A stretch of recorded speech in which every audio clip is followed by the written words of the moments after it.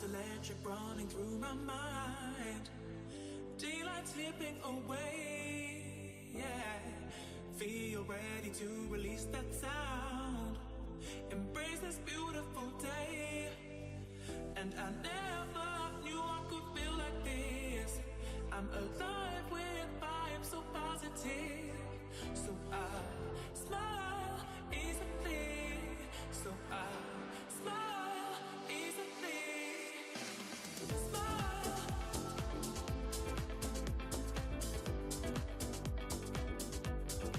So I smile.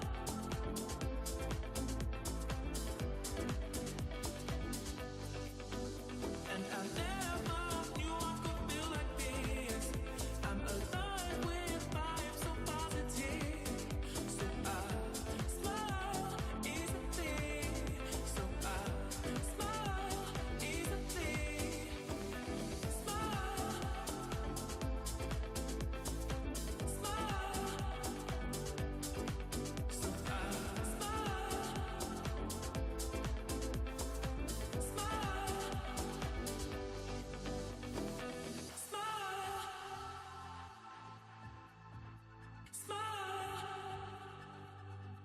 So I smile, smile, and I never knew I could feel like this, and I never knew I could feel like this, and I never knew I could feel like this.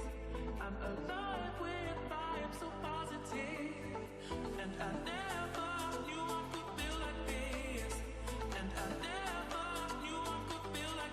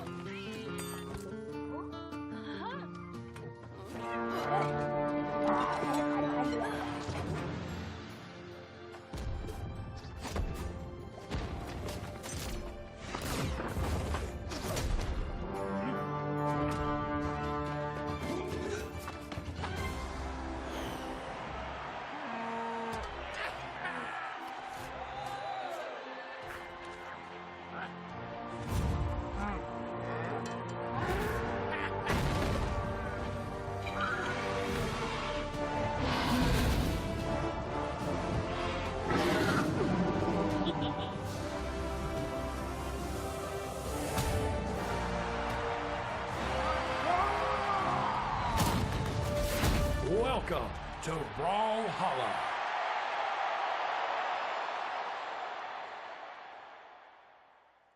Konbanwa, konnichiwa, what's up everyone? It's time for the Japan Invitational. I'm Duke and joining with me is Taza.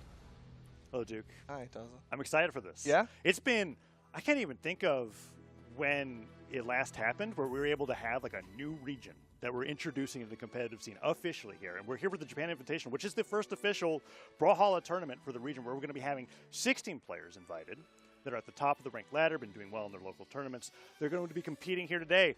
And I'm excited to see them because, Duke, we haven't seen a big majority of like our job as casters is the storylines, and we get to watch them develop today. We have a few players that, like, before Japan was a region, they were just doing amazing in SEA, but it's like, yeah, it wasn't their region. Like Feitan, who's going to be competing in here today, and we're looking forward to seeing them. But everybody else, I am very excited to learn some new things about Japan as a region. Yeah, it's always really cool when we get to see these regions that, like, again, Japan, of course, it's literally an island, like, physically, but also, like, in terms of, like, rankings, it's been sitting out in this island. You'll sometimes see people come off of the Japan island to Southeast Asia and see them compete, but for the most part, we don't get a lot of eyes on the Japan region, so it's going to be interesting today to see, like, what have they been doing? How is the meta developed in this region that hasn't had that crossover? We haven't seen Japan come out to like an in-person thing where they get that like experience of playing against like North America and EU where like they'll bring it back. Instead, Japan has just been out there doing their own thing, developing, and it's going to be really interesting today to see what the meta is. Yeah, I mean, over the years, we've talked about what? North America, sword. We've got Europe, axe and hammer. We've got South America, spear, right? We've always been able to talk about certain things where we could generalize certain weapons and playstyles that are usually defined by whoever the top player is in that region. As for what's going to be happening in Japan, well, we're going to be literally finding out today. And that's so exciting to be able to see. Yeah, so the tournament's already been happening for a little bit now. Likely, you can type ! bracket in chat and see kind of what this top 16 is going to look like. Some people have already moved on into the top, I guess, 8 at this point. It's already we're whittling it down so fast. 16 is pretty, it's pretty early on in the bracket. We'll be able to see the names coming up pretty soon because a lot of the names, as I was talking about, they're new to us. So literally, I was rehearsing how to say it because a lot of it's just actually in Japanese, which you said words at the beginning of the stream. I was kind of like, that's probably a greeting. We're probably going for a mic. You don't know. When it comes to... I could have just said, like, tamago. I could have just been like, hey, asa gohan. What are you doing? Sakana. I'm just saying foods. Oh, you're just saying foods. Were any of the foods... Did you like any of the foods that you just said? Tamago's eggs. Yeah? Yeah. And sakana's fish. You didn't answer my question. Asa gohan, I think, is breakfast. Some people don't like fish. Yeah, I'm not a fish person. Neither am I. But I do like eggs. Yeah? Eggs are good. Eggs literally every day. Yeah, really? Yeah, 3 to 4. Isn't that, like, bad for your cholesterol? No. See, that was, like, a thing that people thought about, but the cholesterol that you get from eggs is actually healthy for you. So it's, like, kind of flip-flopped over the decades of whether or not you should have a lot. But it's landed on, yes, eggs actually are healthy cholesterol. So you just have a lot of them. I mean, going above 4 is probably a bad idea if you're not working out regularly or something. So knowledgeable about eggs. A lot of people in my family have high cholesterol. I had to know about it. Yeah, it's actually a thing. You got to be healthy. I want to know your knowledge about Japan, though, because we've got some players in the I want lobby. to build some knowledge about Japan here today, Duke. That's what we're here to do. Yes. That's what's so exciting about the Invitational. That's why we're doing this. It's like, all right, the region was introduced a year or so ago, but we really haven't been giving them a lot of love in the same sense that we've done for all the 5 major regions. We talked about this a little bit off stream, but it's actually been interesting, like looking at the Japan region. Of course, we got the players in the lobby, but the region itself has actually been growing a lot. It's become one of the bigger regions out there, like kind of outnumbering some of our more like known regions in the competitive scene. So it's really cool to see coming from the Japan region. Yeah, and hopefully this encourages even more players to think about competing at this level of play.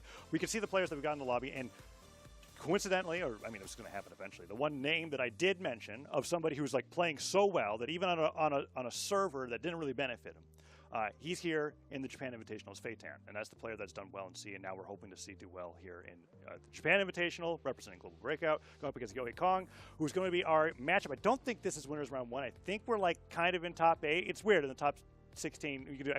Bracket in the chat to be able to see where we're going so far. Winner's quarters just got it confirmed. Top 12 is where we're going into. So winner of this is going to be going in the winner's side of top 8. So already moving on pretty quickly here. And I'm excited to see how this plays out. I don't even know what Legends to expect. We're Yeah, going to exactly. be Like we just have to finding that trust out. what it says behind us. You know 'cause how we're many like, times this has betrayed me, though? Yeah, we just, what's that production? Yeah, we're guessing. I mean, we just picked legends that we thought you know were cool. what? Put Taros there, and then put what's another? Pick a legend. Who do we want on the other Val. side? Val? Yeah, so they're right. Oh, hey, they're actually not bad. We've gotten Akuma and we've gotten Asuri. So we have Feitan on the good Asuri. guessing coming and out. Akuma. Okay, yeah, that's right. Akuma is wow. Look at that production. First time. Claps in chat for production. We're going into game number 1 in Japan Invitational as we get that stage striking underway. Super excited about this. We've got the Asuri versus Akuma. And so far as like meta stuff goes, it's a nice mix. Asuri existed in the meta at some point before. It's kind of been coming back as guitars are getting more popular again. And now we're going on to Small Brawl Haven here for game number 1. And we're going right into it here. Sword picked up for both players. Akuma versus Asuri, and the Neutralite's already pushing Feitan off the right side of the stage. I mean, we were looking at Akuma, right? Side sig, off stage, on stage. You can get that spike off the bottom of the stage or off the right because Brawlhaven's so small. We can see those early knockouts, and they're already going all the way up into the sky. Over to the right side, you see the Neutralite kind of just shoving them off stage a little bit. Going to see some Gauntlet play come out. We'll see if, again, I don't know how much Japan is like following the meta of North America. Are we going to see those downlight nairs that have been so characteristic of some of the other regions, or are we going to see some different kind of move options come out? I mean, that was already pretty clever right there, falling with that reverse nair on the guitars to get something started in the recovery, calling out Yoi Kong in the middle of the stage. But that weapon pickup might cost Feitan that stock. No stock's going over just yet, and Sidelight Neutralite puts him off the left side of the stage, and the Sarah catching him reaching over the top. Is that the edge guard, Duke? D-Light, side air, weapon throw. No, he goes off the babies to the edge guard instead, and Yo Hei Kong makes it back. Really good utilization of those side airs, not forcing any movement and not wasting any options there to get closer to the stage, but he's taking a lot of damage, and Feitan is going to get the first stock. What's he going to stick with? Generally, the Asuri stick with the guitars, and Feitan, of course, going to do the same. Ooh. Nice Neutralite, and that dodge was gone. Knowing that Feitan gets the double recovery in there, Neutralite comes through, and that nair will keep Feitan off the weapon, but Yoi Kong already took a ton of damage on that down sig, reading a landing in the wrong place. That was great.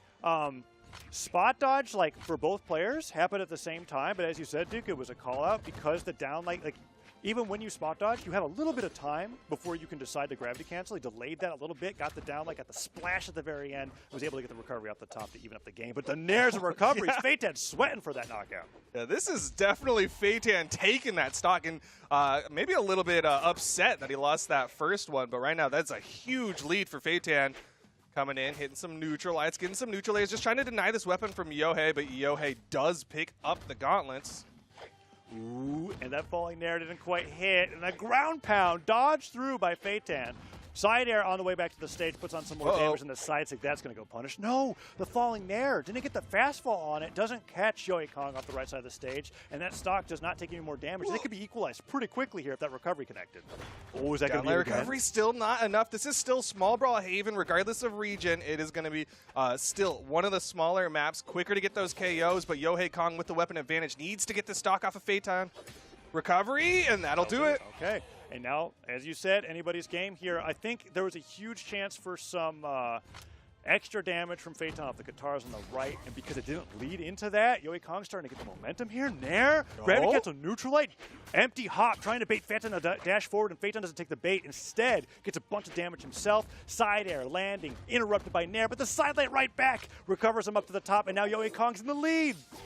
Oh, goes in with the N6, surprised it didn't hit, denying weapons. Picks up the gauntlets this time. This is, Feitan thought he spaced around it. Think again. That side sig right at the end. That little bit of splash, the energy from the end of the move, catches Feitan as he drifts in for the punish, and he gets sent flying off the left side of the stage. And game one goes over to Yohei Kong. We're going to see it right here. Side sig right at the end of the move. That impact. Boom. He's out of there. I was a little bit critical of Yohei Kong's side sigs for a hot minute there because he was throwing them out a lot and not really connecting. Yeah. And I was like, oh man, this could be really rough because that was like his main tool for KOing is he's like, I'm going to start throwing out these sigs.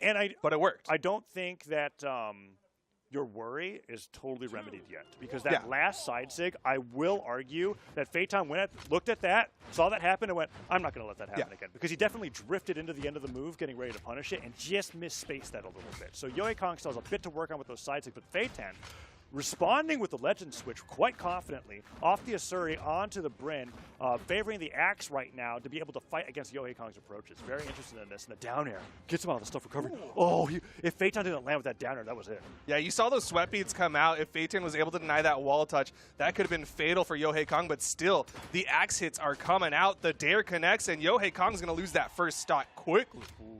Both sides of the stage against both of Phaeton's weapons have led to stuff recovery effects, whether it was the Axe down air or the Spear Pogo, neutral light, side light, nair. That's so much damage coming up from Phaeton on the second game. Gravity cancel, neutral light catches Yohei Kong trying to dodge through side light. Sarah, no dodge, and Phaeton tries to end that stock right there and then. Huge plays coming up from Phaeton so far, but that neutral light from Yohei Kong will stop some of the pressure, but this has been all Phaeton in game 2. I'm loving what I'm seeing from Phaeton's Axe. He did a side light nair and then just jumped, babysat Yohei Kong to try to get a reaction. Didn't go for like the immediate recovery. And then on the left side, hit a side light side air, something that's not true anymore, but he knew Yohei wasn't ready for it. Phaeton's Axe is looking so good. He's about to be up 2 stocks over Yohei Kong if he can finish this one off. Yeah, side light catches him, D-light side air.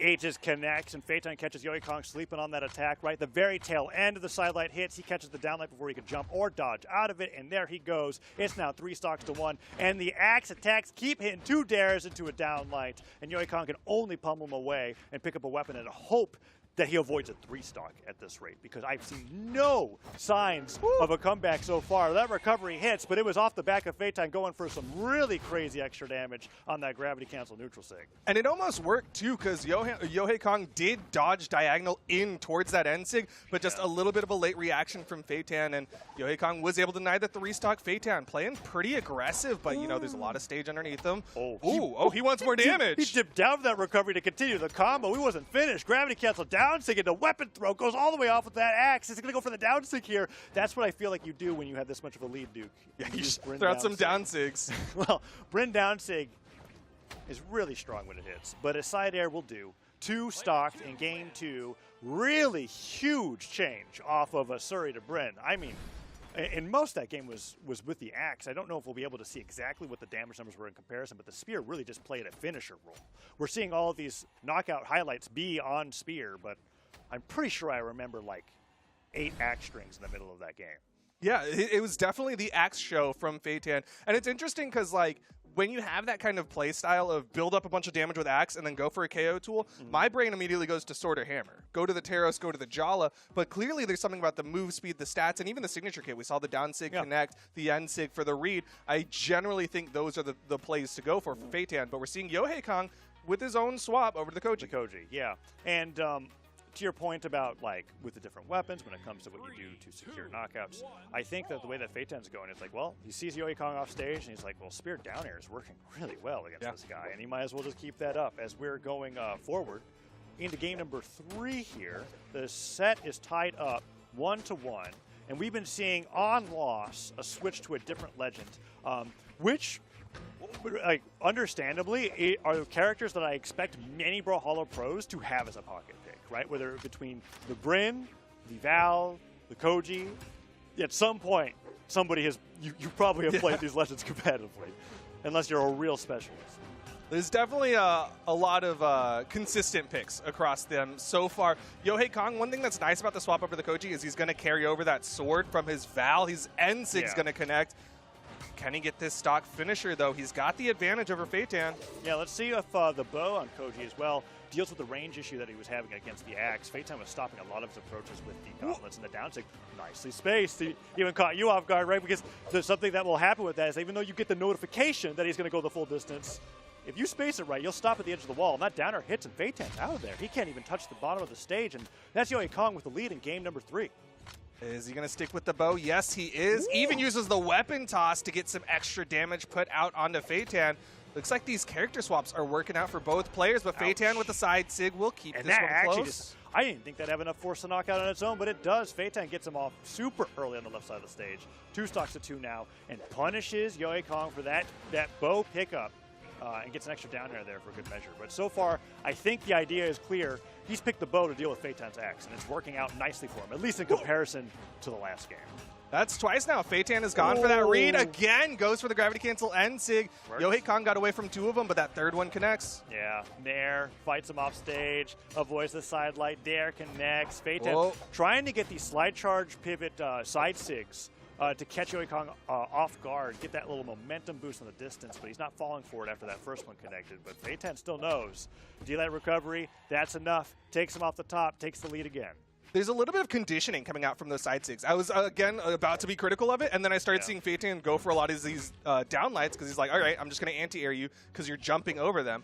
So now Feitan, with that stock advantage, goes in for the end Sig, a side Sig from Yohei. We'll keep this one even. And nicely done, centering that and getting the knockout off the right side of the stage. Both players not going for these signatures in any capacity where it won't knock out. Well, Feitan really tried to triple side light there. Okay, neutral. Don't do it again. Side light comes through. Feitan's got a lot of momentum here on this last stock. Yohei Kong cutting through with the Nair, but the bow, in my opinion, is for the axe, not against the spear. You got to switch back over to that sword to be able to fight against that, but a fresh bow comes through, and that Nair does pick up the side Sig, but nothing more.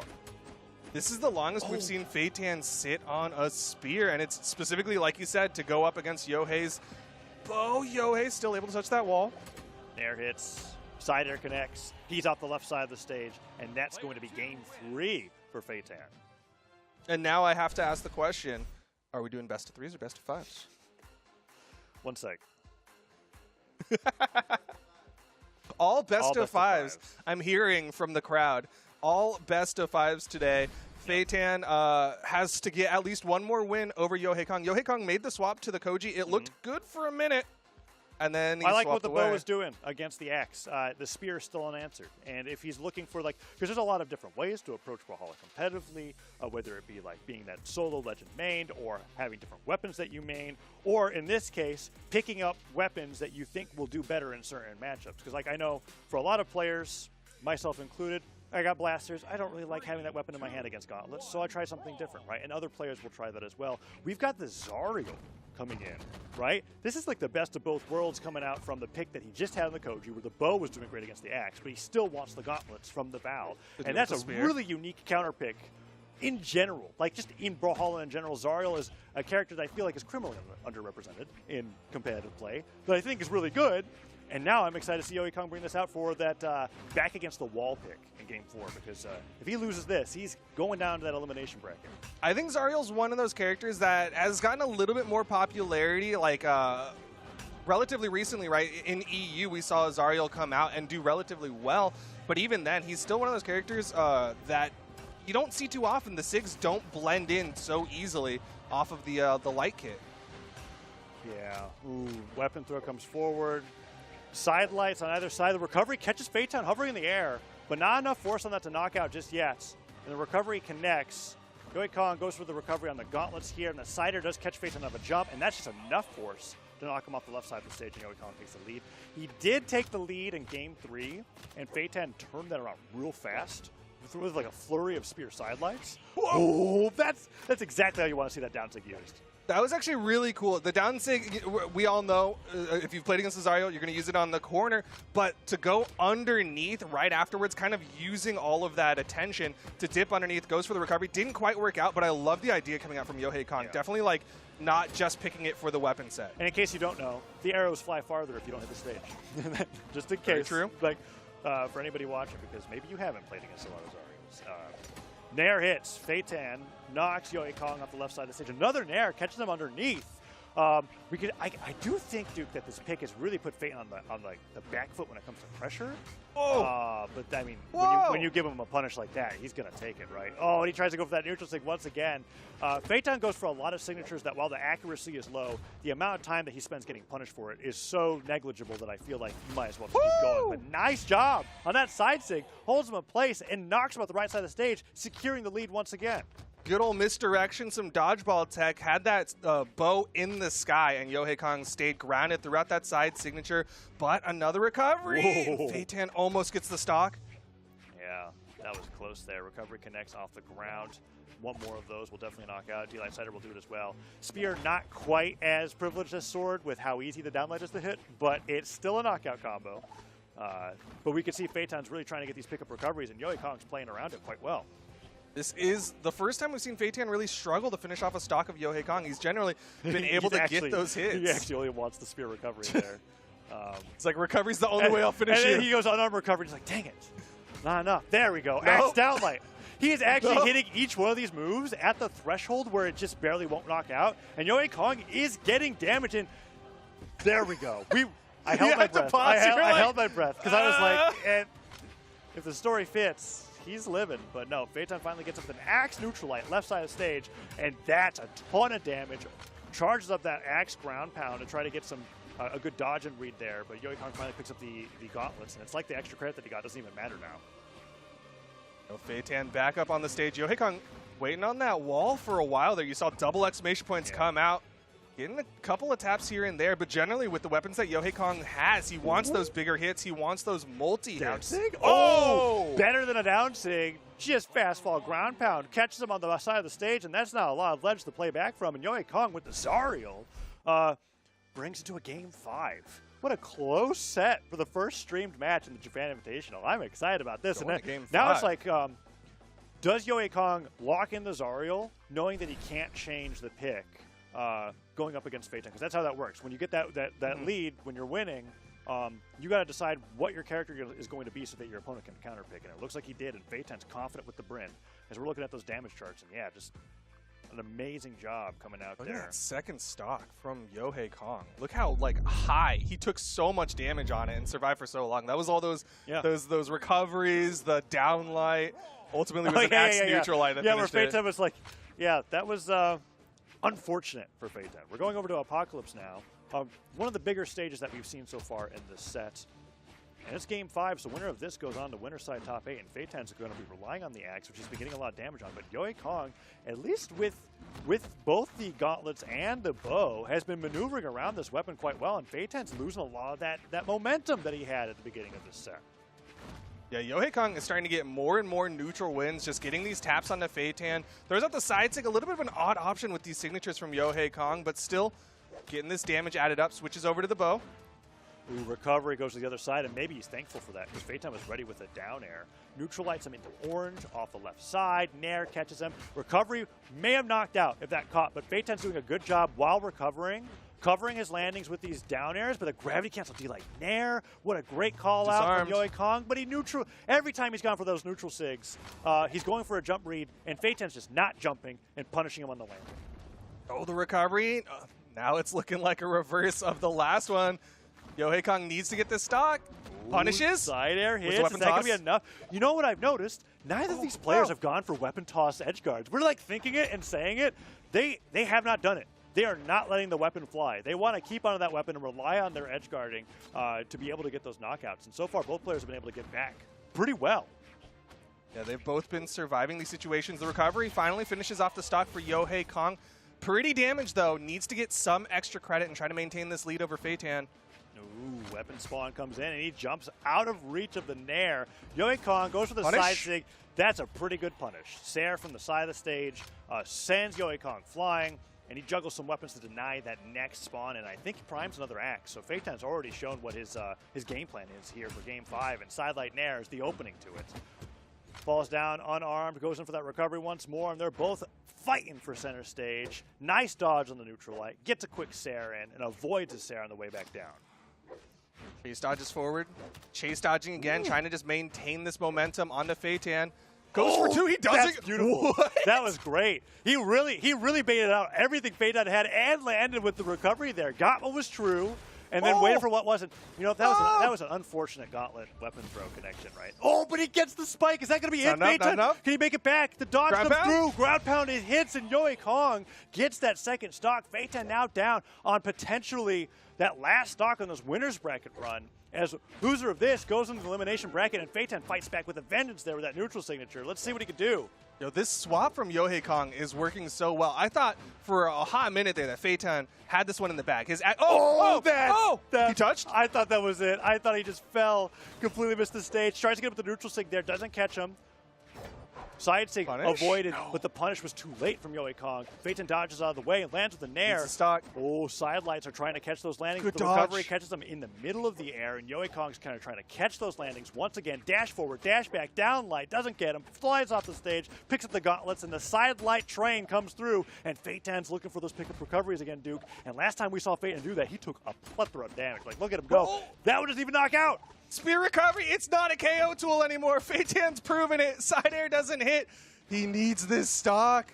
Oh, that recovery does hit. I do think the strength of spear recovery is that usually you're hitting it off of a down light or a double D light, right? So you make have up a little for bit more height You make up when for you the do it. force of the fact that you're traveling up into the sky as you're doing the combo. But when you just do the pickup recovery, not quite as nice as blasters, right? But here we go. Last stock scenario. Side light pushes him off the left side of the stage. Dare doesn't spike, and Phaeton chase dodges in with the nair. Okay, recovery hits, but he's not in the danger zone just yet. Although, honestly, if the neutral sig hits, that's pretty scary, right? Oh, I thought he was going to go for it. Side light. Oh, he chase dodges up. He's baiting him. Dash jump. Side air. Oh, he waits and he gets punished a second. Ground pound hits. Wake up. Okay.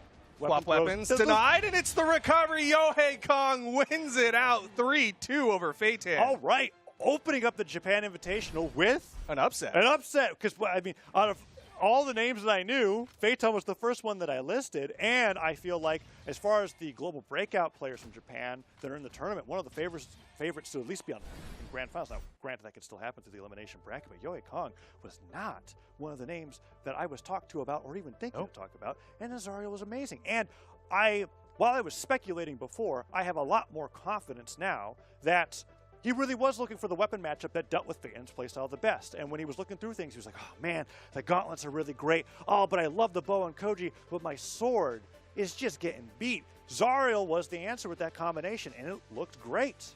I love Yohei Kong's character decision-making in that, kind of like what you were saying. It's like he wasn't going completely off-book. He still had these like thread lines connecting between each of them. It's like, do I want the bow and sword? Do I want the sword and gauntlets? Do I want the gauntlets and bow? And it's just finding which combination worked best. And ultimately, it was the Zariel to win it out in Game 5. Yeah, that's awesome. And cool. Phaeton didn't have, besides the Asuri that came out in game number 1, Bryn seemed to be Phaeton's main character for dealing with that threat. And at the very last game, Yohei Kong comes out on top and moves on to winner's side top 8.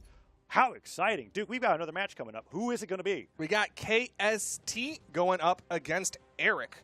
No awareness on the names of Erick and KST, but KST is another one of those kind of known names. You talked about Global Breakout picking up a couple of these Japanese players. KST is another one of them. Yeah.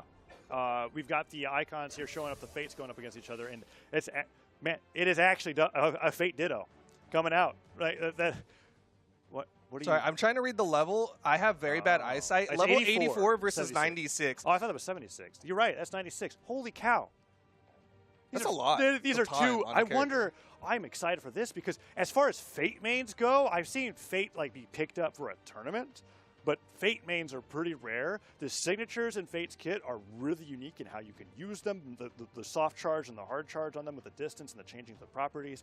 And then also... And then the active inputs as well. Yeah, and then you get all the active input from the fact that you have Scythe, and you could have two very different play styles coming out between these two players. I'm incredibly excited to see these two Fates go up against each other because we could have somebody who primaries the Scythe more, the Orb more, but they got the same stance, so maybe they just play the same way. Either way, I'm incredibly excited about this as we're going to game number 1 because this is a Fate Ditto. I don't think I've ever casted a Fate Esports Ditto. is a place where you get to stake your name, so right now, whoever wins this gets to be the Japanese Fate man. Well... Yeah, like you get to be the Japanese Fate man. Is it going to be KSTime or is it going to be Erick with a C and a K at the end? So excited for this. Apocalypse coming up. Game number 1. All right, we've got Fate. It's literally light Fate versus dark Fate, right? Like Good versus evil. I love that they have that dynamic going on between them. It makes it okay. This is.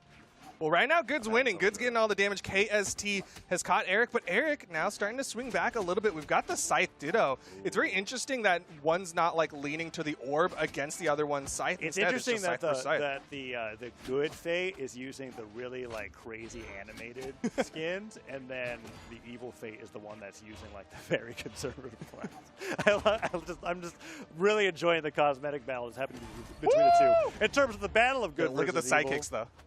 All right, taking a look. Both of them are running the Fate Cat sidekick. It's so on They brand. are actually Fate mains. Yeah, that's all. That is sick. It is level 80. What was it? 84 to 96, I think. Something like that. Yeah. All right. Getting back into this match, KSTime has the lead on stocks. That amazing orb neutral sig off the top did wonders. And the down air into side air uses the side sig both to cover the recovery, but also stall his fall long enough to try to go for a down air there. And KST has done an amazing job of just keeping Erick off the right side of the stage. And that side air will edge guard it there. And Erick can even make it back. Dive kicks for some distance. Ooh. I can't believe that Dodged ground pound through hit it. Yeah, just barely, but a great That turnaround was recovery. sick. It was off of a gravity cancel neutralite into the turnaround recovery. KST really Punish? really Just did well an here. end light? Oh. You know, out of all the moves that Brawlhalla deserved to be punished, that was amazing. I wish I wasn't going on a tangent there because that slide charge side sig was awesome. Fate down sig. Never let that move hit you. that is there's a few moves that like if you really want to style on somebody. Oh man, Fate down sig on Scythe. That's the move to go for. This is looking dire for Erick. Yeah, this is looking real tough. He's not even like swinging that much. Like he's mostly just been trying to survive the onslaught of attacks from KST. Oh, the ground pound hits and it's a 3 That's a stock. 3 stock. Evil. I mean, Erick's not actually evil. We're just doing this because of the cosmetic things. But man, that is a resounding victory for KST. But that's there. like standard for your anime storylines, right? Is it? Is like the hero starts off, wins early, but then like evil looks kind of dramatic. I mean, I guess and you stuff, know better and than then, me, but I thought that like usually you need like it's like the early win, you right? need like the bad guys to like so you have like a hook. This right? is Naruto defeating the guy who stole the scroll about the 1,000 Shadow Clone Jutsu. Episode 1. Okay. This is like that Dude, I first can't early believe they win. brought that guy back after like 5 seasons for like 1 episode. Do you know what I'm talking about? That's Naruto. I might be spoilers. Did Erick get triple-digit damage? Yes, he did. It was in 100. I swear It I was like saw an 125. 85, and I was like, wait, am I misreading something? And the answer was yes. And we're into game number 2. The Fate mirror match continues. Of course, Yeah. Erick, level 96. I don't expect him to swap. No. So that's what's awesome about the dynamic between this set and the previous set. In the previous set, we had some weapon specialists that were looking for how to match up against their opponent to get the upper hand. And in this set, we literally have 2 people that will never play a different character. I mean, we've got Fate versus Fate. And so far, Erick is just really having trouble getting anything started against KST. I mean, this matchup, look, that's the second time that KST has gotten that gravity cancel neutralite in a recovery. He puts out these slide charge side sigs or gravity cancel side sigs, where if he gravity cancels it, he does the quick burst for the shotgun blast. But if he slide charges it, he gets the projectile, gets That in the extra position, range. and then he either down airs or ground pounds for the edge guard. It's been really methodical coming out from KST, and Erick has been struggling to keep up. Yeah, I mean, it's just been looking brutal. Like, Erick, for a lot of this, has been on the defensive, finally getting a little bit of momentum now that he's got this stage control. We'll see if he can maintain it and maybe not get 3-stocked again, but KST has been looking so good with the side. Potential with that side air. Weapon throw catches him, but the downlight doesn't catch him as well. Neutral sig, even if that was charged, not going to be catching KST because KST is staying low to the ground. And the charge factor of that move just covers more of the air.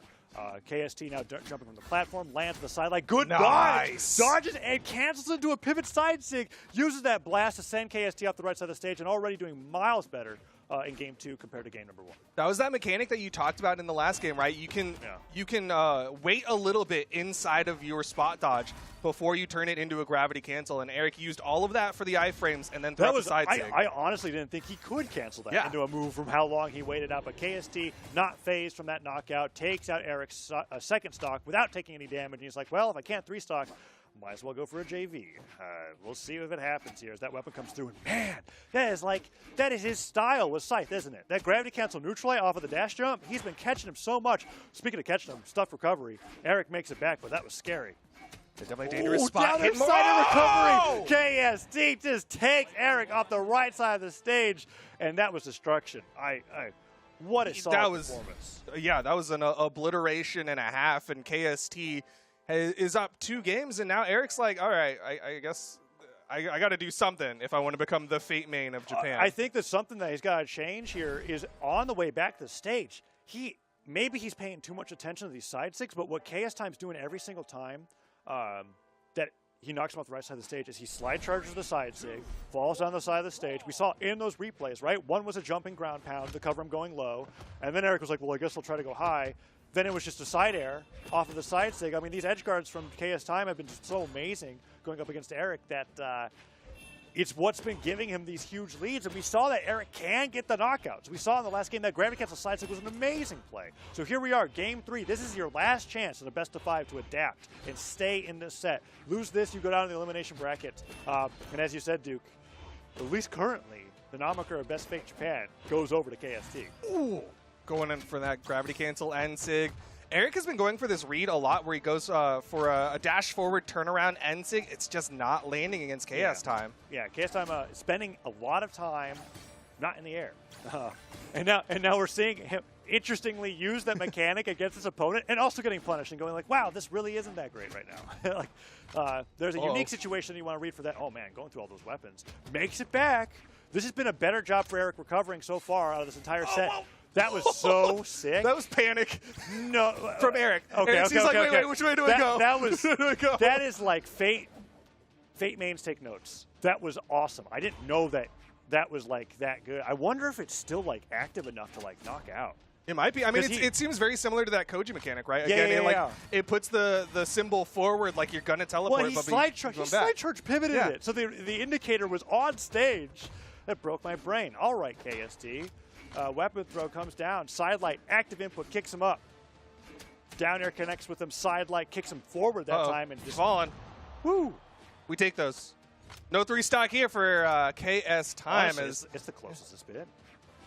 Look at the damage. Yeah, that's amazing. Erick's looking at that. He's like, I just got to make him do that 2 more times and then outplay him for the rest of the game. Orb coming in strong right now for KSTime.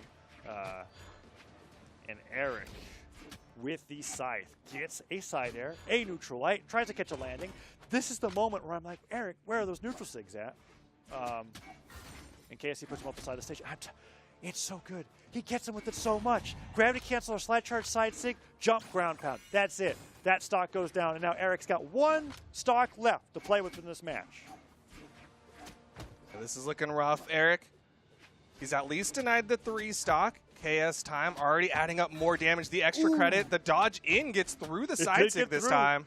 That was a really risky but worthwhile side sig dodge in. Erick gets him off the side of the stage. Side like, oh, dash dump ground pound. Erick, it's time. D-Light gets him. He's got exclamation points. He's spending too much time on the side of the stage, but your jumps are low. The recovery hits, but he lands. Gets the side lighted back, jumps over the side sig, but no punish. No, missed the ground pound. Recovery. You got the recovery. No jumps on KST. Is that going to be the dodge? D-Light ground pound. The weapon throw interrupted it. And he picks up the ground pound. KSTime steals Erick's highlights and uses it against him. That is the most. So sick. Look, we're already like in the middle of it. Erick had that D-Light ground pound set up at KSTime literally. He's in the future, right? Time in his name is there for a reason because he saw fate. that. She's the star speaker. She can see into the future. That's right. Look at this. Oh, we're getting it. The weapon throw because he knew he was sweating. He's like, all right, I know what's going to happen. D-Light ground pound prepares for it, and Erick doesn't even. He's not even able to register in time, and I don't blame him. I don't actually.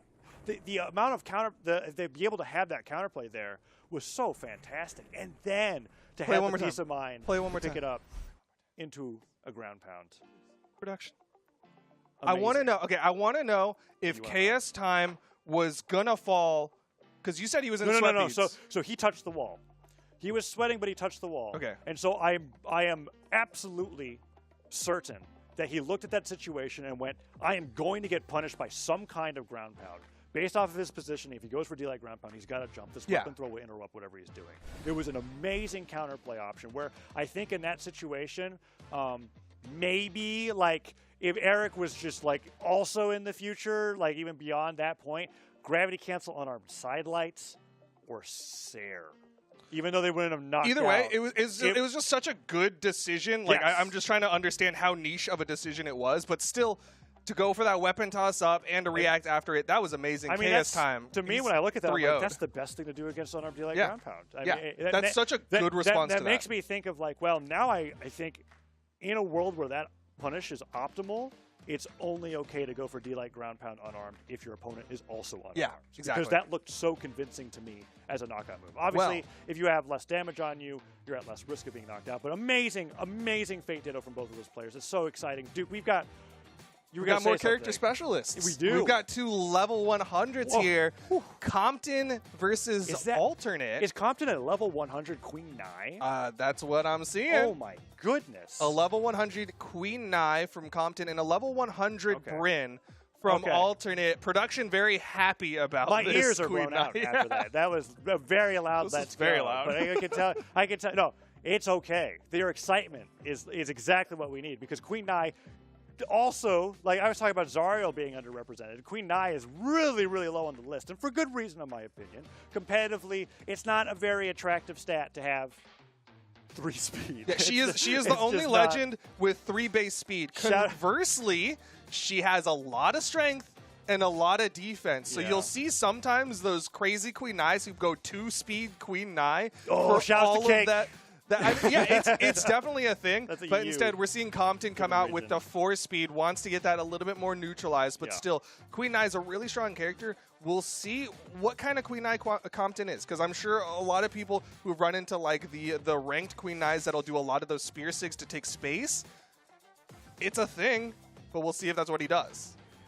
I hope he uses a signature in between every attack. Or better that's yet, what you want. Uses a signature as every attack. That's how I would play Queen Nai. Get the spear. Oh my goodness. Spear down sig. That move's amazing. I haven't casted Queen Nai in like 3 years. It's been a bit, but Alternate coming in. Throwing out a lot. Again, that's Tsuchiya Alternate, but I guess their in-game name is just Alternate. Oh, okay. Well, down air. Is that going to be it? Nope. Side air falls. Stuff the recovery. Ground pound. Oh, but he touches it and immediately fades off. They're both just scrapping off the left side of the stage. The D-Light interrupts what Tsuchiya was going for there. I wonder if it's because of the underscore. It's probably because of the underscore. We're going to say Tsuchiya going up to get Compton here. And now, the damage lead's still in favor of Tsuchiya, even though I felt like Compton had control over that edge guard scrap.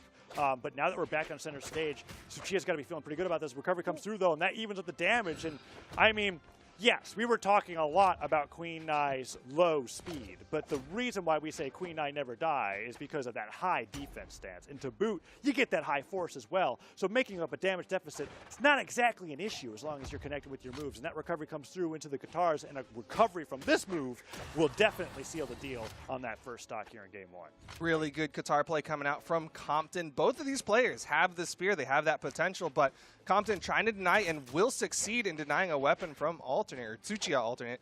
And Compton, again, just trying to keep this pressure. Not getting too many hits on the second stock of Alternate, but he's doing it safely, and that's a little bit more important to him. Ooh, downlight after dodging the weapon throw. Amazing punish. A lot of players in all regions like to break that neutral game with that weapon throw forwards. But you know what's a huge risk? If your opponent's looking for it, spot dodges it, you find yourself without a weapon, and then taking a ton of damage. Tsuchiya makes up for it, not taking too much damage, and now we're going into the second stock scenario with a pretty even game.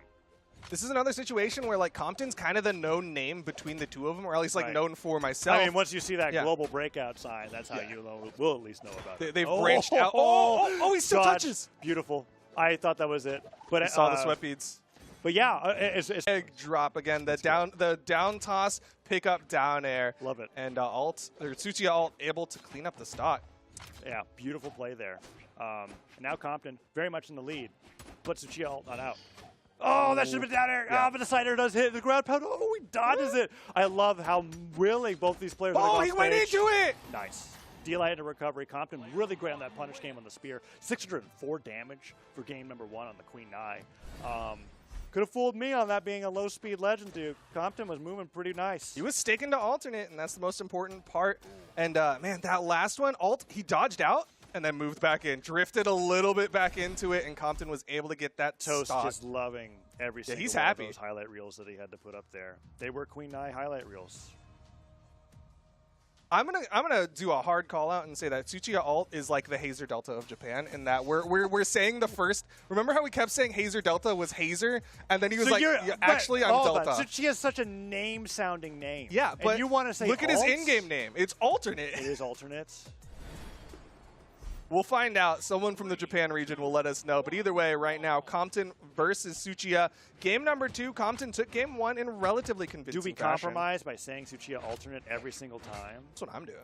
It's a lot. It's a lot of words. It's a lot of name to say. Things. Syllables. I'm down. Syllables is the thing.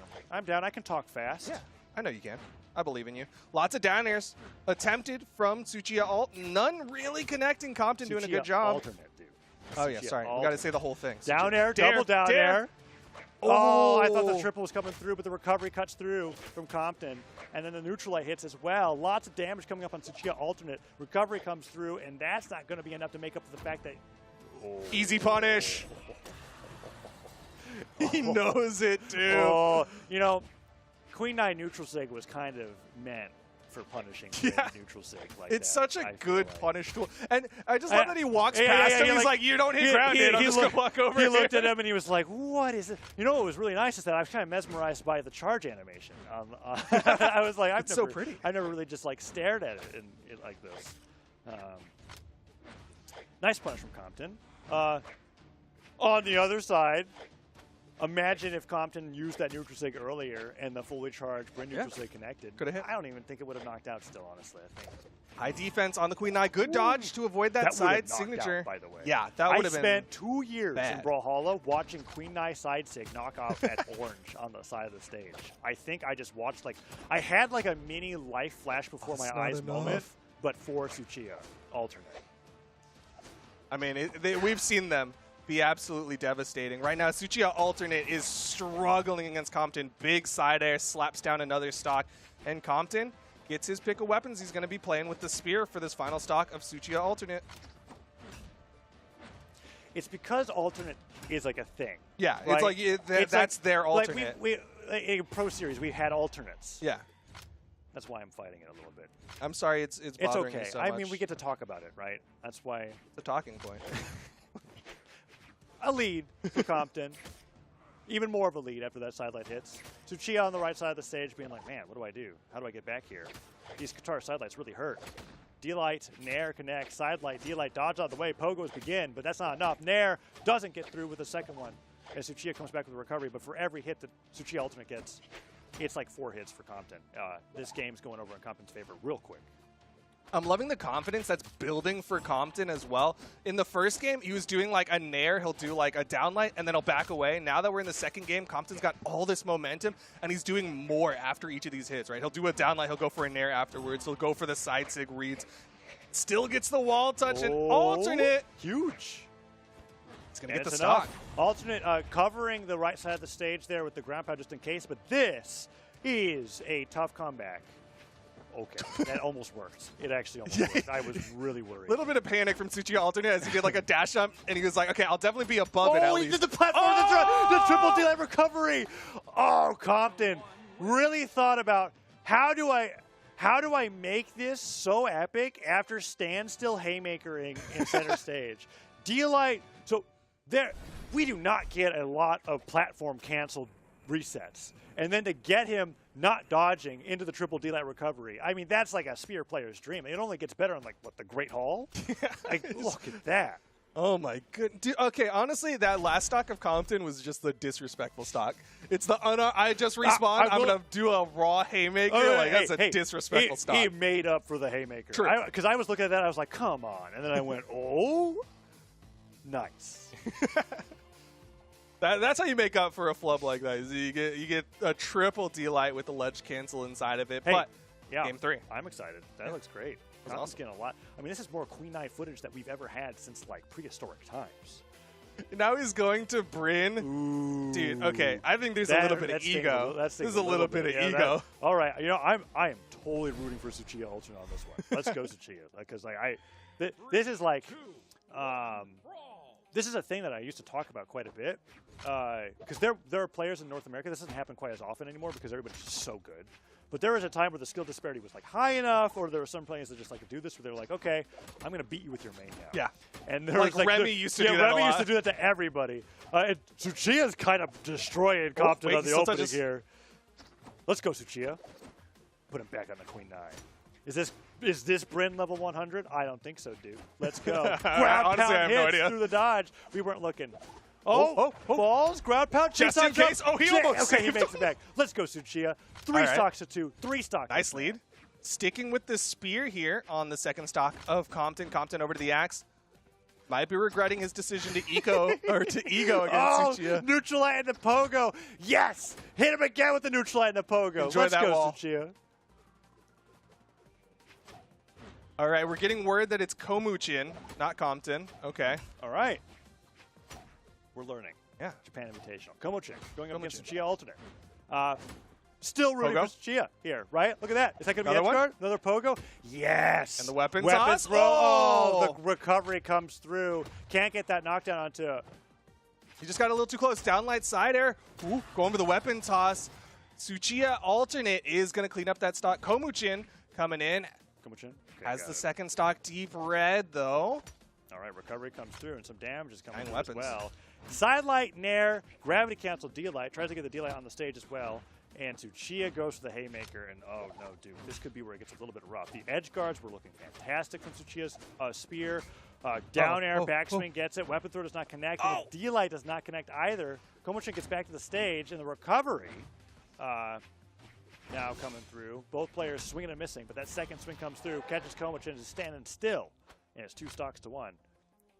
That's definitely one of the pitfalls of a Bryn main is that sometimes you'll struggle to get those finishing blows, right? Again, you don't have that sword or hammer with that easy grounded D-light into the side air. Instead, you're either hoping for a jump or Ouch. that hurts. That hurts the soul. Yeah. Slide charge from the top. I think I might be remembering incorrectly, but I'm pretty sure Tsuchiya tried to dodge it, and the dodge just It's didn't just too early. last long enough. Oof. Now the game's even. Oh, the spot dodge comes through, and Komochin's now sidelining Tsuchiya alternate left and right on the stage, fighting unarmed now. Spear picked up. D-light comes through, falling side air. It's not going to connect. Yo, that was a burn dodge double. That's Okay, good pick. Went for the gravity cancel end sig. He had the opportunity, could have gone for the double downlight recovery, double downlight snare, but instead he was like, you know what? I'm Bryn. Gravity cancel end sig. And Tsuchiya alternate puts himself on the board. The ego of Komuchin, maybe not enough. Well, we'll have to see. I didn't see what legends got picked up here. Okay. Yep. Back to the nine. Queen 9. Let's go. Let's go Tsuchiya alternate. You know what? Reverse 3-0. Komochin. Okay. Let's do it. I'm backing it. Caster bias. Chose the same cosmetics and everything. All right, yes, it's back to that 4-speed Nai from Komochin here going into this game 4 now, where Tsuchiya alternate has a chance. Didn't go 3-0. We're going over to Spirit Realm for game number 4. Excited for this one. Yeah, this will be a good one. Tsuchiya alternate has definitely been swinging back, getting some good moments, especially the offstage spear pressure from Tsuchiya alternate was really good against Komuchin, and that's something that's going to be just even better against a Queen Eye. Again, that low movement speed means opportunity? offstage movement speed is so low, but Tsuchiya alternate threw away his weapon on that one. Oh, dash forward for that neutral light. Sider connects. Sidelight comes through as well. Ground pound catching Komochin all the way down to the bottom of the stage. Oh, but the Sarah catches him. Tsuchiya, nice job avoiding all these attacks. Pogo doesn't fast fall it. And not enough moves are connecting here to where we're seeing the exclamation points pretty early on. Those go away when you're in an engagement, but dodging in an engagement doesn't stop them from appearing. So avoiding that slide charge, gets a chase dodge up. Ground pound could come through here, but covers his head with that weapon throw upwards, but that's stuff recovery, and you don't touch the bottom of the stage there. Komochin goes down, and Tsuchiya alternate takes the lead in game number 4. The edge guards from Tsuchiya alternate have been so good against Komuchin. Komuchin's got to be careful. The on-stage plays from Komuchin definitely have a lot of potential, especially with those Katars. But once we get into the offstage, oh, that was an amazing D-light. Platform canceled that one into the pogo chase dodge up. Alternate doing an amazing job here in game 4. Side sig, though. We saw the stuff recovery. We heard the spear recovery. Komochin calls out that move, and Tsuchiya alternate goes flying. Yeah, just a late reaction there. You saw him jumping up, and that was such a charged up side sig that it had that extra force behind it. That's going to keep the stock count close. But keep in mind, Komuchin's up 2 to Tsuchiya alternate. I love that. Weapon throw, dodge out of the way, immediately dive kick unarmed. Guitar string coming out from Komochin, puts alternate off the left side of the stage. Let's see if Tsuchiya can make it back. Oh, recovery connects. Falling side air. Oh, avoids the side stick, but no. Oh, the soft accidentally ledge platform. cancels that down air into a downlight. Doesn't get the punish. And now kicked off the side of the stage. Komochin really tried to catch Tsuchiya off guard Punish? with that pickup side sig. Oh, and that is Looking like a Queen repeat Eye. of the last one. That is a Queen Eye special. Yeah. I mean, we saw Tsuchiya alternate do it with the Bryn Spear. Komuchin can do the same, especially when there isn't a dodge in hand. And now Tsuchiya alternate very far behind. This is looking rough. Again, that high defense. Edge guard. Of Queen Knight. Grab pound, down air. I don't think Komuchin touched. Still has jumps, still has jumps. Yep. Beautiful stock. Dead even now. So Tsuchiya alternate has a chance to bring this to game 5 here against Komuchin's main after what were really rough games 1 and 2. Honestly, winning the Brynmere has got to have given Tsuchiya alternate so much like emotional motivation. Yes. Like at that point, it's amazing in competition, especially in fighting games, where I feel like something can happen. You'll be down a set. You'll almost be like resolved to be like, okay, I probably lose this one. Then your opponent does something that's so crazy, and you're just kind of like, what? How dare you do that to me? And then they come back, and they do so much better with this. Oh, but he's got to get this win, though. Komuchin's got him off the side of the stage. Behind. Okay, good punch to the slide charge. Weapon comes through. Spear is here as well. Oh, falling there. Oh, a neutral stick could do it. A side stick could do it. The side shot to the platforms. Recovery comes through. Komuchin chasing Tsuchiya all around the stage, but the stairs are not connecting. Tsuchiya's got to go back to the stage eventually. Dodges through. Weapon toss does connect, and he picks up. The side air hits. The down sig bounces off the stage. Eat some of the force. Any more hits unarmed will do it. That's it. A T-line side air, and Komuchin takes it 3-1 over Tsuchiya alternate. Komuchin still had a rougher going after that ego play to go to the Bryn mirror match, but still good plays all around. Komuchin with that punish again, like no dodge means a free downlight gravity cancel and sig. Yeah, well played on both sides there. Really liked seeing the adaptations from Tsuchiya alternate, and Komuchin probably thinking twice about doing something like that after games 1 and 2, right? Because that got really close there in game number 3. But the Queen Eye main comes out on top, moves forward into the winner bracket. And that, I believe, will give us 3 of our top 8 players. We've been keeping track somewhere in our mentals. Komuchin still sitting in this lobby after winning that 3-1. But this has been a fun Japan Invitational. Yeah. Yeah, we've been seeing a lot of different play styles when it comes to the matchup so far. Some very interesting mains that we just don't get from other. Like I'm used to like the oddball blasters main in one region or the guitar main in the other. But seeing 2 Fate mains going head to head, a Queen Nai level 100 being represented in competitive play, that's been really fun too. The Zariel as well. Zariel, yeah, getting the upset over one of the tournament favorites, at least in a lot of people's opinions, over Fate-Tan. So we've got one more match for winners quarters. Right, so the winner of this will be going on the winner side of top 8. Or are we going straight into winner semis? I'm seeing 2 names that I recognize. I'm seeing Yohei Kong versus KSTime. Which I would be really excited to see. A good one. Yeah. We've got the. I wonder if Yohei Kong stays with the Zariel or if it's. Okay. It's probably like start with the Val and then switch around, depending on how that matchup goes. If, because I'm just from watching is how I'm getting that idea that he's a real weapon. Yeah. Counter picker. If the Val is the lead-in pick, he'll evaluate based off of how well or poorly this matchup goes. Because KSTime, for sure, is going to be rocking the Fate the entire way through. Level 84 on that Fate. Yo, Fantastic. but don't sleep on Yohei Kong's Val coming in, I believe, a 77. Holy cow. Which is surprising because, like, again, when you're a weapon specialist, we kind of expect it to be split across all 3. Like, he wasn't. I mean, he was definitely. Do we remember? Well, yeah, but he definitely knew his Zariel signature kit, so it's not like. I wonder what the Zariel level is. Hopefully we'll see it. We'll see, maybe. But game 1. Game 1's coming up. It's Gauntlets and Sword going up against Scythe and Fate. Small Brawl Haven. Okay, so this, I was wondering how we struck to this for Game 1 with Fate-Tan, and this has got to be a Yohei Kong thing, because we never saw this stage with the other Fate Dittos here. So bringing over KSTime to the stage as we're getting into winner semifinals. Winner of this is going to be going into the winner's top 3. Of the Japan Invitational, so already doing really well here. But these 2 players, out of both of them so far that we've seen, I will argue very confidently that KSTime had the most crushing victory in our sets so far. And that down sig, using that active input to send him forward, getting that knockout in record time, at least in today's tournament, under 30 seconds. Really great start. Oh, and the ladder combo towards the top, tries to get the recovery. Double D-Light, Nair doesn't hit. Side air gets into the stuff recovery effects. And Yohei Kong has been struggling to get his footing after losing that first stock. Nair catches him out of the air. Dash back, gets that down sig straight up towards the sky. I thought neutral sig was going to come out there and take Yohei Kong super early off. Oh, Down airs off the stage, side side air. Yohei Kong, no damage dealt that stock.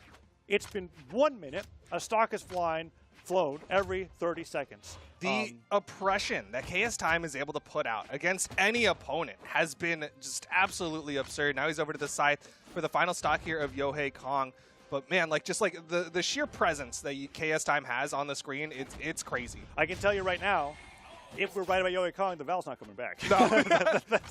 that's for certain. He's already trying to determine, do I stick with the gauntlets well, or the sword? I don't think either weapon's really started to do anything yet in this set, but we'll have to see. There is still a stock to play with here, and I should know better than to write off reverse 3 stocks. So let's see how Yohei Kong plays here with the gauntlets. They're boxing each other back and forth here. The neutral light into the chain dodge forward. Doesn't lead into too much more damage, but so far, neutral wins for Yohei Kong here on this last stock. Weapon throw, gets a fresh pair of gauntlets, down sig, dodged by the down light of Gotta the hop orb. in it. That's so sick. KSTime's got some really sick moves. Oh. There's some creative ways to dodge and deal with situations where I'm kind of like, is this what I was looking for in the Japan Invitational? This is what we wanted to see. This is what I wanted to see. I'm like, I've never thought of that. Dodges through, turnaround, side air, Worth the another risk. side air. Ground pound. Oh, but he just just narrowly. KSTime literally stopped his momentum Yeah, he towards the stopped holding stage right. mid-air just to avoid the ground pound and then continued drifting. Side light uses that strong hit. Oh, Yohei Kong just aerial weaved around the spacing. bullet. That was so crazy. But you can't avoid the shrapnel from that shotgun blast. Scythe comes through. He's off the right side of the stage. A 2 stock coming out from KSTime. Respectable, considering that I was expecting 3 stock for game number 1 against his opponents, but we are further in the bracket, and KSTime is going to get more and more challenged as we're going through his opponents. But yes, we're seeing. I think that's straight to Zariel, if I'm correct. Yep. Yeah. Yep. Okay. Straight to the Zariel, of course, Great. wants that bow, and I guess liked his gauntlets a little bit more. Might get to see their weapon. Well, and we saw a lot more signature success on the Zariel compared to the Val, in my opinion. Fair. Yeah. Because one of the first things that we talked about with Yohei Kong against Phaeton was like, wow, those side sigs were not working really great when we saw the Val. And now we're over on the Zariel, and I promise you there were more signature knockouts on this character than with the Val. Yes. For sure. I mean, he needed to have that one Val gauntlet side sig, but offstage opportunity, What? the gravity cancel and lights from KSTime. That is definitely that is the KSTime, right? Yeah. Just being It's able a to signature get that. move of his. And following up with the pivot recovery, wherever he is, whether on stage, off stage, or otherwise, just narrowly avoids getting dunked by the neutral sig from Zariel there. And they're fighting back and forth. And Yohei Kong's actually kept the damage up pretty well, despite us kind of gushing about KSTime's gravity cancel maneuvers. Yohei Kong's done some great job with the pressure on the gauntlets.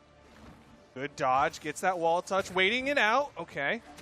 But man, that's such a good move. Like, he charges it so long. You saw Yohei Kong burn so much in the sweat beads, and he can't touch KSTime, taking the first stock here in game number 2. Yeah, having your skull bashed into the side of the stage is different than touching the side of the stage. You don't get your You're not doing it intentionally, like of your own volition. Yeah. Yohei Kong finds himself sweating off the bottom of the stage because of that. And KSTime continues with the damage lead. Nice down air, punishing the down light from Yohei Kong. That second down light does connect. And the recovery knocks KSTime on the side of the stage, disarms him. And the edge guard continues. Is that going to be the stock? No. Apocalypse providing some safety there. But a great side air. Dips down. Doesn't even have a chance for the recovery or the weapon throw to interrupt him. And we have an even game. Yeah, and I love the positioning from Yohei Kong. That was KSTime trying to do the same thing that we saw at the end of his last set, where he goes for that up toss and then maybe goes for a pickup ground pound. But Yohei Kong played around it very smartly, hit the side air, and then chase dodge to get around it, and then got back up. And we're looking even here in game number 2. Nice nair. Let's see if he gets more of it. No, Yohei Kong responding with his own nair. Dodges through the neutral light. They're both exchanging hits right now, slightly in favor of KSTime. I mean, you don't punish side sig better than that. The nair. I mean, it was so close that I thought for a second that he got hit. Right, that is how good that was. Down air. Oh, middle of the air. I can't believe he risked that. But fastball came back to the stage pretty quickly. And KSTime was not able to get the ground pound to interrupt. Side air's coming through. Down sig. No punish. Yeah, that was the surprising part for me too. Gravity cancel side sig into weapon throw. Is it time to dunk him with a neutral sig? No! Not quite. Is it time? Side air's back onto the stage. That's not the neutral sig, Yohei Kong. Side air hits. You're going to get punished for that one. I mean, he would. It's fine. Again, the KSTime, like, side sigs off stage are just, they're so amazing. tough to play against. Okay. Ouch. All right. Good response. The Zariel's fantastic. we might be going to a tie game at this rate. Let's see what KSTime's able to do with the Scythe off stage. Trying to get hits. Yohei Kong not hitting KSTime. KSTime. Cancel D-Light, no Touched. dodge, but avoids all damage. Side light, chase dodges through the pivot. Yo. The dare to the nair pickup. I love Yohei Kong's mix-ups off of the landing side airs and side lights that he gets with the bow. It's so tricky, and I feel like every time that any player gets hit by it, he goes like, well, that's not what bow players do. Like, wait, you're not supposed to do that. It's like, that's not you're how supposed to down that's light not how nair, you play the game. How am I supposed to dodge when you're not playing the game right, Yohei Kong? And meanwhile, he's just kind of like, dude, recovery. I'm getting damage. Go. Oh, recovery comes through. Go. Oh, recovery. Doesn't hit the nair. The nair would have gotten it. Down air. He's low on jumps.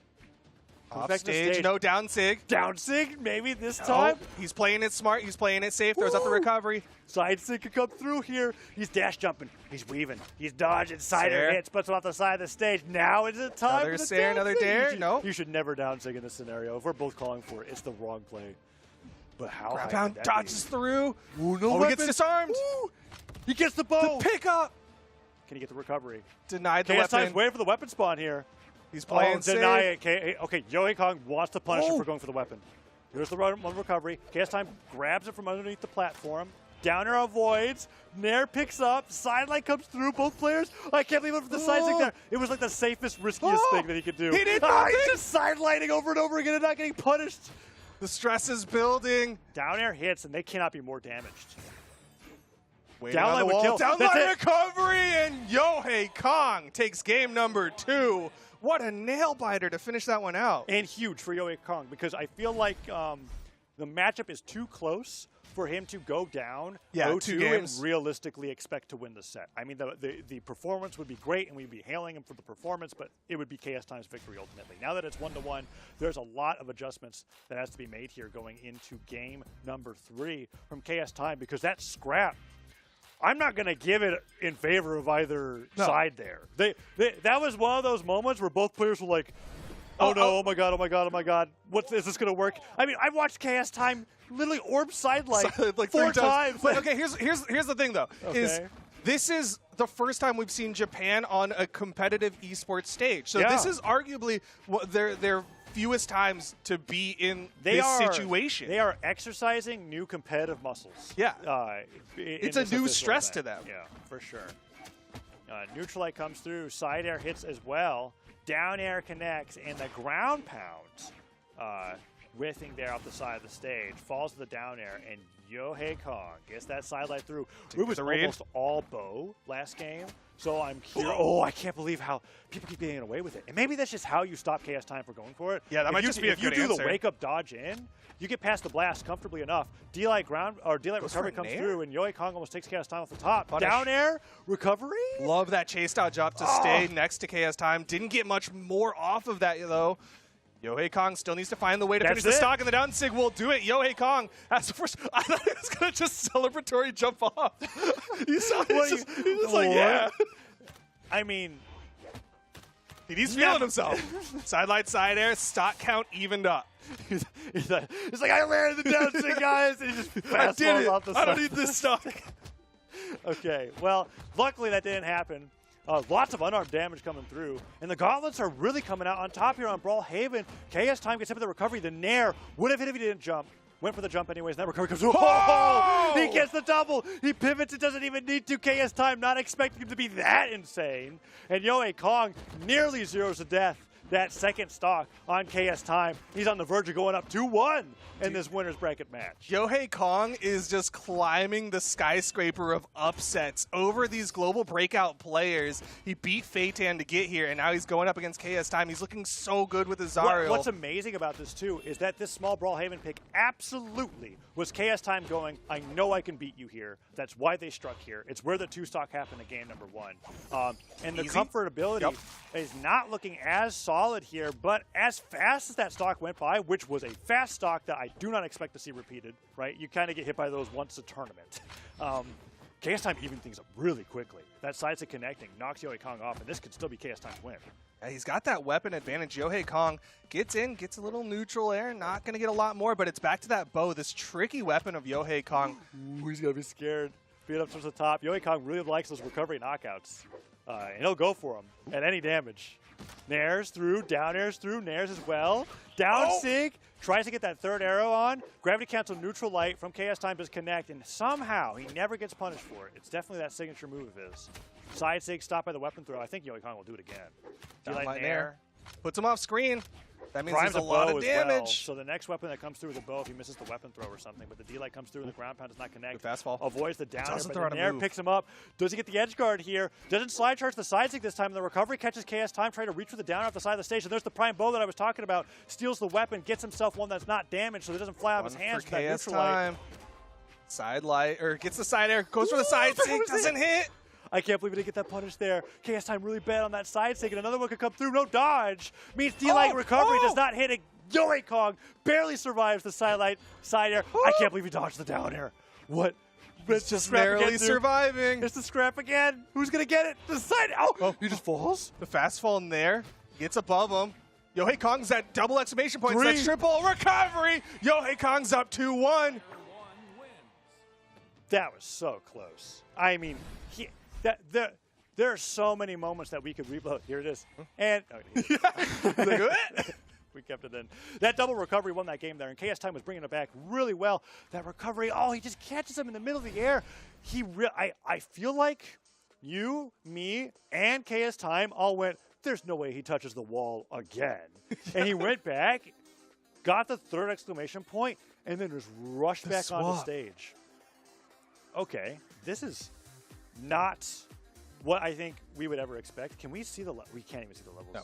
We cannot see the character levels, unfortunately. We have to hope for a Game 5 to be able to see it, because KSTime, while the Scythe is still in hand, we're seeing a weapon yet to be picked in the Japan Invitational on stream, and that's blasters. It's Nyx going up against Zariel. I mean, Nyx, Zariel, Queen Nai. Let's go, Japan. Yeah. Always love to see a unique meta coming out from a region we haven't been watching too much of. And now we're in game number 4, KSTime, hoping that the blasters are going to be the answer to Yohei Kong's Zariel. Oh, and I mean, I'm excited to see if that's the case too. You know, I echo this literally every year that I watch Brawlhalla. I feel like blasters have a rough time against gauntlets. I think gauntlets punish what blasters have their weakness, which is that even though you are blasting, there's that dead zone for balancing, right? The stack up right perfectly in it with the side light and the neutral light, and it's hard to punish blasters side light as blast or gauntlet side light as blasters.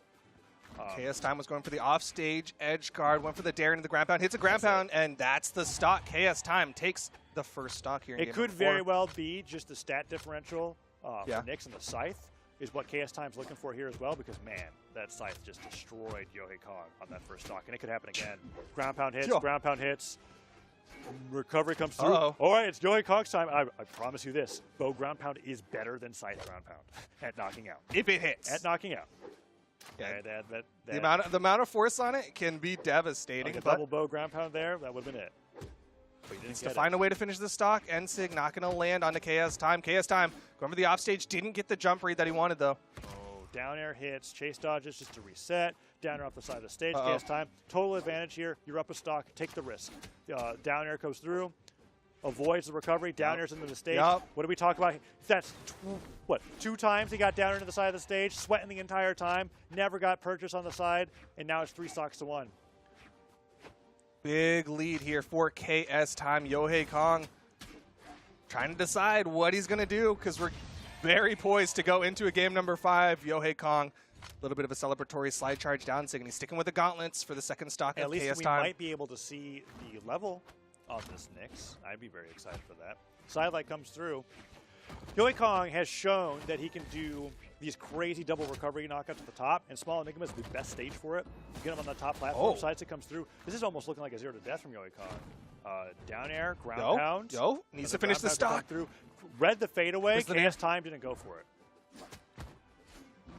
And KSTime survives it, and now is starting to put out some hurt on the Yohei Kong. Oh, D-Light goes through. Doesn't get the jump, though. Doesn't matter. Nair catches Yohei Kong on the drift, and the side air could be it. Side sig goes through. Yohei Kong neutral sigs back, and dive kick, double dive kick, ground pound. KSTime. Saw that neutral sig before. Just dismantled. And it's funny because, like, it was just Scythe play. It was just really good Scythe play. You said, like, the only thing that changed was the stats. Yeah, the stat. Well, and stats can be a pretty big deal. Nyx has a pretty unique stat line as far as legends go. And Fate, the highest, I think the highest force Scythe, if not tied. Or she second has a lot more force, whereas Nyx has a lot more defense. Yes, and that's what you're trading off there. The blasters really didn't do anything. We talked about them. They opened up the game, tossed them aside. It was all Scythe. And like throughout one side stick at the end as a read, like it was pretty much just really good Scythe play with a different stat kit. And we're going into game number 5. No character swaps. Didn't get to check the legend on the Nyx, but either way, this is game 5. Winner of this goes into Komuchin in the winner's final. And speaking of defense, it is the defense stance for KSTime's Nyx, which is 8 defense. You're dipping out of movement speed, which is why I feel like you wouldn't always see that, because movement speed is about is valued pretty Generally, highly, you want 5 at least. Which is what the stance puts Nyx at when you go into that defense. So Blaster's opening it up strong here for you, KSTime. Neutral Light avoids that neutral signature. Weapon throws on either side, but KSTime an advantage because the spawn was in a good place for him. The ground pounds. Yoikong has not done a good job surviving these down airs into the stage. Oh, he dodged through, and it's not enough. Could not get the wall touch, and KSTime gets another stock, puts them closer to taking game number 5. You know, I don't even feel like the stats in this case change too much about how KSTime's playing the offstage game. Oh, recovery hits. That's a Cider 0 to death. He just put him away. I couldn't even get the thought out about how the Scythe play is really KSTime just tightening up on the Scythe play. Because the edge guards are looking really good. Yoikong can't get back because he's getting down aired 3 times in the stage or ground pounded while sweating.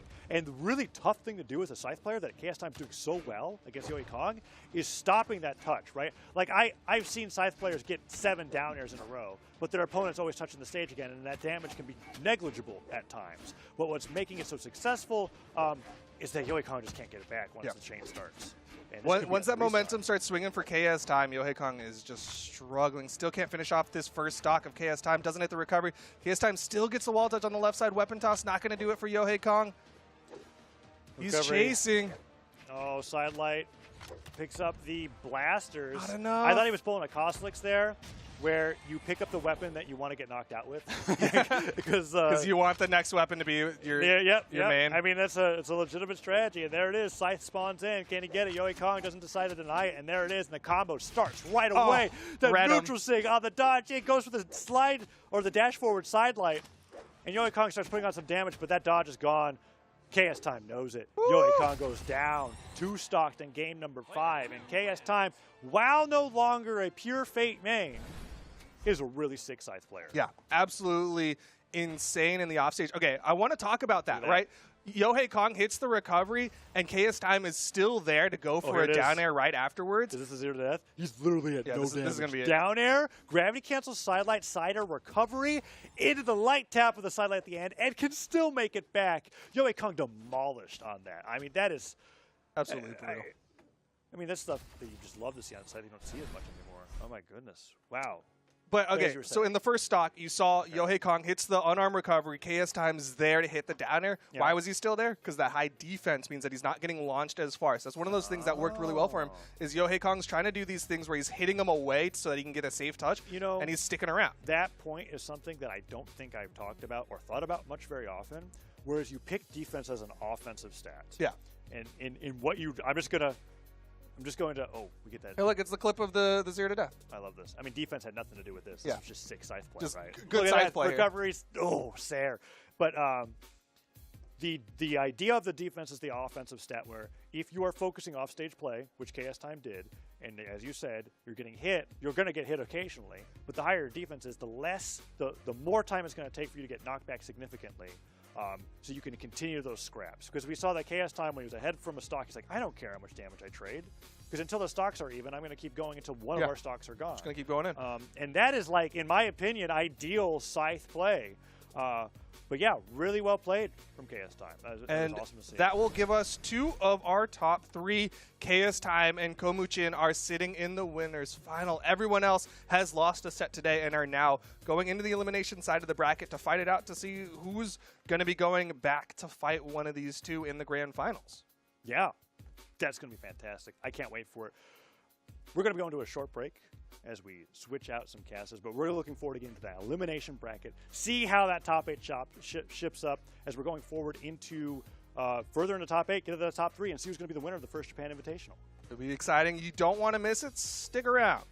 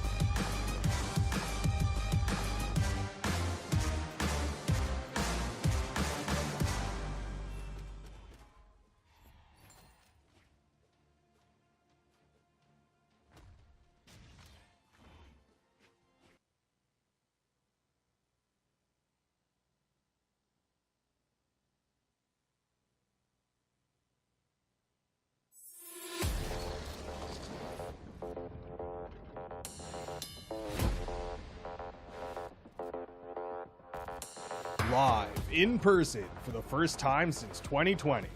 Atlanta, Georgia, where players are born and champions are crowned. The community, back together again, live and in person.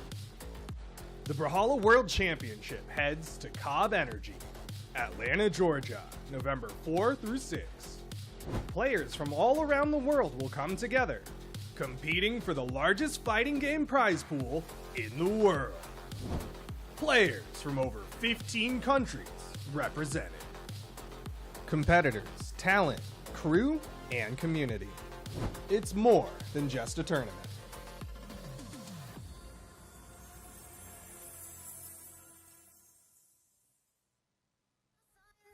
There's no plan, and I'm a stranger in your land. There are no signs and there's no plan, and I'm a stranger in your land. There are no signs and there's no plan, and I'm a stranger in your land. There are no signs and there's no plan, and I'm a stranger in your land.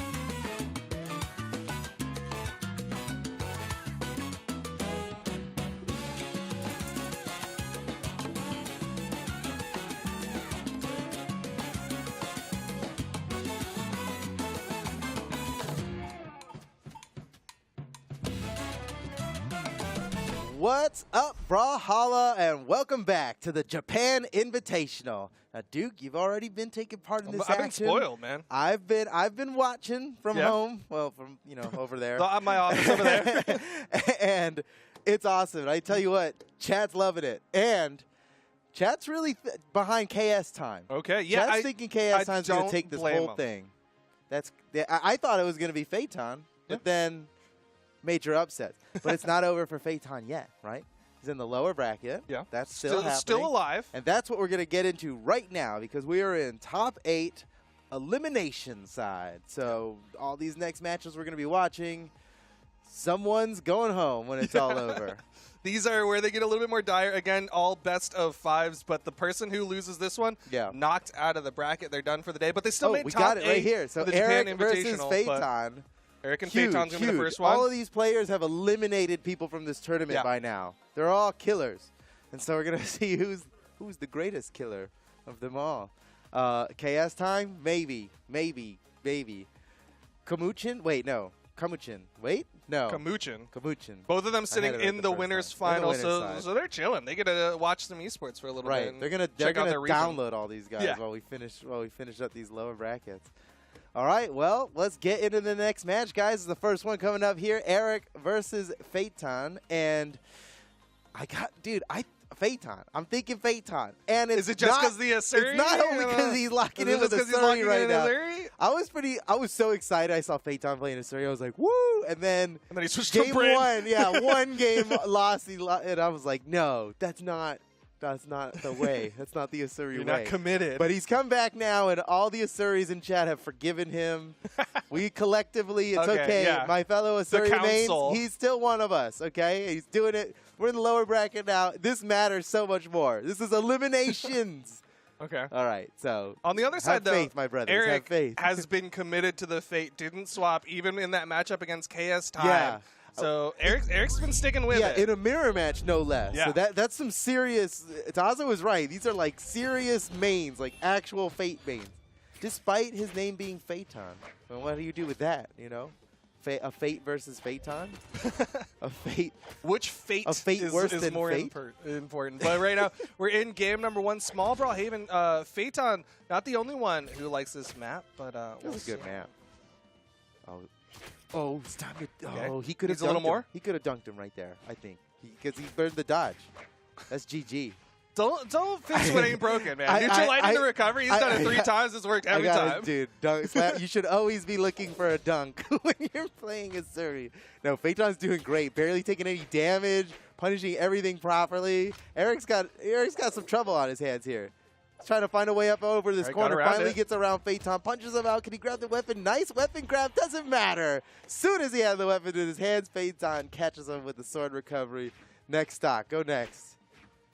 Erick in a little bit of trouble here. Phaeton just controlling so many downlights. This is some smoothness. This is some Qatar. This is some nice Qatar action, man. Woo. I know there's some people in the chat that appreciate some nice Qatar gameplay, and we're getting it right now. Phaeton's got the moves. I like the double downlights all the time. This is a fresh style. Ooh, nice GC downlight into a side air. Use the gravity cancel to pivot it. Very unexpected. Erick has no dodge right now. Phaeton's going hard for it. And okay, wait a second. Up and over the corner. Oh, as soon as Erick makes it back, Phaeton just gets him again. Man, that's too bad for Erick. Every time he's coming on stream here, he has a really tough job. I should mention that he defeated people off stream. Yeah, I mean, he earned his spot. This is the top 8 of things. It was a 16-person invitational for the Japan region, so he's in the top 8 of the Japan region. That's big. See if he can at least avoid getting 3-stocked again on stream. Surely. Oh, man. Phaeton's actually working on the 3-stock. Uh-oh. Oh, my, he's so smooth with it. Okay, he gets bonked, but he's still fine. What's the finisher? Uh-oh. Didn't go for the gravity cancel. He had the spot dodge, hits the recovery, no 3-stock. Oh, no 3-stock here. That's a huge morale boost. That's big. Or you at least avoid the morale crusher. Yeah. His morale survives a little bit. It's hard to come back from just getting 3-stock. Although we've seen it before in esports. Plenty of times someone gets 3-stocked and then next game they win it. And you're like, what happened? Well, The game just happens sometimes. All right, game 1 goes to Phaeton. Brutality. I mean, that was that was nice. Phaeton looking good the whole time. A little bit of bias coming from me. Phaeton's great. Clearly, there's something about it. It's got to be a Suri. What do you think? I mean, It could be a lot of things, but we're finally seeing Erick make the swap to the newly legal legend Ezio. Oh! He had a balance patch come through, so Ezio This is the first legal. Ezio in tournament on stream Yeah. ever. How exciting! And in Japan. In Japan. All right, let's see what Erick, the first tournament Ezio on stream, I should say. Maybe somebody played it off stream earlier, but the first on stream Ezio is Erick, and it's happening right now. But unfortunately, it's against the Suri, so no chance. No chance. No maybe. bias. We're gonna see. Erick was really good with the orb. That's the sentiment I saw coming from chat a lot, from all our expert analysts in chat. They're talking about Plenty of them. Erick needs to stick to the orb. The Scythe was not the play. At least when you're going up against KSTime, it was pretty clear the difference in Scythe. But Erick had a really nice orb. So now he's got the orb on Ezio shared with the Fate from before, and then we'll see how good his sword is. We've never had a chance to see it. I mean, it's a classic. So many people have at least a playable sword. We'll see as well how well he uses the signature kit of Ezio. Lots of dunking potential on this sword, right? Like that down sig over a corner can be so deadly. Oh, yeah. That's basically what every Ezio is trying to do the whole game, is looking for that pivot slide charge down sig. We're coming down to the wire here. Both players deep in the red. A knockout could happen at any moment. And it's okay. Phaeton gets the first knockout. But look at this. Erick's so close to just being able to bring it back right now. Oh, here we go. He's already on the way. Watch out for the neutral sig. Oh, I called it too early, actually. Ooh, side sig. The neutral sig was just a, hey, don't come up here, but also don't come over here because I'm going to hit you with the side sig. Yeah, no, it's a total fake out. Yeah, it's a bait. Mind control. Sticking with the orb, though, against Phaeton's second stock. No weapon spawn just yet. It's on the right side, and Erick is covering it, but he's going to let him pick it up. He tied it up. He just took the lead, technically. This is a close one. Oh, man, Phaeton. I love the falling nair, but he uses it early enough so he's hitting like the meaty part of that nair, and then he can true combo it into his side light, and then that goes off into a whole bunch of other stuff. Man, Phaeton looking good. This is some nice Qatar gameplay. Oh, my goodness. He's keeping so much pressure. Erick not able to find any hits. Swaps over to the sword, gets just a little bit of a side light, but he's going to need a lot more because Phaeton has been getting so much momentum off of his Qatars. His movement on the ground is so smooth. Phaeton. Oh, but Erick's catching him anyway. That was a nice pivot gravity cancel. Again! That's a burn my dodge gosh! too. He could go. Oh, man. He had the opportunity there to go for the recovery. His dodge was burned. You called it out. You saw it. Dodges in, but the down light recovery. Phaeton takes the second stock. That's an efficient stock, too, because that was only just enough to knock out. He was just starting to take into the red. Yeah. There's the weapon spawn. Orb, side light, side air. Not even going to put him off screen. Needs more damage. Yeah, yeah. Pluses from, like, right in the center of the stage here. All right, Erick can maybe get something done here. Can he stop Phaeton from getting back up off the corner? No, Phaeton just recovers his way up, no problem, but there's the big finish. Nice. Erick is keeping this close. But what he needs right now is to put himself on the board over Phaeton. He's got that weapon advantage, but he's got to be worried about the Qatars from Phaeton. That's what did so much work in the second stock. Yeah, I think Phaeton's proved that the Qatars are something to fear. But he's not like searching for the next Qatars. He seems to be pretty comfortable on the sword. Okay, there's a new weapon. Do we get rid of the sword? Yes, immediately. Immediately. The true Qatar player here. He's after your heart, Foda. I know what it's like, Phaeton. I know what it's like, you know? That sword, that's just there to get you to the next Qatars. That's just a finished stocks, all right? Qatars are for damage, yeah, sword is stocks. just for a downlight recovery when you really need it. Everything else is all about these combos. Uh-oh. He throws away the Qatars. He's got the damage he needs. Erick needs to find a way to finish this stock off. Otherwise, Phaeton is going to get the downlight recovery. Yeah, we're down to the final stock now. This is when it matters most. Erick's got to clutch up because he's already in knockout range. I was going to say knockout range. Yeah. Like really close to being knocked out. GG. That was a very GG. Man, a really close one there. I like the Ezio. I think it was cool. Yeah, Erick's Ezio did leagues better than his Fate did against Phaeton. And then the Orb N6 in particular were really, really good. But, man, when Phaeton's got those Qatars, he just gets so much momentum. And Erick's got to find some sort of answer to it. Either getting enough momentum before Phaeton gets those guitars, or trying to minimize the momentum Phaeton gets when he has them. All right, Erick. Now, you know, another thing worth mentioning, and I heard you guys talking about it at the start of the show, that a few of these players have competed in tournaments before by the Southeast Asia tournaments. Not an optimal experience for them as it would be on the Japan servers, but they do all right, clearly, because we've seen Phaeton in the top 8 of Southeast Asian tournaments before. So, but this is certainly Erick's first tournament ever. And a lot of the players in here, their first tournament ever. And it's exciting to see, man, these new storylines happening, these new players. What a play, Erick! What a read. Read the spot dodge, gravity cancel, ends it, great damage.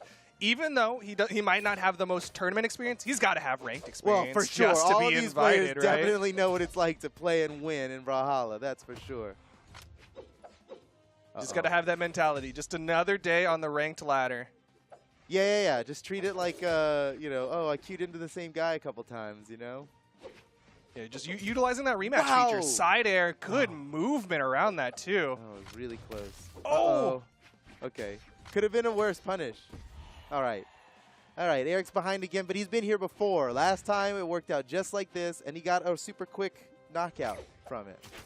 Yeah, the big thing, though, is Phaeton's got those guitars. He's been devastating with them, and he's, again, back to those downlights. Cannot approach Phaeton from the top. He's got to be right over his head because he's got the diagonals completely locked out with his downlights. And still searching for the first knockout. Erick is just okay. There we go. Cool. Any later, and it might have been a problem. But Erick, he kept control of the situation. That lead was definitely building. Phaeton did a good job making sure that he primed guitars as the next weapon he's going to spawn in with, and gets them picked up already. Uh-oh. Oh, big punish. My goodness, Phaeton. That was everything. That was the maximum you could ever hope to get off of that signature. But Erick's fighting back hard here. Phaeton burned the gravity cancels, got no dodge for a little bit. Ooh, okay, tricky. Whoa. All right, a little bit of a nair coming out from Erick. Another nair. He's currently disarmed. Phaeton has so much weapon advantage. He's over to the sword. This is his KO tool. Downlight recovery, and you called it, bro. Yep, that's exactly it. He switched to the sword just to secure a knockout, and then back to the guitars real quick. Is that me? Is that Am I playing right now somehow? Phaeton, it's not a sword, it's just a downlight recovery tool. I have found a spiritual connection here with Phaeton. I think we're the same. We were born in different places, you know? Brothers from another mother. That's what's happening right now. That's my Japanese brother. Ooh, and the recovery, Phaeton. Combo. So Phaeton. 2-0. Wait, was that 3-0? 3-0. That was 3-0. 3-0 and a handshake. Oh, my goodness. 3-0 and a handshake. That was fast, man. Phaeton in control basically the whole time. It's game 2, Erick kept it really close, and Phaeton clutched it at the end. But every other game, man, Phaeton had total control. What a player. What a cat. What a cool cat. Get it? Because the Suri is a cat. Get it? Yeah. Where's the Suri from? Into it. Did you learn that today? What? Where's the Suri from? I didn't learn that today. It's from Myanmar. From okay, that was Myanmar. That was right? what Lucian. Trivia. That's what Lucian was saying. Those are Lucian's words. Oh. Okay. Myanmar. Which is a good.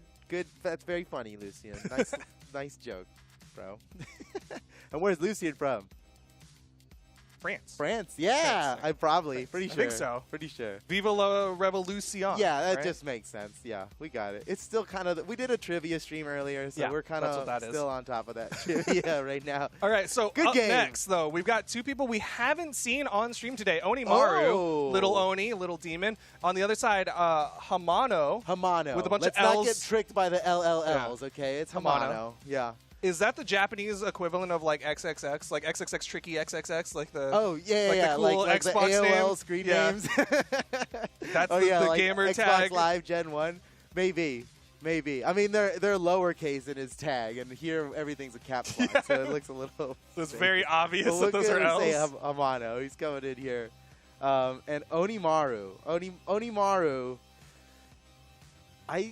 I know more about Onimaru. Okay, what do you know about Onimaru? Onimaru has been competing for a long time. When we were inviting the players Onimaru is one of the names that was like, you gotta get this guy's gotta be in. Okay. He's among the Japanese community.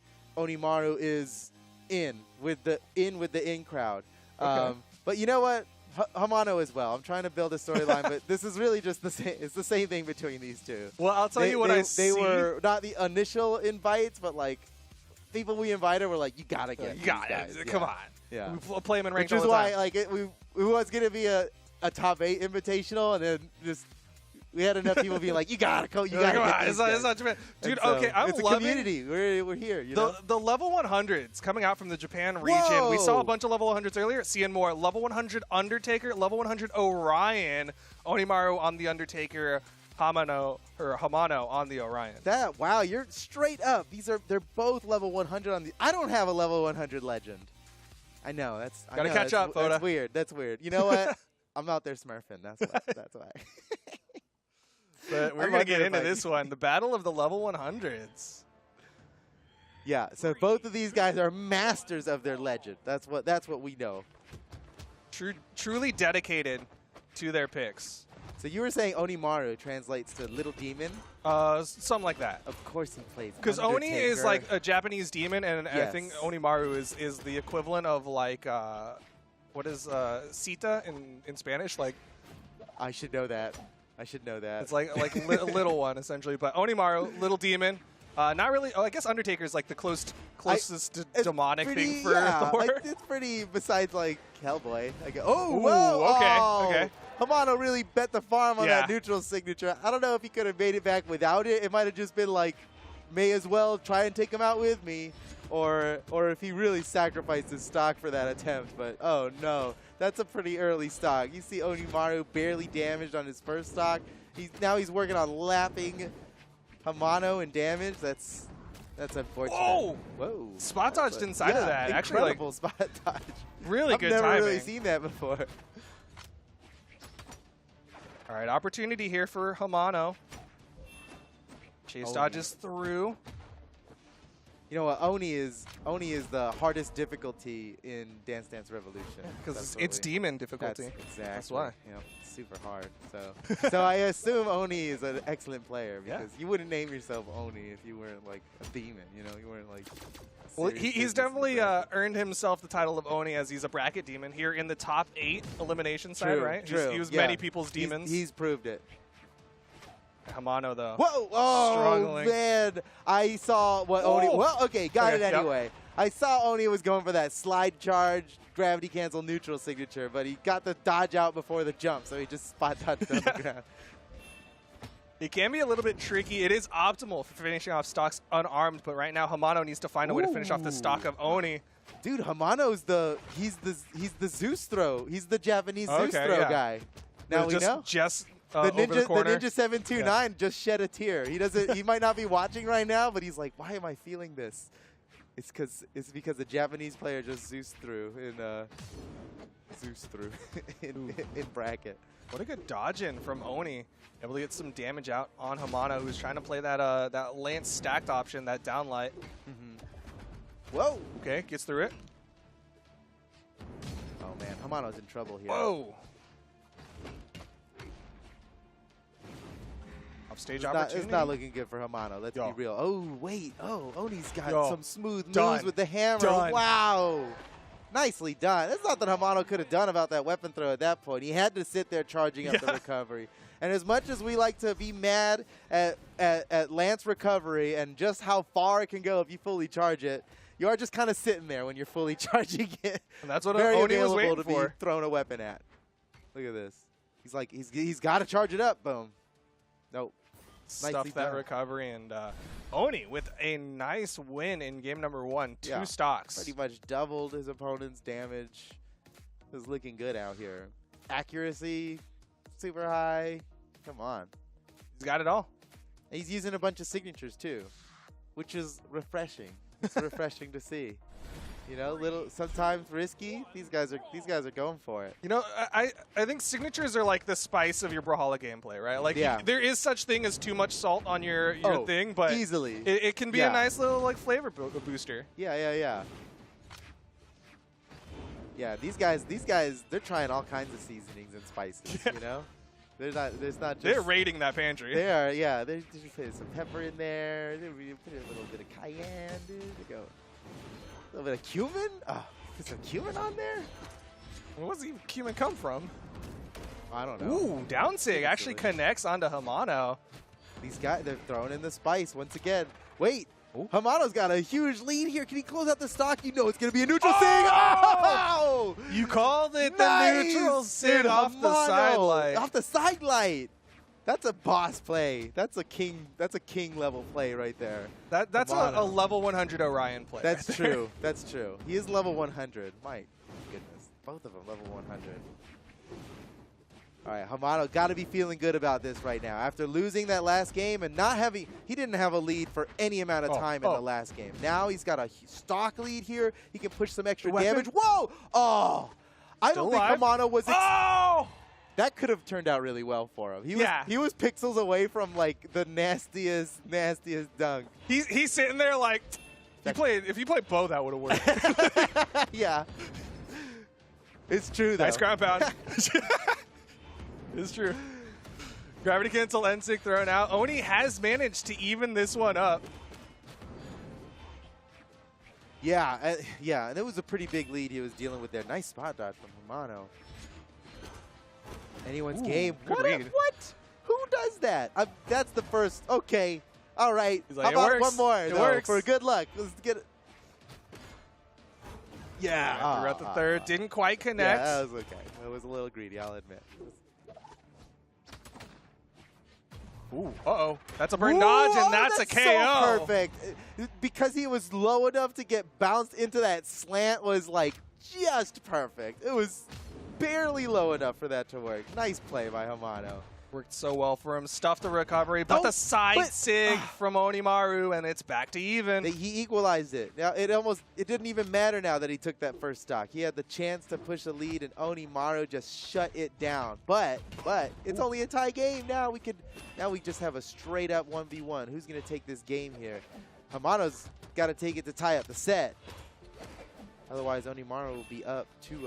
Oh, man. These GC sidelights are starting to hit more and more for Onimaru. Yeah. He's barely taking any damage this stock. Hamano's just trying to find something. Oh, no. Big punish. Onimaru again. Oh, missed the dare. Ooh, that would have been the opportunity here. You saw how far Hamano was playing back. He was hoping for the opportunity to go for GCN Sig. He's catching up, though. It's not too late. But he is, no I mean, every attack he's avoiding now is a killing blow. Oh, it's okay. Just land your way. Oh, nice bicycle kick from Onimaru. Finishes out the side. Goes up 2-0 in the set. And is just one game away from shutting this whole thing down and moving on to the next round of the bracket. Yo, Onimaru might be up 2-0, but Hamano's been bringing this back. Game 1 was a convincing finish. Game 2, Hamano had that early lead and just narrowly got closed out by Onimaru. There's a real possibility, if this trend line continues, that Hamano can at least get on the board. You're right. He's on the improvement arc. Yeah. And now is the climax. Now is his last opportunity. This is the next act. This is the new chapter. Onimaru is... Well, he's hoping he can just keep it steady. One more game, doesn't matter how much better he gets. If I can just stop this right now, one more game. Let's see. Small Brawlhaven. It's the smallest stage in the game. Not just the platform size, but the distance of the blast zone. Goes for the ground pound, didn't hit. He's on the Lance. The Lance was what built up a lot of damage at the start of game number 2. Down sick thrown out. Oh, man. Onimaru is on top of this. He's barely even been hit. No way. That was... Okay. Good dodge by Hamano, because that was about to be a highlight. That was about to be a sick highlight. Denied getting clipped by Onimaru. That's, that's a big mission too, Oh, sticking with the orb. Okay. You got to take those kinds of risks, dude. You're down this much. You have that much health. Yo, and he survived it too. Got away with it. Yeah, he got away with it? That's crazy. That's what's crazy. All right. As he's holding on to this stock, he's still got a chance, but the down air connects, and Onimaru now has a lead. Onimaru is really great with the orb. Look at that. He's throwing the hammer away, so he has a second orb coming up, because this orb's about to go. Who went for the read there with that GC sidelight. I mean, also, like, if he loses this stock, he'll have another orb. He like, has another he's orb going to come back and locked just and pick up loaded. an orb. Now Hamano's going to steal this weapon away, so Onimaru doesn't have one for a little bit. See if he can get any damage out while Onimaru's unarmed. And yeah, yes, he can. That weapon star really worked out in favor. Oh, wait a second. Maybe Onimaru doesn't need a weapon. What? Ooh, good nair. He Stopping shut that it down. He end sig. shut down that whole neutral signature with a neutral air. That's Side sig, and Onimaru is up now. He is one stock away this is from game knocking point. Hamano out. This is match point here for Onimaru. He just has to take one more stock, and he'll be moving on to the next round and knock Hamano out of the tournament. Be in 7th place.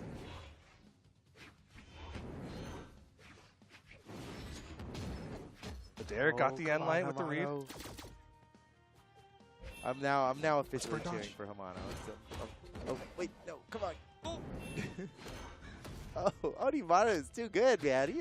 He has got this locked down. Once he gets going with these orb combos, he just keeps going.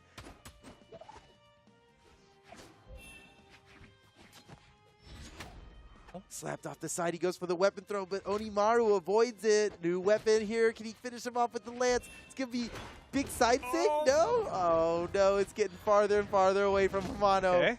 Does disarm him, though. Yeah, that's big. And he's going to Right. steal this weapon away. So Pogo? Onimaru can't. Whoa. He almost knocked him into the weapon throw. Yeah. That would have been such a. Oh! He didn't touch. Okay. All right. Blessings upon Hamano. This could be it. Small chance here for Hamano. Last stock cannot afford much more than that. That's probably his last chance. And that's a sock. GG. Onimaru closing it out. 3-0 in the elimination bracket. Knocks Hamano out of the tournament in 7th place. GG. Really well done from Onimaru, and just kind of showing his prowess with the orb. Again, 2 level 100s walked into Small Brawl Haven, and only one was able to walk out. The orb plays from Onimaru really putting in the work there. 585 damage put out, the bulk of it on that orb. So now Onimaru advances to the next round of the bracket where he will face off against Alternate. Alternate's just waiting for him now. And then our next match coming up. Phaeton. Wait, it's gonna Phaeton be- versus Alternate. Oh, no, it's Phaeton versus Yeah. Alternate. Well, wait, hold on. Gotta check the bracket. I believe it's Phaeton versus Alternate, and then on the other Okay, side. you're right. I was wrong. is, So Onimaru is going to go off to face against What kind of phone is that? Kong. Check the brain. Hey, How look, many cameras does it have? we get- It's not the newest model. Onimaru is going to go up against Yoey Kong. Yoey Kong Okay. was waiting for Yeah. the winner of that last game. So, what do you think? Alternate or Phaeton? You already know You my know, vote. Phaeton took a loss early to Yohei Kong, Yeah. but at the same time, Phaeton's like one of the big favorites of this tournament. Like, he's one of the people that, like, outside of the region people were aware of. So I think there's a lot of momentum potential here for Phaeton. But the other side, Alternate, he's just looking good today.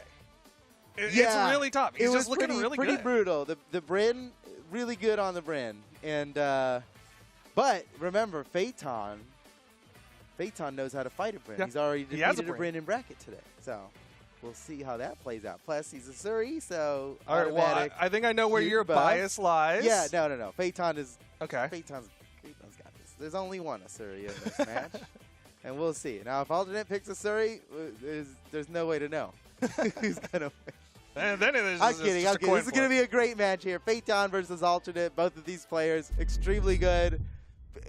Huge players in their region. Only one of them can make it past here, and that's a shame. Let's see who it's going to be. Tsuchiya Alternate, otherwise known as just Alternate. Coming in, Alternate. gets the first weapon, goes for the downlight off the soft platform. Dude, the soft platform plays for Alternate have been on point Yeah. today. Man, it's like Alternate knows what Phaeton wants to do way before he does it. That neutral light is so prepared for Phaeton to be coming in on a side light. How does he know? Oh, the spot dodge, he didn't go for the down sig instead. Phaeton was able to pick up that neutral light, getting some damage now. That's really Nice, close. GC downlight. Okay, I mean, going Jason. for the downlight recovery on this stage is great. This is like one of the lowest ceilings in the game. Especially if you can land the downlight on that Yeah, top platform. off it's that top over. platform, Just like like that?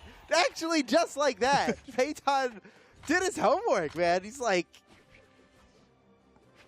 This is esports, dude. This guy, I love it. I'm like I'm just gushing over Phaeton now. This is great. More Qatar opportunity here. Alternate goes for the downlight this time. I think he wanted the down air, but it ended up being a ledge cancel downlight. Another nair. Downlight off the soft platform. He can do it too. And so smart to go for the recovery there and not the side air. You know, side air, that's pre-programmed in every Spear player's brain, you know? But the recovery at just the right time too. That was enough to even this one back up. Alternate's offstage spear was looking really, really good in his earlier matchup as well. Ooh. We'll see if that comes into play. But right now, Phaeton wants the Qatars. Yeah, he'll make a good play with the sword, and he'll even incorporate a nice weapon throw into the whole thing. But it's all a fancy way to just get rid of that sword and get back to the main show here, the Qatars. Whoa! Ooh, okay. Oh, the dodge! And the weapon toss! Yes! That was awesome! Phaeton gonna get a nice lead over Alternate off that dunk, and now Alternate needs to find something massive to bring himself back into this. So perfect. It's not just that he landed a dunk and that makes it amazing. And yes, that's a big part of it, but no, he led everything into that moment so perfectly. Oh, Phaeton. Woo! Uh-oh. Wait, no, Alternate gravity though. cancel. He's going to just get highlighted like that and then completely shut him down afterward. All right, over to the axe. Uh-oh. He didn't slide charge it. I think he was looking for the slide slide charge. A little bit, yeah. Awkward spot here for Alternate. Has yet to touch back. Oh, that was close for him. Okay. All right. Got the knockout,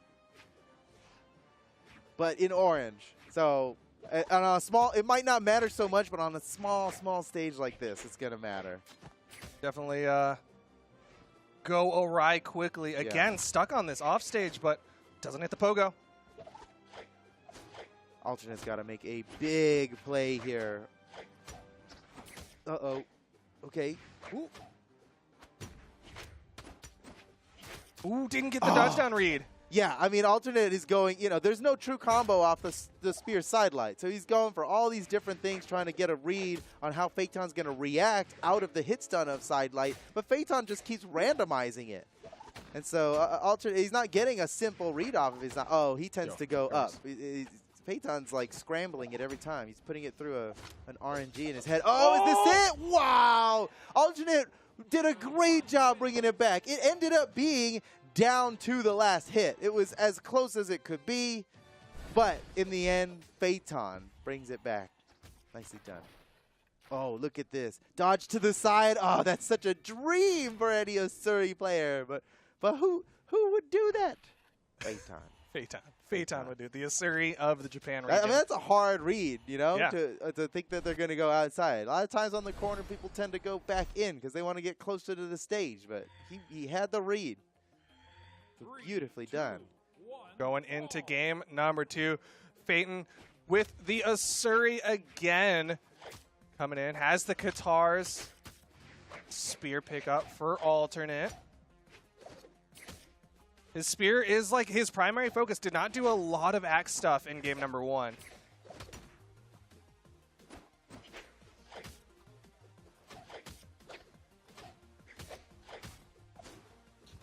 Oh, the pogos.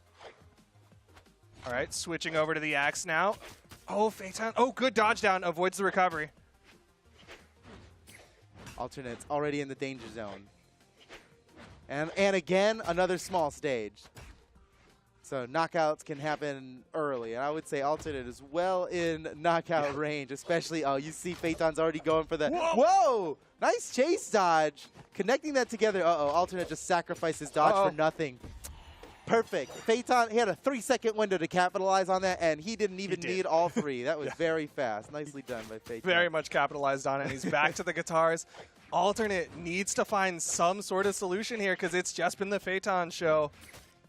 Sidelight and light. Sticks close to him.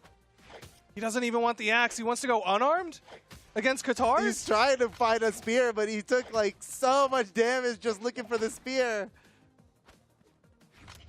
Picks it back up. Okay, gets a Sayer. Couldn't turn that into more, though. Yeah, dribble off the wall would have been pretty sweet, but you can't just order a combo off the wall. That's like a house special. That's only up, That's a secret every menu once in a item. while. Yeah. You gotta know somebody to ask for that at this restaurant. Phaeton's weapon throws are pretty nice. Not using them to get knockouts, but just he's always right about where to send it. He's stopping people before they can do things. Ooh.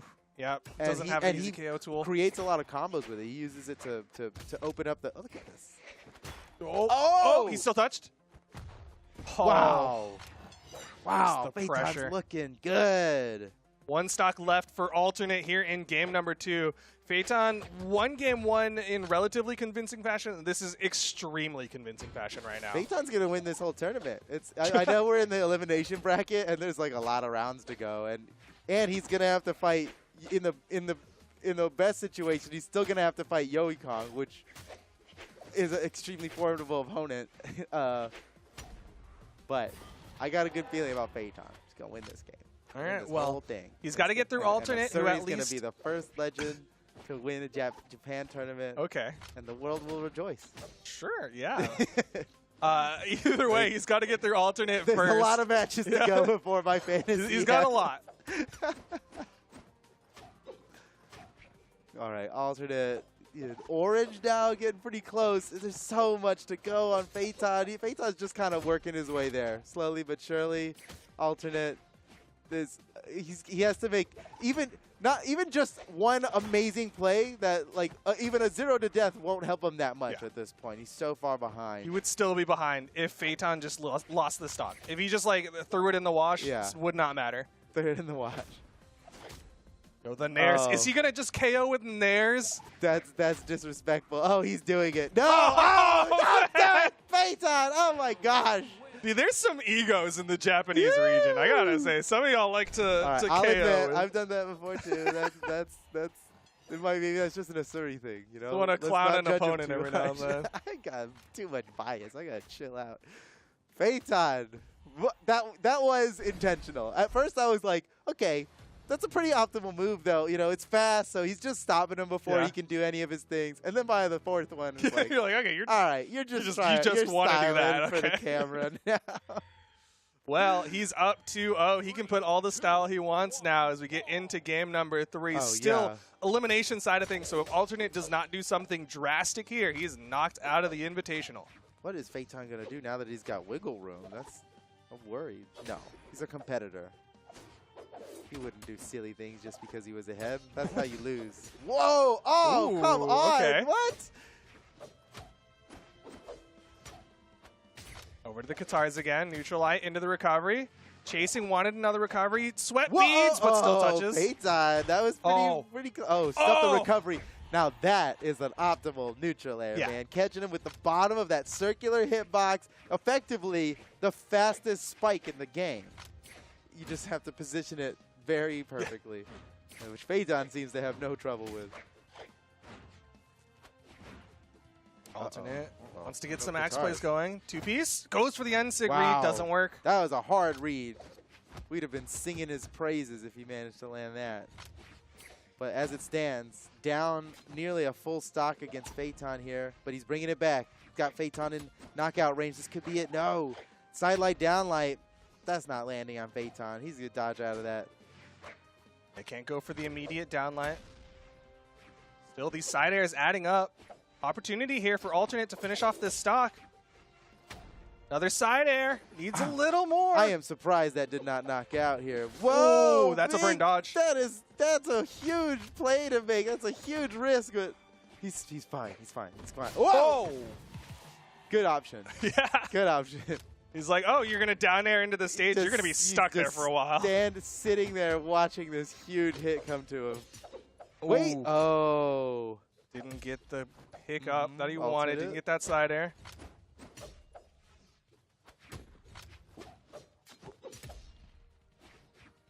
Launched. Alternate.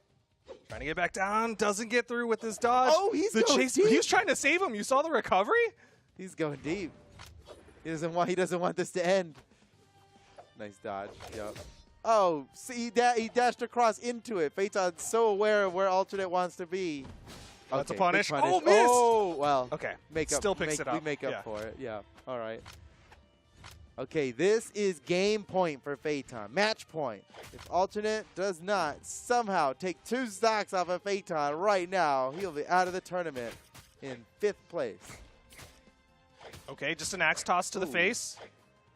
In real life would have been okay. Oh, Yo, it worked. dude. It worked. He was just suffering the after effects of that concussion from the axe toss to the face. Yeah, it's a huge play by alternate. I don't know how he did it, but he managed to just gimp Phaeton like it was nothing. Oh, Yo. dude. I'll tell you, if he gets the stock right here, that was the best play of the game. Yeah. This is it. Now Phaeton's got to be a little bit worried right now. Like, wait a second. Ooh, alternate's been on this wall for a while. Hey, that was nice. Phaeton's got control, but alternate can still steal it away. Ooh, that's a burn dodge on both sides. I thought that was a good option. The gravity cancel pivot sidelight. It just wasn't. It just did not work against Phaeton. He always seems to have a different answer. Still touches. Ah. Ooh, and that'll do it. Phaeton takes it 3-0 over GG. Tsuchiya alt. He knew Phaeton. He saw that weapon coming back down. He's like, I know what he's gonna do. You know, he's gonna come up here and grab it right here, and he blasts him. GG. And that is going to put Phaeton into the top 4, I believe, to await the winner of our next match. That's right. We're in top 4 now. Yeah. We have our burning 4. through this bracket. We have our 4. Wait, who's no, our we 4? still got one more to find out. No. Yeah. Yohei no? Kong yes, versus Onimaru from because he won the last game. Pass the quiz. Okay. Yeah, good trivia, bro. I'm hot on the trivia too. You were ready. You had the buzzer. You're like, Onimaru. All right, so now you've casted both of these guys' matches. I Yes. haven't had the opportunity to cast the Yohei Kong match, but here we are. Who do you think's gonna win this? You've seen both their gameplay up close and personal. I'm going to tell you, I want Yohei Kong to start with Zariel. Yohei Kong has been doing this thing where he goes in with the Val doesn't really work out, and then he goes to the Zariel and just wins. And it's part like, of his process. Just start with Zariel, and then we can go. But I have faith in Yohei Kong. Yohei Kong's been looking really good. Already played it against some orb play earlier today with the fates that he's been running That's into. right. So Yeah. I got a lot of faith in him. But at the same time, Onimaru, he's been a bracket demon for a lot of people. Bracket demon, you say? Yeah. And they're going to Demon Island. Dude, I don't think Yohei Kong realizes that he's buffing Onimaru But by sending him Akuma's to Demon kind Island. of demonic. Oh, He's got the. you're right. Actually, pretty sure. the evil Pretty sure, energy. definitely. So, oh, we were at an impasse here then. Their lore buffs cancel each other out. It's like when someone in Yu-Gi-Oh plays a field card and it just works for both sides, and you're like, all right, well, yeah. we'll work with it. All right, here we go. Yeah, Yohei Kong playing Akuma, a Val crossover. He's evaluating. Ooh. Got to evaluate that Whoa, one. That whoa. GCN Yeah, catches the spot evaluate dodge. this. The clash The out. clashes. Damage advantage to Yohei Kong right now. Only just barely. These guys have a pretty even match going on here. Spacing. Slapped off the side. What? Whoa. Oh, dude, he's doing And he picks it up. the look over here and then punching him. The Nice mix-ups. play by Yohei Kong. A little celebratory down sig, just one for the fans out there, you know. Ooh, he was trying to deny yep, weapons. Yep, he wanted to steal that weapon away from Onimaru, but Onimaru grabs it. Now he's the one stealing weapons. Uh-oh, Yohei Kong. And the side sig he will get gets the stock. knocked out. Ah, that worked out great for Onimaru. He snatched that weapon away. You're not stealing this from me, and then I'm going to steal it from you. And knocks him out afterward. Nicely done. Yo, what a wake up. A beautiful response out of hits done there from Onimaru. I mean, that was a nice combo from Yohei Kong, but the way Onimaru punished that was absolutely beautiful. Seriously, Yohei Kong something get I've too never much. seen before. Yeah, that was really cool to see, and Did that's he one chase of the things dodge great about down? watching this region.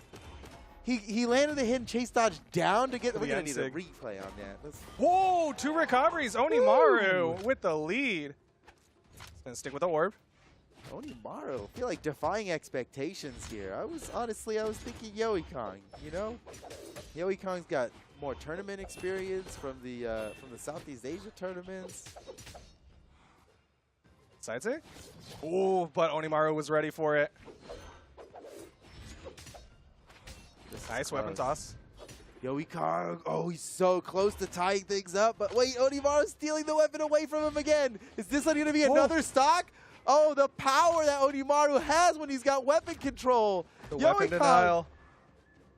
Okay, there's a weapon. He's all got right, the all right, gauntlets. all right, all right. Needs He a only had recovery. to- Doesn't go for it. He touched the wall instead. And the side sig. Wow. Onimaru takes game number 1. Bravo, man. Onimaru had some great plays in there. Can I summon up the replay of how he recovered out of hit stun there? Okay, that's a knockout. And then This is a knockout. these are all knockouts. Yeah. It makes This sense. is a I mean, knockout. that's what we do. We show the Yeah. knockouts. There's some good knockouts. I came into the restaurant and asked for something off the menu. You know, Yeah. You can't just do that. We'll get it. We'll Look, get it. we don't on- have that we'll get it on in the an esports kitchen, desk. unfortunately. But we're going to game number 2. Same map, same picks. No swap Cesario this time from Yohei Kong. Yeah, how you feeling about that? You know, like, I want to be critical, but at the same time, the Akuma was looking good. There was just a couple of moments where Onimaru just had the right pick. The hammer Yeah. side sigs in particular were working really well for him. Yeah, Yoikong didn't do anything particularly wrong. Just Onimaru was more right. Yeah. Just correct in these situations. Nice. Oh, The but GC wait, down here light. comes- yeah, here comes Not quite Yoikong. enough. Go for it again, and that'll be a KO for Yohei Kong. he scares me every time. That's just his fun, like, I did it. Like, look at me. That's his move. But it leaves Everybody's him got one. unarmed on the second stock of Onimaru. Onimaru, again, fights his way out of hit stun to get back onto the stage.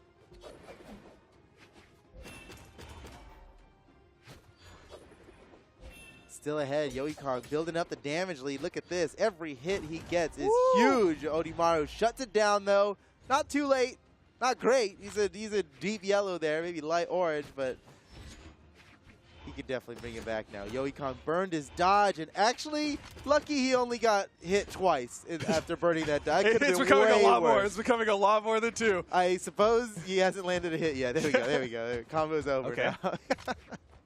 Yeah, the combo doesn't stop until the other person hits him. I mean, when you gravity cancel like that and get punished by an orb, especially at low damage, the orb can go off. There's a lot you can do. So you get the side light, the down light, which is now true because they have no dodge, and then the neutral air, that's not true, and then a second neutral air. And, it's nice spot dodge, Yoikong. So brave. Sidelight recovery. Yohei Kong maintaining that slight lead he got off the first stock, and Onimaru was adding up so much damage with the orb. I don't actually know what Yohei Kong did on that second stock to suddenly get the KO. Onimaru trying to grab that weapon. Oh, okay, he got it. Oh. It's costing him, but he got it. Oh, Gauntlet man. Maybe it wasn't player. Oh, man. Yo, he That comes comes out so connected fast. so many things in a row here. Infinite Onimaru combo. is like behind. He's a full stock behind at this point. Yo! It's not- ugh. Yohei Kong needs to finish it, and he Oh! will. The ground pound from deep, and Yohei Kong evens it up 1-1. Wow. I mean, Onimaru was so powerful in that last game that I wouldn't have been surprised to just see a 3-0 continue on, but Yoikong brought it back. That's nice. This is going to be a good match here. Yohei Kong, I think, I could be wrong, but I think he's gone to Game 5 in every single match that I've seen him on stream How today. exciting.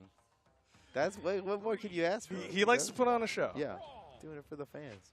All right, here we go. Game number 2. Dude, okay. I talked about this in the earlier double fate match, but I got to call out Onimaru also has a thematic sidekick with that Oni sidekick, that red demon behind him. Oh, the synergy. Touches. The loadout synergy. The Japan region likes to be on brand. Like, the full Yeah. kit has got to look right. Yeah, unlike Ted, who didn't even have the Ted sidekick, right? Yeah, I'm calling you out in a different region tournament. Oop. Oh, Silent went for a nair there. Interesting option. Downlight recovery, and Nice. Yohei He is going to get a stock. That was like almost as high as you could be and still land a gravity cancel downlight on a grounded opponent. That was very well spaced. Spot dodge for spot dodge. Yohei Kong's been really good at timing a spot dodge right when he knows his opponent wants to do it, so he can stay at perfect positioning and get a reaction on it. That's a burn dodge. Yeah, Yoikong could have kept going there, but I understand the hesitation. Yeah, it is a hammer. Let's not just because their dodge is down. That's a bait. That's like next level. He can still hammer recover. You don't need a dodge. Yeah, for that you don't one. need a dodge to hammer recover. All right, good movement. Avoids the recovery. Punishes the ground pound. Uh-oh. Oh, Onimaru's in trouble. Whoa. What Yeah, happened? he just fell. He did not have jump broke stare. I his mean, legs. he was already in the air before that neutral light hit, and he never touched back Just down onto the didn't stage. have anything. That's rough, man. That's like a full stock now. Yoikong probably didn't even need that full stock, but it's... Imagine Onimaru just brings it back. It's not looking good for that timeline. Whoa. No dodge right now. Yoikong could keep. Oh, that's... He's a little more. Oh, a side sig. No. What? Come on. He was done. Alone. He was done. They were sweat beads. He was falling. He was off the screen. He was done. That's unnecessary roughness. 5-yard penalty. Yohei Kong styling for the fans. Oh, what an absurd play at the end there. N sig, GC side sig, and then goes deep for the side air. Like, what? That was nice. And then it's like, don't do it to him. Look, after that recovery was thrown out from Onimaru, you could have just watched a cutscene. You could have just stood on stage and watched the cutscene happen. Yeah. All right. Oh, this is Onimaru's last chance to flip the script here. He can win this and bring us to an exciting Game 5, which would only make sense for Yoikong. Gets over the down sig. Oh, the immediate GC side light. Starting to get the damage.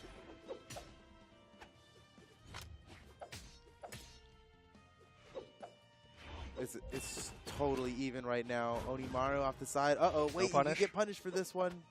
No, he's fine. Oh. Still picks it up. Oh, the down air puts him under the stage. He could end it right now. Oh, what? Oh, no that way! Onimaru was in such an advantaged state there, and in the blink of an eye, Yoikong completely ripped it away from him. Nice play. Yeah, that looked so much like Oni's stock to take, and it ended up being Yohei's. But Onimaru still cleans it up, keeps this one even. He wants to get this to Game 5. Yeah, we're good. It's not too far gone here. Oh, nice.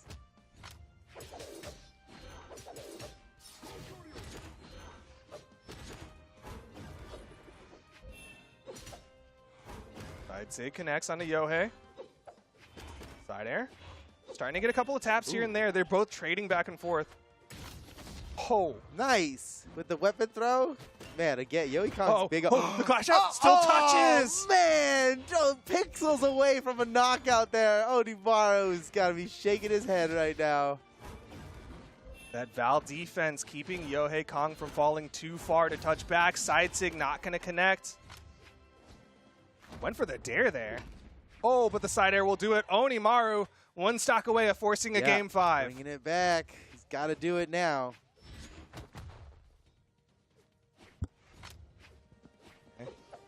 Yohei Kong deny the Game 5. To get the stock, downlight recovery. That'll do it. Oh, look at this. The tension is palpable now. Down to the final stock here. Completely even in damage. Ooh. Tried to read a panic jump. Nice. Ooh, GC sidelight.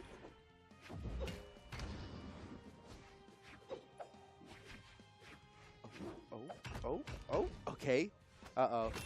Onimaru on his way fake out. to a Game 5. Where's the dare?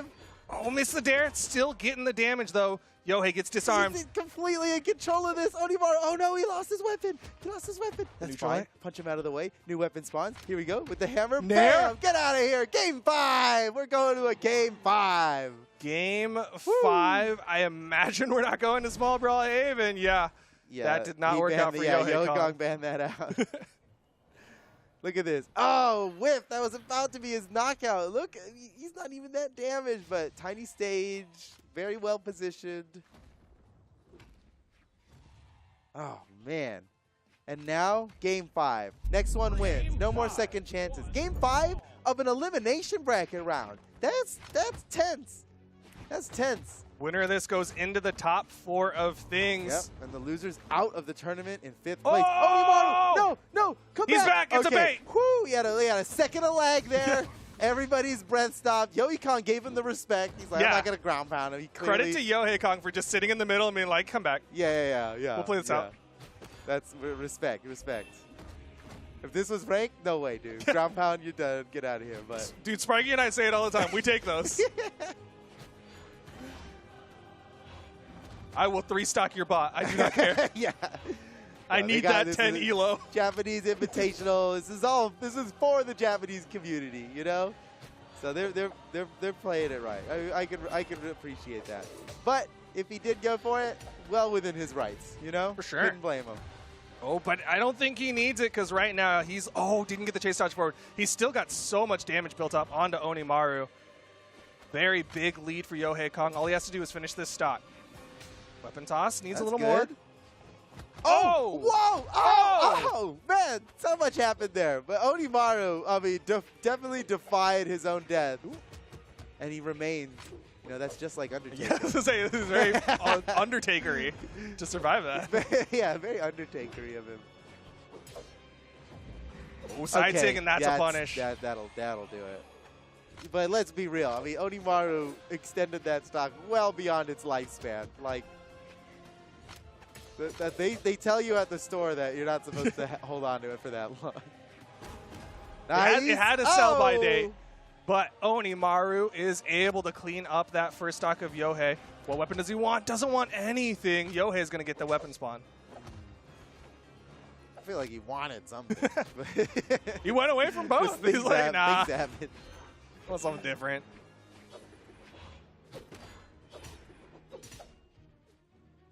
Ooh, side tick. Oh, that's Go for another? perfect. Oh, no. It's starting to get away from Onimaru. Ooh, there's a punish opportunity, though. It's a side light side air. Keeps him on the corner a little bit. Down light doesn't connect, though.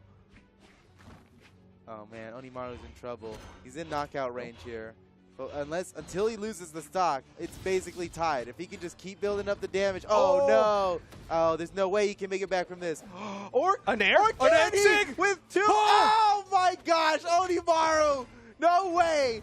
There are some demons looking after Onimaru right now. There's no way any of that should have worked. Dude, he's still. Oh, my God. I keep talking about how Japan's on brand. Onimaru's on brand with the Undertaker. He's on brand. Coming back from the graveyard. Woo. But final stock here. Game 5. Onimaru needs to take 2 to continue on into the top 4. Dude, take a second to listen to this music and just feel it. This is exactly The boss expressing music. the emotion that we want to express right now. This The is the intense final battle. Yohei-Kong punish. is facing a demon. This is the side tick. He doesn't touch. Wow. Final stocks. He went for the biggest highlight play ever. That would have made headlines. Here we are, dude. Game 5. Whoever loses this is out of the tournament, and they're down to their final stock. This is it. Is it going to be Yohei Kong or Onimaru? Who's going into the top 4? Yohei Kong hits the recovery, has the weapon advantage. Onimaru doesn't care about the weapon on the platform. I was so surprised how long you waited to get it, but it's working out. Damage pretty much even again. He's good. Oh, he's really risking it for that. He's going to do it again. Whoa! Oh, my God. No punish, though. He's getting hits. Sideline side air. Yohei Kong's disarmed. This is anyone's game, man. Onimaru's one good hit away. punish. That could have been it right there, but he burns his dodge. Yohei-Kong could take advantage. They're so close. Off the side, this could be Onimaru's to take right now. But you got to watch out for that gravity cancel neutral sig. Side take, this is... It's the side air. The damage is adding up. Who's going to get it? Sideline side air. Onimaru steals the game away at the last second. GG. Whoa, that's an upset, dude. I bet everybody was expecting Yohei-Kong to win this one. Onimaru. Woo! Oh, that's my bad. I just knocked his drink over by It's okay. It I happens. was really slamming the table. You're so excited. It's I'm okay. excited. Yohei Kong Woo! versus Onimaru goes in favor of Onimaru 3-2, narrowly beating him out in the final moments there. That was so close. That was a great set. That was a great set. This is like rejuvenating an energy within me. Just the beginnings of a new competitive region. This just reminds me so much of when it was happening in North America 7 years ago. Here we are again. the start of something new. And these players they're already so good. They're already so much better than we were when we were starting. You know, all that information's out there. These guys are going hard. Okay, so quick recap. What are the matches that we've seen here so far? Whew, right here. So Phaeton over Erick in the lower bracket. Onimaru over Hamano. Great game. And then Phaeton continuing his domination after Erick went right through alternate, or Tsuchiya. You see Tsuchiya alt there. Goes by alternate. And finally, that excellent Game 5 set we just saw with Onimaru and Yoi Kong. What a set, man. Whew. That was awesome. I mean, like, I know Yohei Kong's out, but he's given me some of my favorite sets today. So shout outs to Yohei Kong in particular. Yeah. But either way, that him. does give us our top 4. Again, we saw Onimaru get into the top 4. We saw Phaeton get into the top 4. And then, of course, the 2 on the top side. We got our 2 on the top side, which was... I don't remember how to pronounce his name. I want to say Compton. It's Kamuchin. And then straight out of Compton. Time. Either way, we'll figure out the names before top 4. We're going to take a short little break, and when we come back, we'll be bringing you the top 4 of the Japan Invitational. Stick around, y'all. Ooh.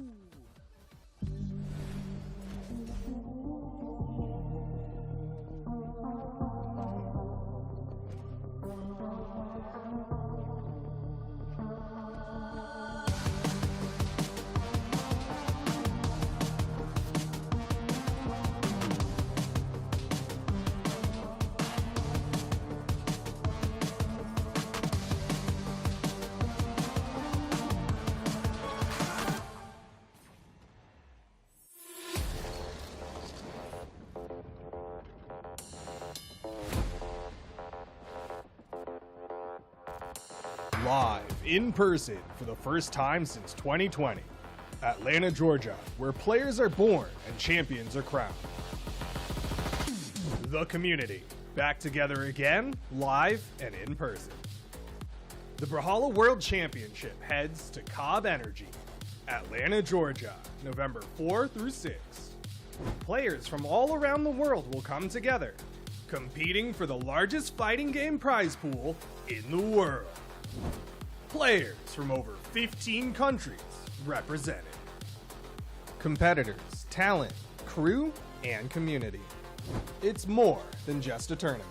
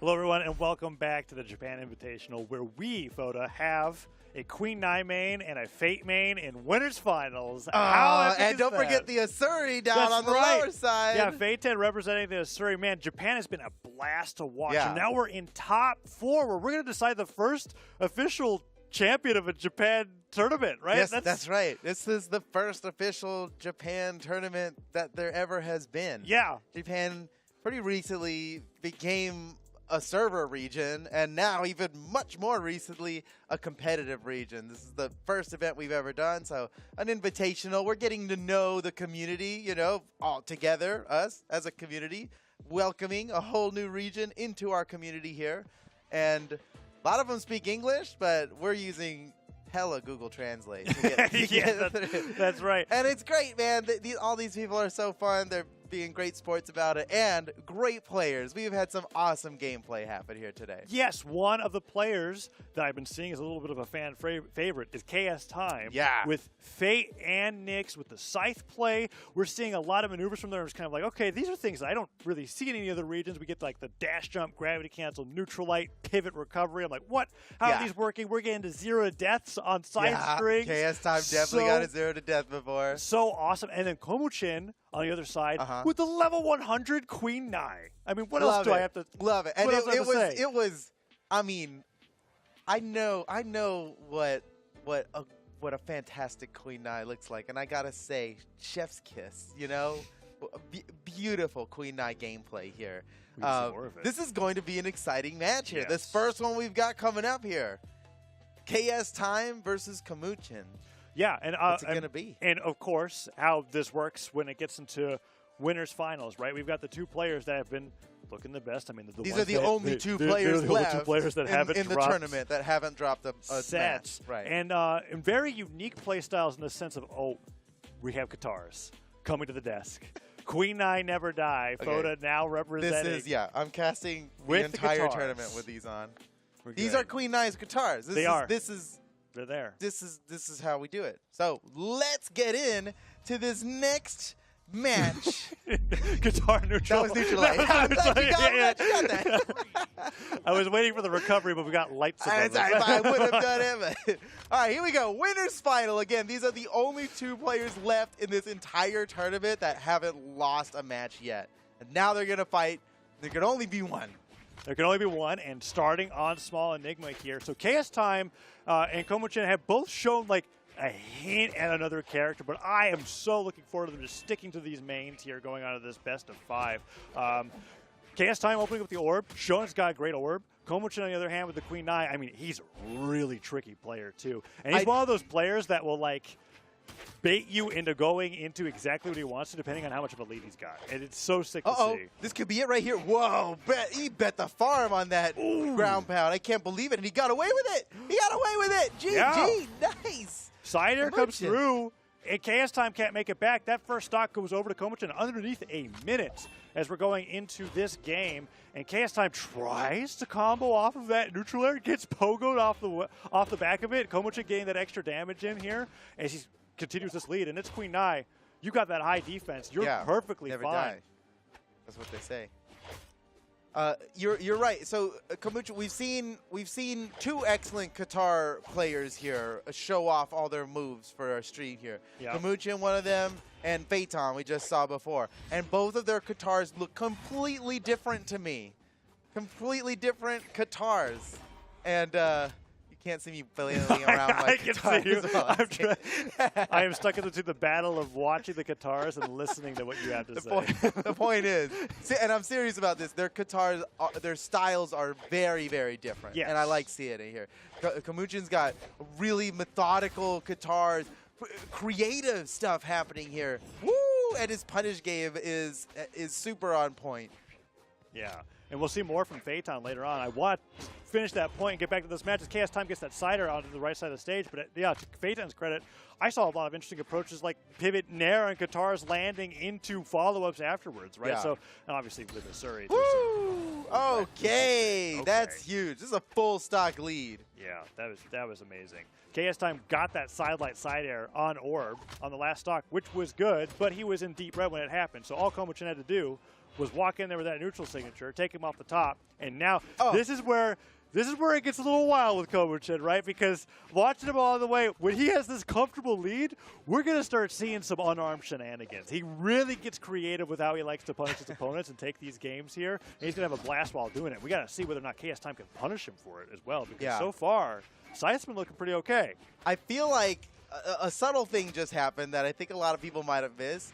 Komuchin did 4 perfect ledge cancel dashes in a row. I missed it.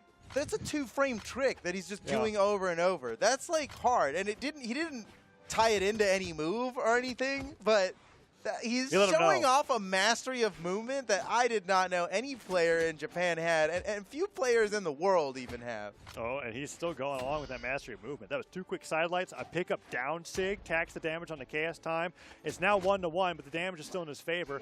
Nair from KSTime does not connect, and a double recovery. Oh, he waited out that exhausted recovery I'm surprised that I thought that was going to land. Oh, get him again. Woo! Komuchin. I want to say Compton so bad. Straight out of Compton. Komuchin going 1-0 now in the set. Nicely done, man. He had control the whole game. Here. After he took that first stock, look how early this stock is that he took. He never lost the lead after that. And then even though the stocks are even here, slide charge, neutral signature off the top. And just optimal option for that moment. There's that down sig. First one didn't hit, second one did. I love it. I love seeing this. I feel this is like a tournament made for me. Like, we got the Queen Nine representation. We got the Asuri. Let's go Japan. This is just Japan's. I'm really down with this. And then we got character loyalists on characters that we I haven't love seen. seeing that too. I love seeing all the level 100s that are coming out. These guys, they mastered they picked the thing, they mastered it, and now they are competing with them for the first time. This is great. Oh, the grab the downer connects. Gosh. The dodge is still there. Doesn't matter. Dunzo.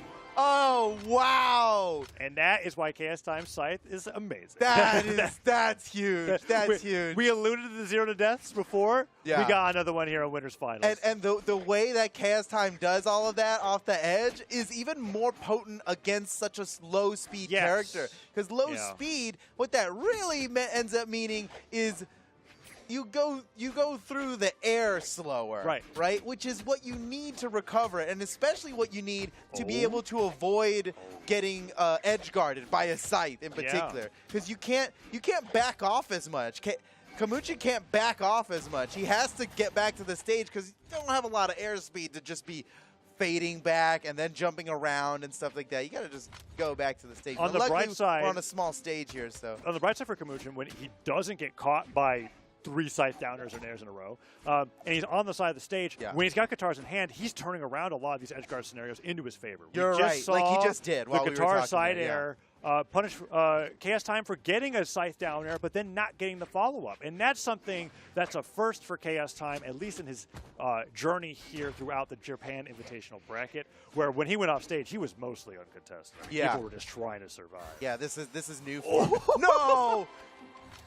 I saw it coming, dude. In his defense, I didn't know you could charge that sig for that long. As I was watching him going, and Komuchin like jumps up. He could have gotten hit like twice. He jumps up twice. He's like, yeah, it's probably safe now. And the third time it blasted. You know, it's not often, but some signatures do have different maximum charge times. Yeah. And most of the time, they're pretty similar, and people have a feel for it. But that Komuchin got just as faked out as we did. Oh, he didn't make it. He tried that. That would have really been cool. so nice. That would have been really That sick. would have been really, really cool. That's I think dodging up might go as high. I think he was worried that I would love to know. We're going to see right now, because I think he may have dodged straight up into the bottom of the stage, and the diagonal dodge, he may not have gotten the drift. And that might have been what he was thinking, but I think you're right. Well, you need the dodge to gravity cancel. So he. It was you know close. What?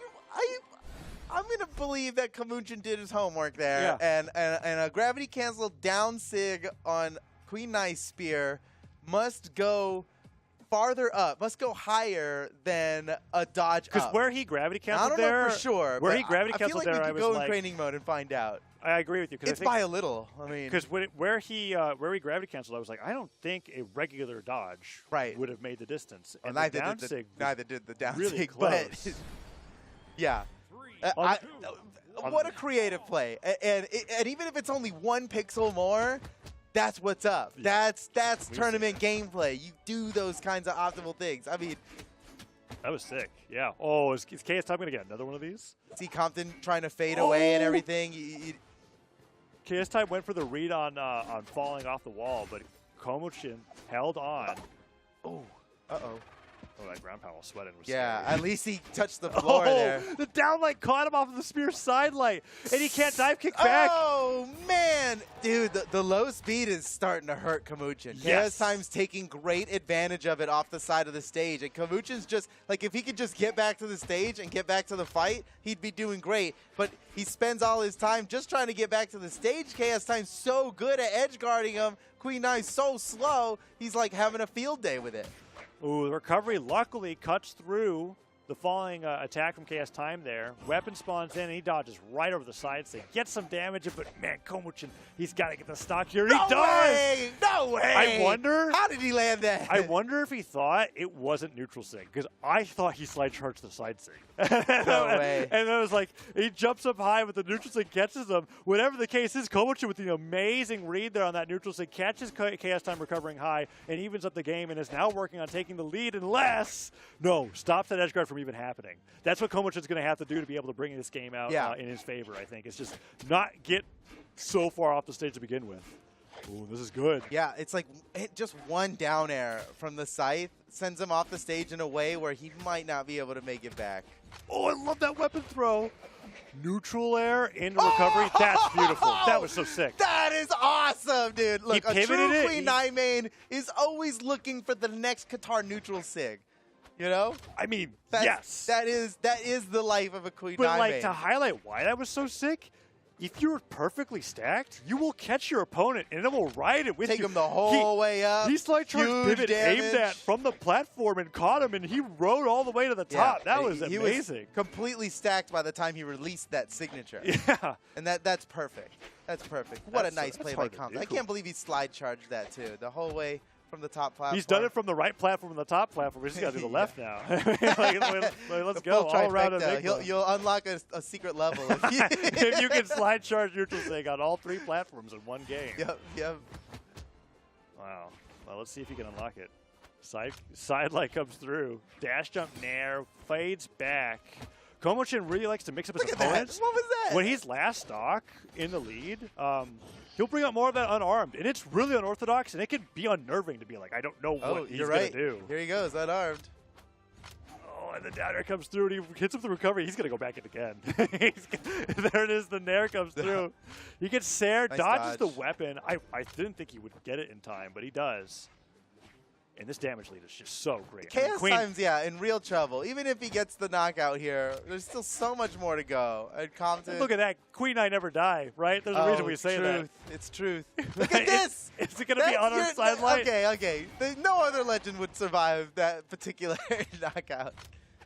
All right, here we go. Can KSTime just straight up, just not get hit at all and take Compton all the way down? He wanted to steal that weapon away, but he ended up re-grabbing the He's same done it one. with the Scythe. Now I mean, Compton with the spear. He's probably going to be looking for a neutral signature to finish the job. And nope. No, he's looking for guitars. Can't blame him, trying to just get rid of the other weapon and get yourself some guitars. Ooh, Always a good strategy. Nice. Okay, so Komochin does pick that up. Wow, but he just throws him away and he hits him with the Sair. Okay. I mean, keep him off guard. There's no way he down 6 We can't pretend to understand his plan, That is true. There Neutral it is. sig Neutral on sig. the Neutral sig. landing, and he gets the knockout off the top. And that's great adjustments from Komochin. Last game ended in a 2-stock in KSTime's favor. KSTime seems to be having these really good off-stage interactions when he gets the side air, the down air. We just saw the down light there connect. But if they don't lead to much, Komochin makes it back to the stage, turns around with a Sair, and he gets the lead. And so now KSTime has been brought back onto that the Knicks, where we saw him bring out when his back was against the wall in winter semis. Yep. Okay, yeah. And KSTime just switched it up to Knicks. This is the highlight reel Scythe. The Blasters wasn't that impressed. Didn't really matter because he goes 8 defense on this Knicks, and he just – I think he technically that right might now help. has more defense than Komochin does because Komochin's dipping out of the defense. He for went movement for speed. the speed stance, yeah. Interesting. We got Still some somehow in my head, Queen 9. right. Holy smokes. The dive kick. Oh, boys, No we still way. got clipped. Can he make it back? He does. Dodges up.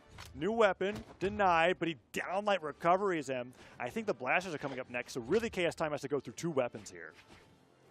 You know, it seems like, it really feels like Kamuchin's got it locked in the neutral game. When we're on stage, when we're on the main platforms, Compton, Kamuchin gets he wins it out most of the time. Look at this, it's so good.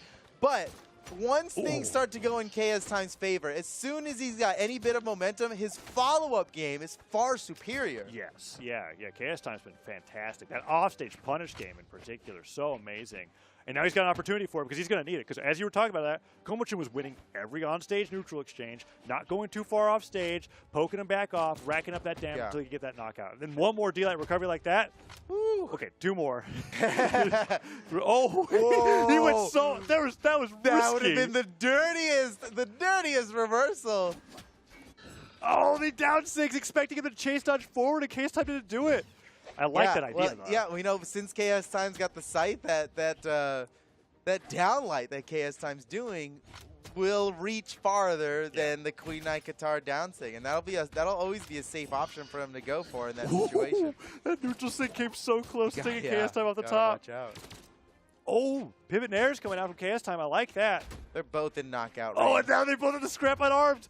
Down heavy misses. This is a good match. Sider comes through. Down light, kicked away. Queen Knight never dying. Makes it back. He avoided the dare. The unarmed recovery still not enough. That 8 defense coming in huge for KSTime. Who's going to get the first knockout? Finally. What an amazing ground They pound. were both so close. If to that being didn't work knocked out, that was a Scythe Nara dare for sure. Right, yeah. That And was- KSTime could just end it, but I was totally going to say unarmed recovery. I was totally gonna Already Okay, there. down to the second stock now. Totally even. Man, great game here so far. Muchin's got the guitars now.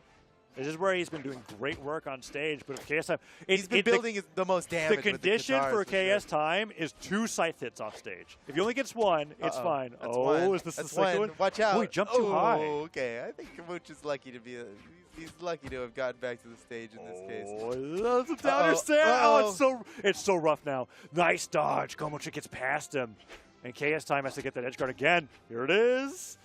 Oh, it's been so Okay. tough.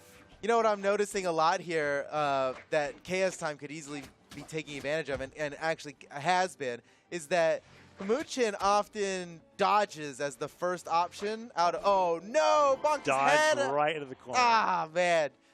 But I as was you're saying. Kamuchin dodges is the first option usually out of hit stun is the dodge. Yeah. And KSTime can take advantage of that big time. Scythe players do. KSTime already has in this tournament. You know, if dodge is the first thing. That's it. What? Oh, he touched the wall. Did he no, touch? he didn't. He didn't even No. touch. Wow, Those pokers were perfect. great. Kamuchin, nice. And that's Kamuchin's first real offstage win, all set, I think. Oh, you're right. Yeah, He's been our, winning. Our narrative about the on but stage but versus that off offstage stage of the isn't gonna spear work. was great because most of the game's been on the guitars. Yeah. Besides like love the to spear see it. neutral sig knockout. Yeah. Love to see it. Everybody appreciates some. Oh, the gravity gets the sidelight. That was so scary. So risky. 1 dare, 2 dares, ground No. pound, ground pound. Oh, He's down touched the again. wall. He touched the wall. He can get him with the nair here. He gets oh the my nair. God, I'm back to the Ground stage. pound dodged That out of was the way a by the great guitar down air. dare. The down air is what saved him that time. He's still kind of but going. he's like so hurt. Oh, 2 sidelights. You're crazy. I can't believe that hit. Sidelight, active input, kicks him away. That's the strong hit. Komochi has to dodge all the way to the top of the this stage. is it. Weapon throw Yep. gets the knockout, and KSTime brings it to a game 5. We're going to game 5 in winners final. Wow, Oh, how that was exciting. That was a hell of an extension of that Scythe streak. Yeah, that, dude, that that was one stock, that was too much, man. That was like, that lasted forever. Oh, Not but this happened, but like all the damage buildup on Kamuchin's second stock There it was, it happened. Oh yeah, you can see that. You can see Look the- at the the blue red graph, line yeah. just like coming way up. That is then a he's just long red line, dude. yeah. And I'm surprised that the damage numbers are as low as they are, but Game 5. hey, we're going to game 5, and we're getting some. Dude, game What a- 5, what winners a- final. This is This is what dreams are made of. It's such a wild matchup because both legends take so little damage that the strings are just so long and epic. like they Yeah. like I had to hit you this many more times with the Scythe. I'll do it. Like he's making it work. And on the other side, Komoche with the guitar, same deal. I think that I think what I was saying originally with KSTime is now true. The blasters do like come out eventually, but they're just a segue for the next Scythe. Like it's Scythe for KSTime for sure. Yeah. I can get that. I mean, my goodness, the offstage play. That was like the longest session of damage, of unanswered damage, completely off stage in one interaction that I've ever seen. Yeah, it was crazy. Oh, no, Komoche it's gets happening down here, again. excited again. Oh, Kamuchin, how are you going to get back? Great, No. Great patience. Okay. Oh, Sairs? my God. Well, Dude, exclamation KSTime's points? edge guarding is just superior. It's really He's good. the king of edge guards in Japan.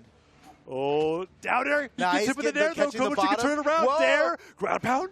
He can get Oh, him he right here. stares That's him. it. What a play! What a play! King of edge guards Woo! dethroned in an instant. That was amazing. That was awesome. Nair into the side of the stage to get the side Never air. see that, dude. That was amazing. Oh, now KSTime can't even make up for it on the blasters here. He's staring off the side of the stage, and Komochin's like, now that I got the lead, this little slight lead, I feel like is where Komochin really But that excels. was so smooth. D-Light side air, though, not enough on Queen Yeah, 9. not enough for Queen 9. All of my gut reactions on when legends get knocked out is shit. They're just ruined. It's just a little further than you think. That grab pad will do it, and evens up the stocks. And I thought that Komochin would get a lot more off of it, but Yeah. we're back to an even game. He didn't get any damage. I feel like we get this though, where it's like if KSTime can't get Komochin off the side of the stage, Komochin wins. That's what happens. Although now Komochin's turning it around off stage, and that's kind of That's true. In the last, that's exactly what happened on that first stock there. It was amazing. Whoa. Komochin. Oh, this Scythe is such a close game. We're in Down game light. 5, okay? Like, this is it. Someone's going to grands. Sidelights again. Guaranteed top 2 for whoever wins this. Oh, didn't slide charge the down tick far enough to catch him on the ground, but didn't get punished. And Komochin's won every exchange so far. Oh. Just barely interrupted there. Saw that neutral sig coming out. That's a really great sense for punish. And honestly, even at this health, would have been a knockout. Yeah. Yeah, that's a powerful move. Oh! Look at Masterful use of the Queen 9 I was signatures. talking to Duke about that. It's like, I remember how early that side sig knocks out. Yeah. It's still very It's been strong. so long since we've like seen it being used effectively You get in a that tournament. travel distance. You get the force. I mean, Queen Nai, yes, we talk about hits tanky hard. of a legend. She's got Oh, 7 KSTime, force. what- Oh, and the blasters are out here now. We have, when the blasters are on, I'm just like, okay, next weapons bump. But let's see. Can you get something started here? Retreating to the side of the stage with the side airs. Komochin, bring him to the side. One stair hits. Recovery misses. And it's still center stage control for Komochin.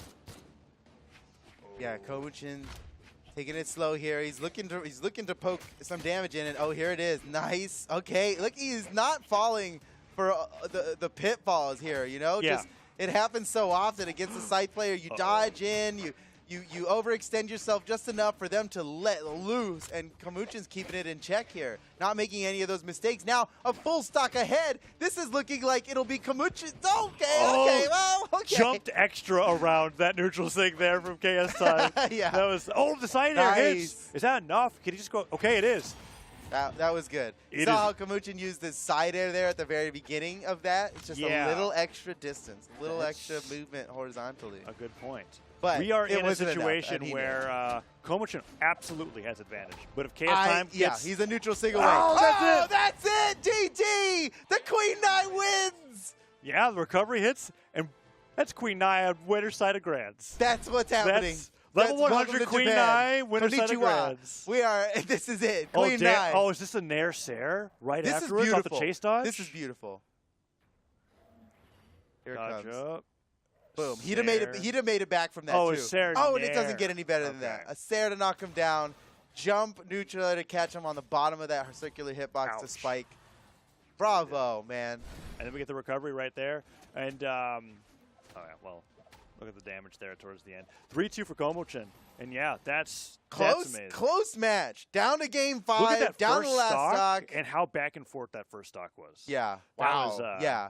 That was it. That first stock was really It was half the the best game. there. The last stock was exciting, but the first stock is really where it was all at. And yes, I wore these guitars the The whole whole time. I time. was supporting my Queen Knight brother. I admit, the first game, I was shook. But then after that, I was just... This is just they normal belong now. now. they're here. They're here to just there. stay. They're there for the The rest next of the time day. Gamucha plays, we'll play him. But I'm going to get rid of these I don't now. know. Phaeton's up next. Can you No, really? but these are Queen Knight guitars. Okay. You're right. Gotta calm down here. I should know the rules by now. Well, we That was already... a great game, man. It was an amazing So game. we've got our grand final. We got one player of the grand final figured out. Yes. Okay, KSTime goes down to the elimination finals, where he is waiting to fight against the victor of our next match, which is Phaeton? right here. Onimaru. Phaeton versus That's Onimaru. right. We got Now, The Undertaker this is versus exciting Suri. because I mean, you heard me. Yes. A lot of favoritism towards Phaeton. Super excited to see him play.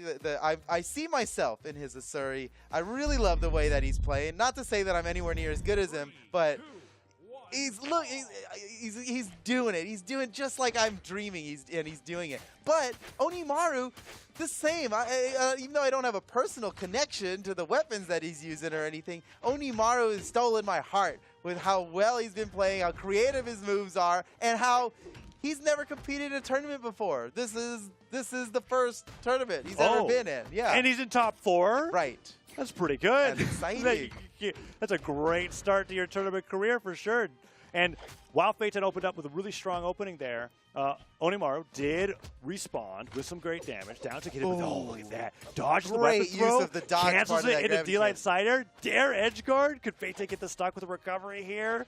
Oh, he dares. He gets dodged just barely, but he goes right back in with the side light. And Onimaru has a ton of damage on him. Oh, so close. Ooh, man. Pressure's relentless. That was the killing blow on the way. Onimaru manages to avoid. There looking it for the is. finisher, and there it is with the recovery. Get rid of that sword. More Katars. Yeah, Phaeton's pressure there was fantastic, and there was 5 moments where I felt like Onimaru should have been knocked out, and he was dodging through them just barely. But the big takeaway Oh my there God. is that Phaeton's just winning neutral after neutral exchange. He's just Yes. going straight in. He gets the sidelight opener, Oh, D-light downer, oh, sidelight fuck, slayer. this Is that Katar it? gameplay is so D-light ground beautiful. pound? Oh, almost close to closing out that stock. But Onimaru hits that cider to the side of the stage. It drops it. Now Phaeton has so much of a huge damage lead that That's gotta side hurt. stick catches him off guard.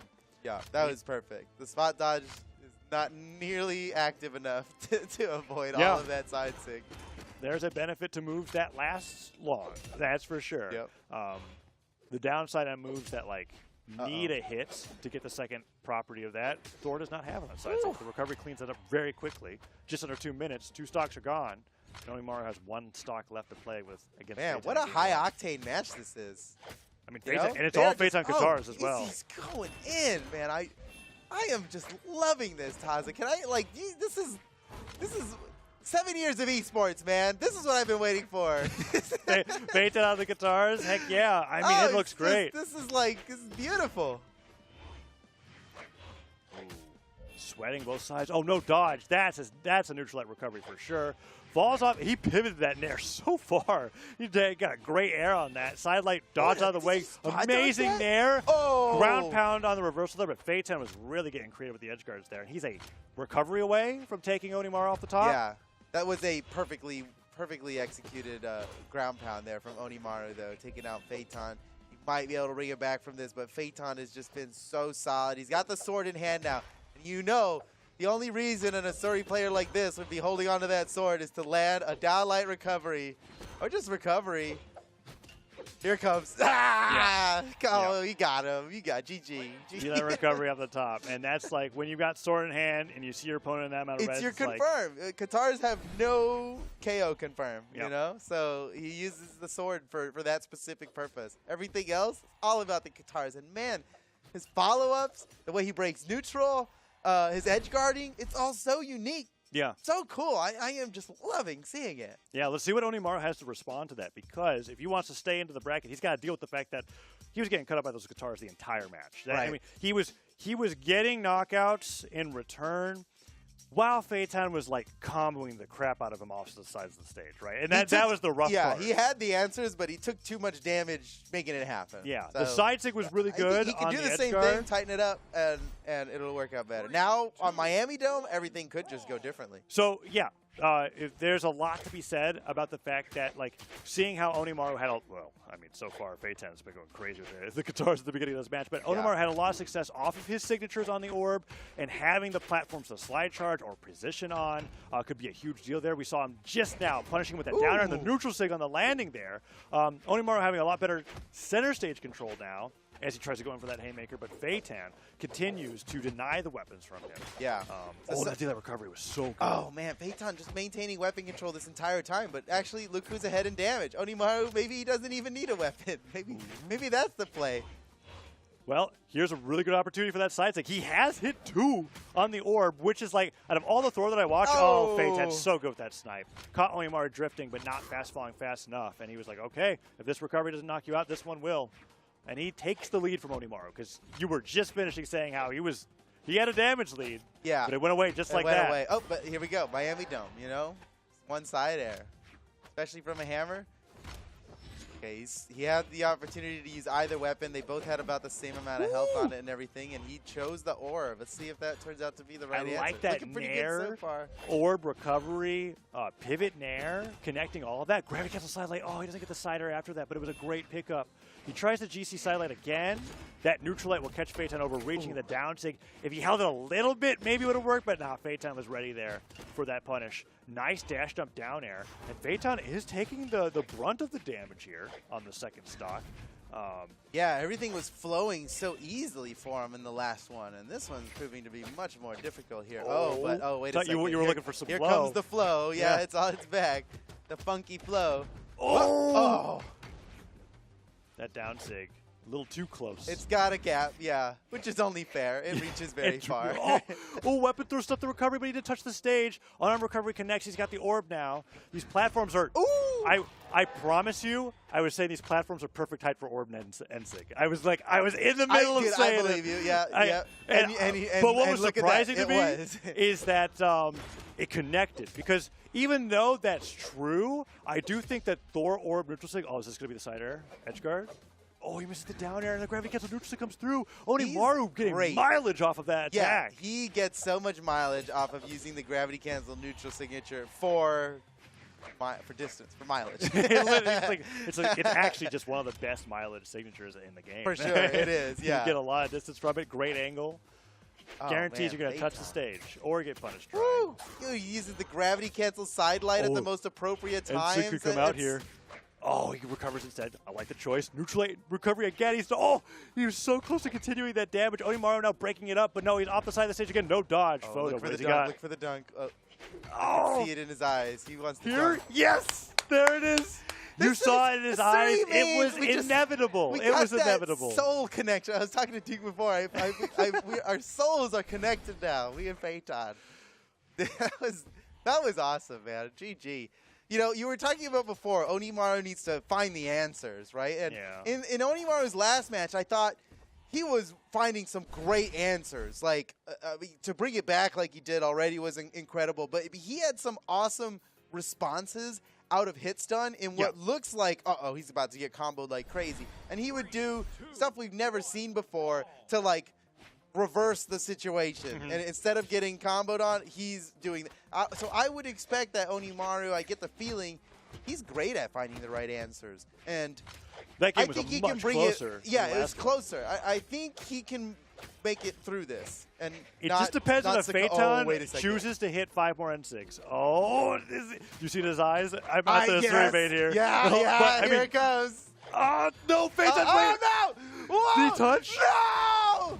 No! That hurts. That hurts. Because that was all Phaeton the entire way through until just a little misjudgment on the fastball there. And Onimaru goes, as you said, the one strength that we've been seeing from Onimaru that's consistent is that even though he's getting destroyed by the guitars, if there's one flub from Phaeton's flow, he loses the stock for it. Yeah, we saw the side six, the answer. The ground pounds, there on the edge. Phaeton was not happy about that, though. Yeah. He evened that up. Phaeton has received like 20 damage, but the stocks are even.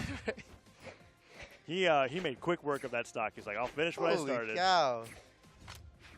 Oh, down air.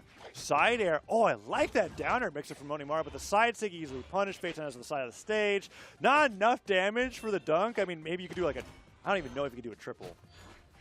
On stage, then slide charge it, then gravity cancel it. That's not asking for a lot. But That's you're talking about I'm trying coming in with a big I'm trying order. to think of how Thor You need to call loses ahead. that You sig need to at this call ahead damage. for an order that big, dude. Ooh, he got his dodge with the gravity cancel neutral light, but Onimaru turns it around. Down air comes through. Phaeton recovers high. Recovery catches Phaeton trying to retreat the that's a platforms.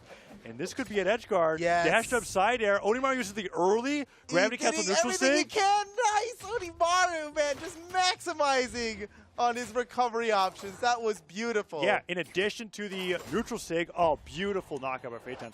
He uses the orb ground pound to stall the falling long enough for the dodge to come back up. And that's what you have to do when you're low on And jumps. he did it optimally. It used and to getting be edge guarded by a you can only Suri. do it once now, right? And he used it. He got just enough out of it. It was perfect. So can he take the stock off of Phaeton before What it's is too he? late? Is he reading a dash jump entrance? These neutral sigs are scary. Phaeton's like, I don't care.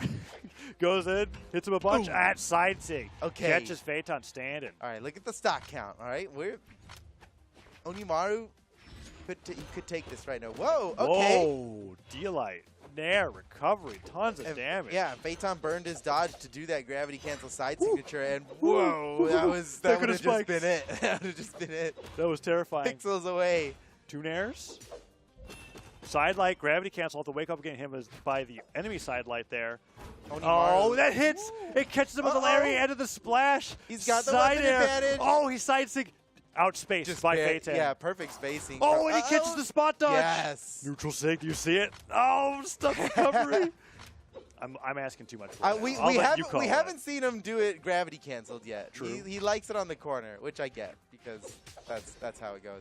Do that recovery Nair? Moments He went from victory. really high. He's got to be Onimaru, careful. he can Onimaru turn turns these right around. now.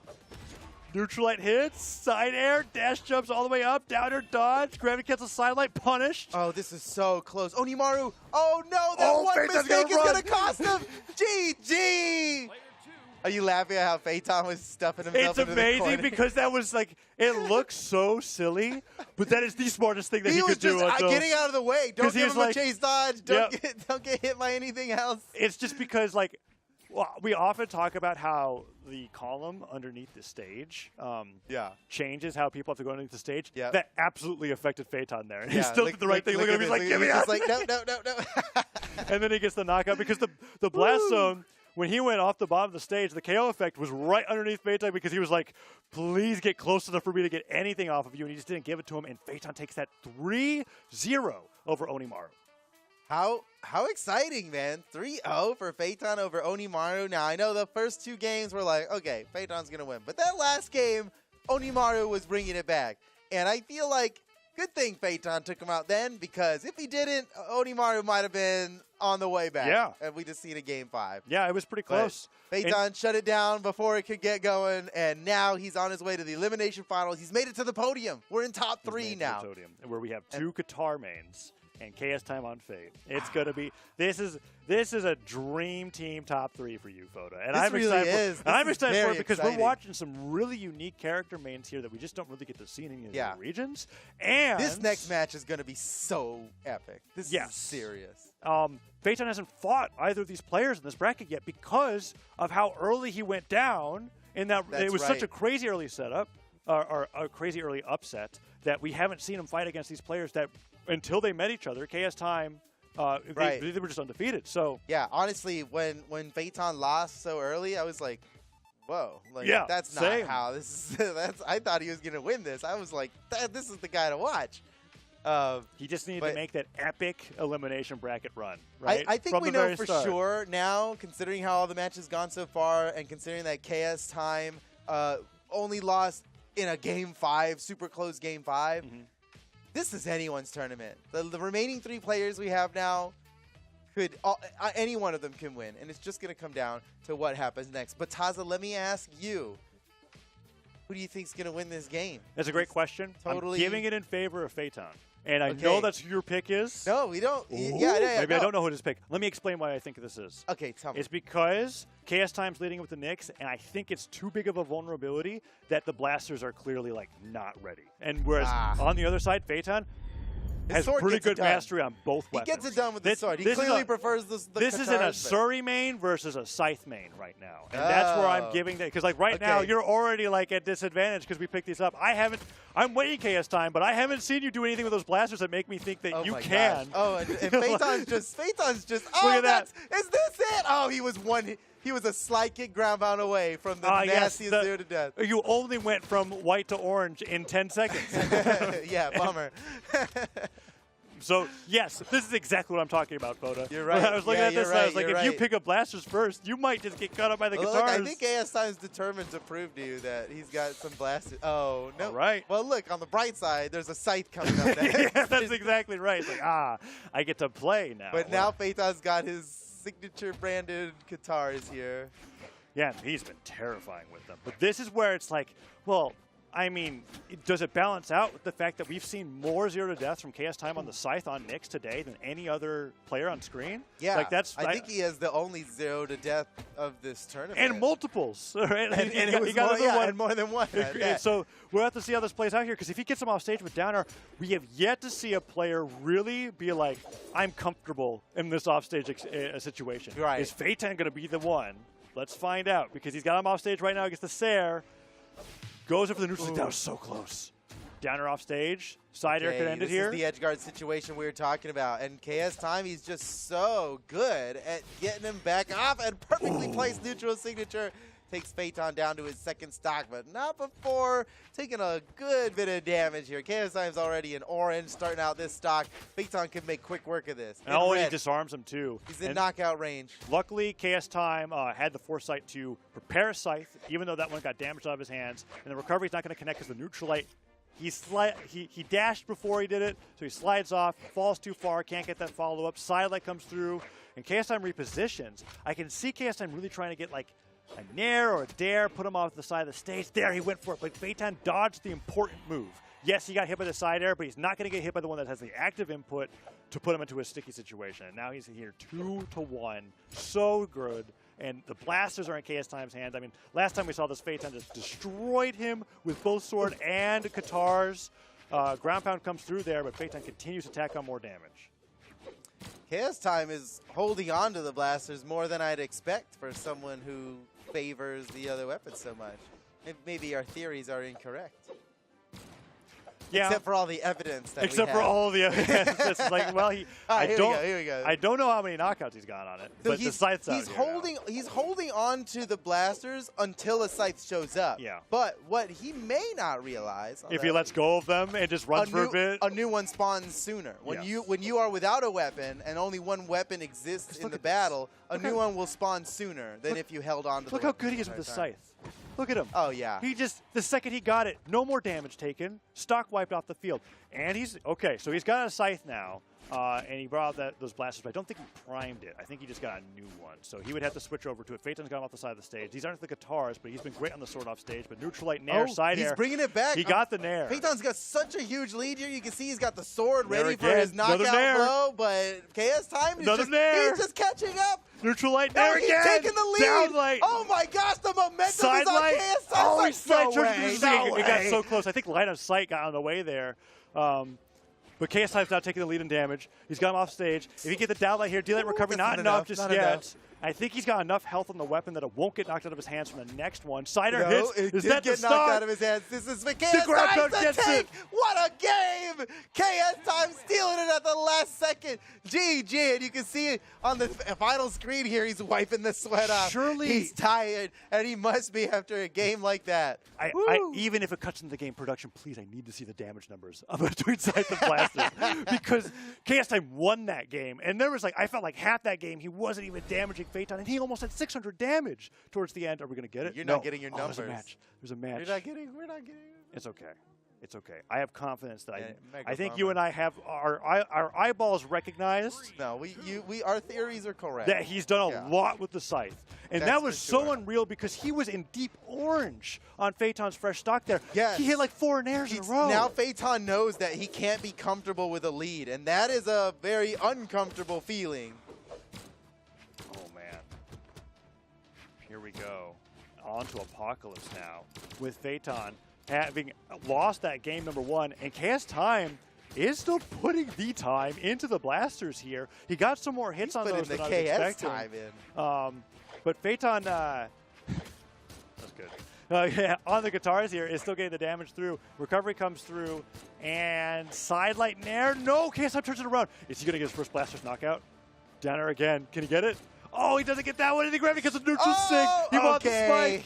That could have been bad, but KSTime gets through with again. Oh, Okay, he gets through. It's fine. It's fine. It has been all blasters. I think you might be right on him trying to be like, hey, my blasters are good for Yeah, this. what are you talking about? And if he gets the stock with this, then I just have to be like, alright, the Nyx is terrifying. Phaeton does get the cider and a dive That'll kick, do it. and that's the stock. Great edge guard by Phaeton there. And just like game 1, KSTime did actually spend that whole stock on that pair of blasters that he picked up from the very start. So now he switched over to the Scythe. Looking to clean up the stock here pretty quickly. 1 neutral light hits, another recovery catches him in the middle of the air, down air, that's it. Stuff recovery effects. Man, Beautiful. that Scythe is terrifying. Beautiful. It's He so didn't even scary. take a tiny bit of damage here. Equalized the stocks perfectly. And he's primed a new Scythe now, so he'll want to wait as Great. long as possible for picking that up. Yeah. That is a KSTime special, that gravity cancel neutral light into pivot recovery. Oh, He's yeah. so good at hitting that. And he lands it so often. It's not a true combo, but you wouldn't know it by watching KSTime. Oh, the Oh, down beautiful. air. He doesn't get the stare, but he got something started. He's reaching above the stage for that neutral air to bring Phaeton back off stage, and Phaeton hasn't gotten those crazy guitar strings. As I say it, down air. Oh, time for a crazy guitar streak. Oh, he avoids He's that. still going. But Nair it did, hits. it did allow KSTime to get back up on the stage, even though he took some damage and he doesn't have a weapon. That worked out well for him. All right, that's the prime Scythe. What can you do with it? 1 down air, down light, Great weapon combo. throw. Wow, Yeah, great I combo. thought he'd go to pick it up again, honestly. Oh, he gets the neutral sig. Not uh-oh. far enough to get the spike, but does get the damage. He is determined to get a Blaster's knockout to shut Taza up. He's yet to get one. And every time he's had them, Phaeton actually You're just right. knocks him out with the guitars. The data. Oh, that's it. That's beautiful. Wait, Okay. 8 defense, saving him. True. One more We'll time. save him again. Oh, he Oh, literally almost did it that again. was- that was- that was crazy. Oh, now the Look Scythe's how coming out. deep in the red. Oh! Oh, that's the first time he's done that. Amazing. Time. Oh, he's feeling the burn on that one. And KSTime has had a lot of success on the Scythe down ground pounds. To get punished like that so brutally, it's got to be a wake-up call. I'm like, okay, I can't just use this as a catch-all edge guard now if I'm going to get dunked by a Suri on the side of the stage. So now stocks are even once again. Dunked on one end, neutral sig gets him on the other, but it's Scythe versus guitar so far. Down air hits, gravity cancel sidelight did not connect, but Phaeton's still trying to get back to stage, and he sidelights off stage, and that's where KSTime wants him. Oh, double down air. Nair, side air, side six just barely interrupted by the stair. Great Yeah. wake up from Phaeton. It's a good thing that Phaeton did that, because that side signature would have knocked him out for sure. So here we are, down to the last stock once again. Man, these fights have been so close. Ooh, that would have been huge. That would have been it. Yeah, he went for a hard read there, just hoping that KSTime would have dodged outward. It happened for Phaeton once before. Maybe it'd have happened We've again. never seen it, and I don't have faith. Oh. KSTime throw the weapon. Oh, There's a new no. weapon spawn right there. Wait, is this it? Watch. Can he D-light recovery? I haven't seen him go for the D-lights yet. It's actually been all down. Oh, Side a sig beautiful hits. side sig for He Phaeton. ducks. He's coming in for the slide kick. Does he have a Grab dodge? KSTime.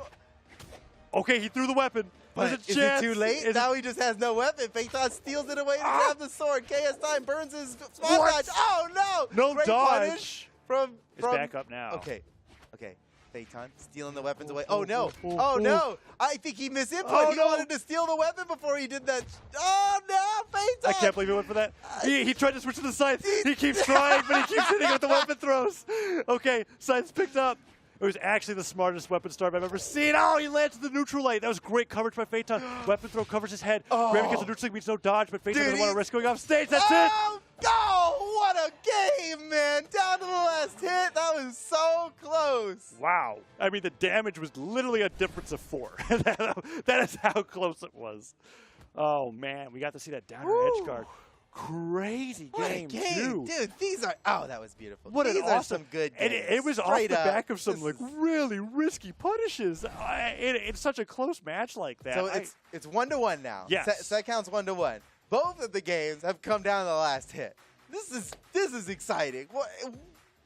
No idea. No way to predict what's going to happen here. We don't. We're just going to have to We're watch going- and see. we're going it to the comes down dome. to how they play it. We know that these players are good enough to beat each other. So at this point, it's who's going to win this tournament. Yes. Yeah. And will KSTime gets the Blasters knockout? I really want him to do it because now I feel a little mean about it because it's like every time he's on it, oh, the double recovery there. Oh, Phaeton man. opening up almost with an instant knockout there off the top. I wonder if the Nair would have had enough on 8 defense Knicks. Maybe not. Yeah, but the I don't damage know. was good. You know what the difference is? This is something I've learned recently. Is instead of double recovery, which is so juicy to go for. Oh, he interrupts him. Oh, the grab. Hold on. Okay, it's done. Continue. Okay, Wait. all right. Oh, the downer hits. The edge guard never stops. Photo. We can't talk about anything Yeah, else. whatever I said Okay. doesn't matter anymore. Okay. You were talking about I was double gonna say recovery. instead of double recovery, when they're at that low, at white like that, recovery, gravity cancel, down light recovery. Oh, that get the might extra have given them distance. just enough distance to get it That is a done, yeah. great point. Okay. Well, so both players survived the scuffle. KSTime on the Blasters here. Still holding on to them. Neutral stick hits. He got it. He got his Wait. dunk. Weapon throw. He Whoa! did it. He did it. Let's go, He KSTime. did it. And he did it in the way that he's been Blasters looking knockout. for. And it wasn't like he got right when Phaeton went over the side of the stage. And that was huge because Phaeton was an orange. And now KSTime could delete the stock. So now there's nothing KSTime can't do. Can't do. That's right. He's mastered it. He has mastered his one Knicks. weakness. We He's have- patched that hole. We have seen that the Blasters now have a purpose in this matchup, and it's actually a terrifying one because That's right, he that was neutral deep red, signature. and this is how much damage Phaeton had when he got hit by that N-Sig. Look, if the only thing you ever did with Nyx's Blasters was land that neutral sig for a knockout, That's a great That's character. all you ever needed to do. Yeah. What are all these other buttons on the Blasters? Who cares? Doesn't matter. Not with Nyx, dude. It's a And look great at that. signature. Surviving. Super powerful. Surviving now that deep in the red from that side air, down air from Sword, sending KSI that high, and he jumps those are max distance jumps coming through.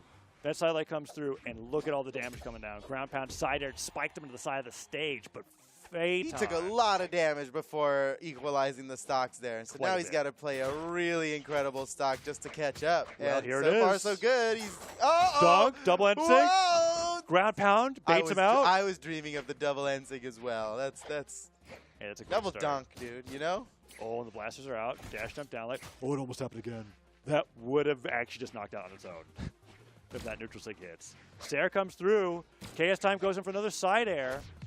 We haven't seen a downlight heavy Blasters playstyle coming out from KSTime, and the guitars are starting to take Right. its toll. You're right. And yeah, amazingly, Phaeton has pretty much brought it back in terms of damage. Ooh, that hit while he was standing on the platform. Down air, another down air. No, doesn't need a side air. Gets him high. That is a textbook example of babysitting. Yes. The babysitting edge guard technique. He's had two ways of doing it, too. The Sarah, if there are platforms on the map, or what KSTime will do is he'll, like, follow them on the stage, let them get above the stage, and then down air them as they're about to touch the ground, and then bring them right back off for a continued edge guard. He's been doing a great job with that. And he's taking the lead here in Game 3. Is it still there? There it comes through.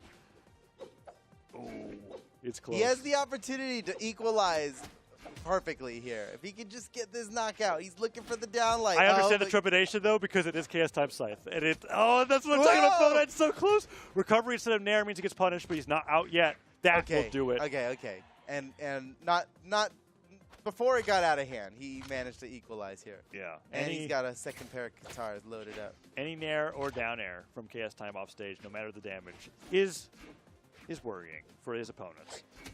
Nice neutralite. Nothing comes off of it. Phaeton, I love that weapon throw down pickup side light. That was really slick. Worked whether he hit him with the weapon throw or not. Man, the set's 1-1. The stocks are 1-1. The their damage is even. 1-1. Yeah, this is like so crazy. Last game had a literal 4 damage difference. It was 616 to 620. It's like, They're so equally matched. yeah. It's a great Great game. Ooh, falling Sair. No, the Sair doesn't hit again. Sidelight interrupted by Phaeton's own sidelight. Both players weaving around each other. Who's going to get the first hit? One off down stage. air. This is where KSTime lives. Neutral He light loves side it out air. here. Can he pick him up with an air here? Okay, No, nice. Phaeton fast falls past it. Phaeton just went up and over all of that, but he can't get through. The edge guard continues. KSTime. Oh, he got it. Okay. That would have been insane. It was kind of close. That first ground pound, Dude. KSTime made a great adjustment there to wait out the ground pound so that even if Phaeton went for a gravity cancel neutral sig, I'm not sure if it would have hit. We got that Blasters knockout there. Let's see it again, because last time what we saw, what KSTime did, or what Phaeton did to interrupt him on this situation, was he neutral sigged here. But that time, KSTime waited out until he was close enough to touch the wall before going for his ground pound. And that was a good, because last time he got burned for going for that ground pound. It just seems like as soon as KSTime gets you off the edge, it's on. And like it's on until you make it back. It is on. The pressure does not relieve at all until you actually get back to the stage. KSTime's gotten Blasters first in every game. It's been so funny to me. It's like you can control it because it alternates, but that first one, I mean, hey, it's been getting better in every game. He got that neutral sig knockout. Neutral light, he goes for the nair instead, but doesn't pivot it.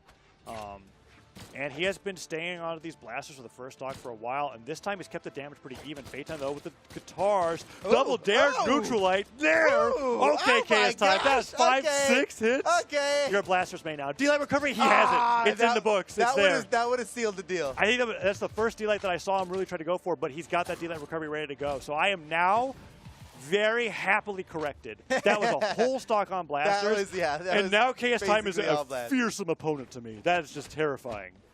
KSTime just, he evolved. He double dare. He evolved to Charizard. He almost double dare, triple nair, D-Light recovery. He almost got it. Oh, is the dive kick going to be enough? Oh, no, Phaeton recovers to the other side of the stage.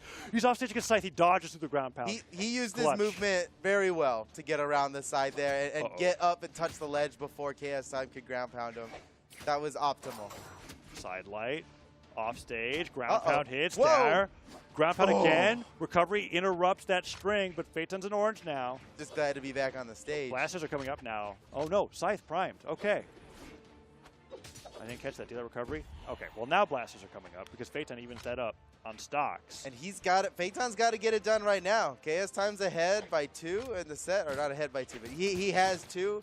All he needs is to win this game, and that'll knock Phaeton out of the tournament and take KSTime up to the grand final. All right, Sair comes through. Phaeton getting too close to the side of the stage there. He's trying to set up those dares again. Neutral light, nice punish. Gets 2 nairs for it. Goes back, dodges through. Scythe picked up. Great dodge. How did he know? He's like so aware of what KSTime wants to do.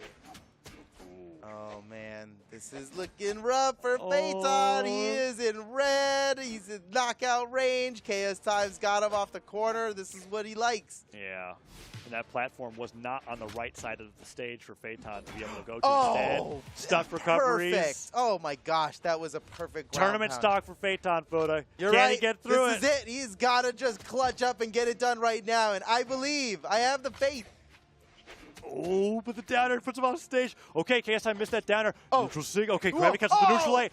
Amazing. Yo, what a comeback. What a comeback. Here we are down to the last stock, That was so sick because there was nowhere in any reality was that neutral light hitting. He was stalling his fastfall to get the spike on the nair. Yep. And he got that stock so early on. The comeback's looking amazing. Opens up with an amazing guitar string. Now is taking the damage lead. I can't believe he's turned it around at this point. Dude, are we actually going to get a game 5? It looked hopeless a second ago. He's just destroying KSTime with the nairs, but KSTime goes off stage. Phaeton goes in for the nair once more. Neutral light into a follow-up would be really huge here, but he switches over to some fresh guitars. Doesn't want to get him knocked off the stage and knocked out of his hands while he's off stage. As he goes there, those guitars are still looking strong. Dude, oh man, this is so close. I think Blasters are up next, and Swords up for Phaeton. Nice job on that pivot dare. Nair comes through. Oh, D-Light recovery would do it, but Phaeton has recovery of his own. The neutral stick puts him off stage. He interrupts him. Silent neutral light recovery. Doesn't hit a KSTime, still the Blasters. Oh, weapon throw pickup. He's gonna finish the stock with the Blasters, Zaza. He's got to. He doesn't have him. Neutral light recovery, but he falls off the stage. It doesn't string together. Scythe picked up.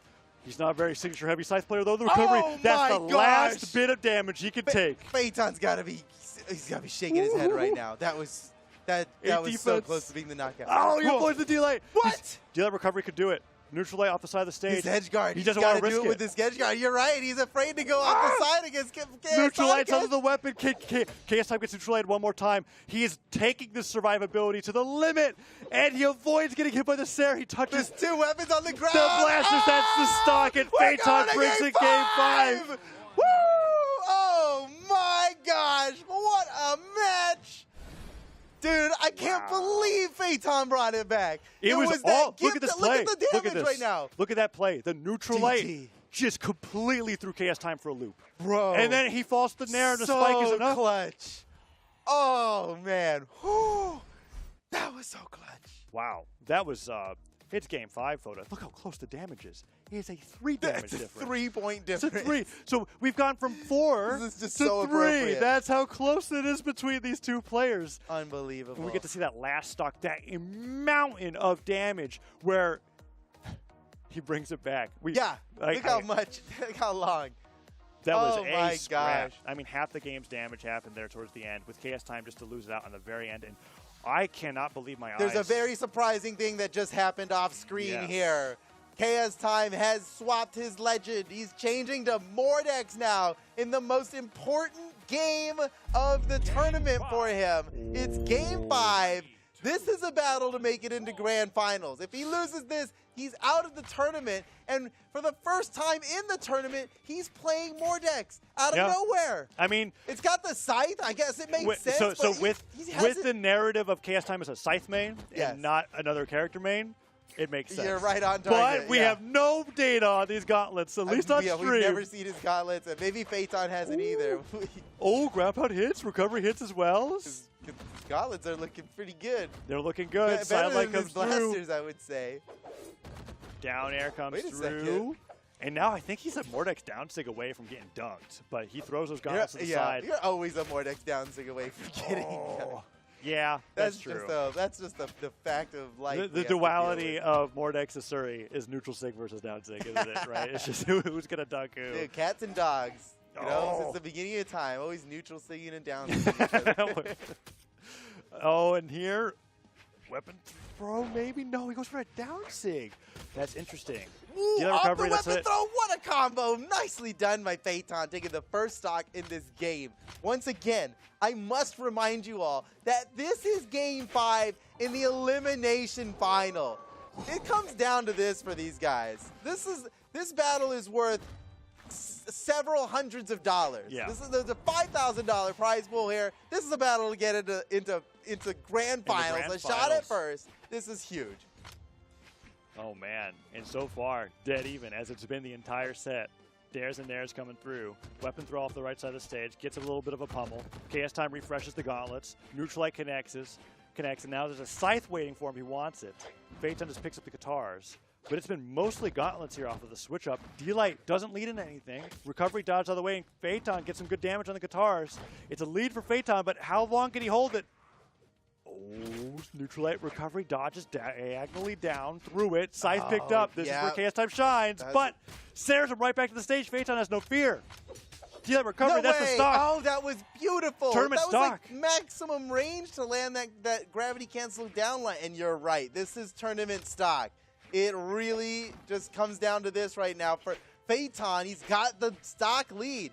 He could just push this lead into every little bit of damage he gets right now is just huge. And KSTime with the perfect sidelight gravity cancel sidelight read. He caught Phaeton dodging, and now he's equalized the stocks. This is it, Taza. Yeah. Elimination finals, down to the last stock. It all comes down. Whoa, whoa. Okay. Oh, All right. Well, that had been too much.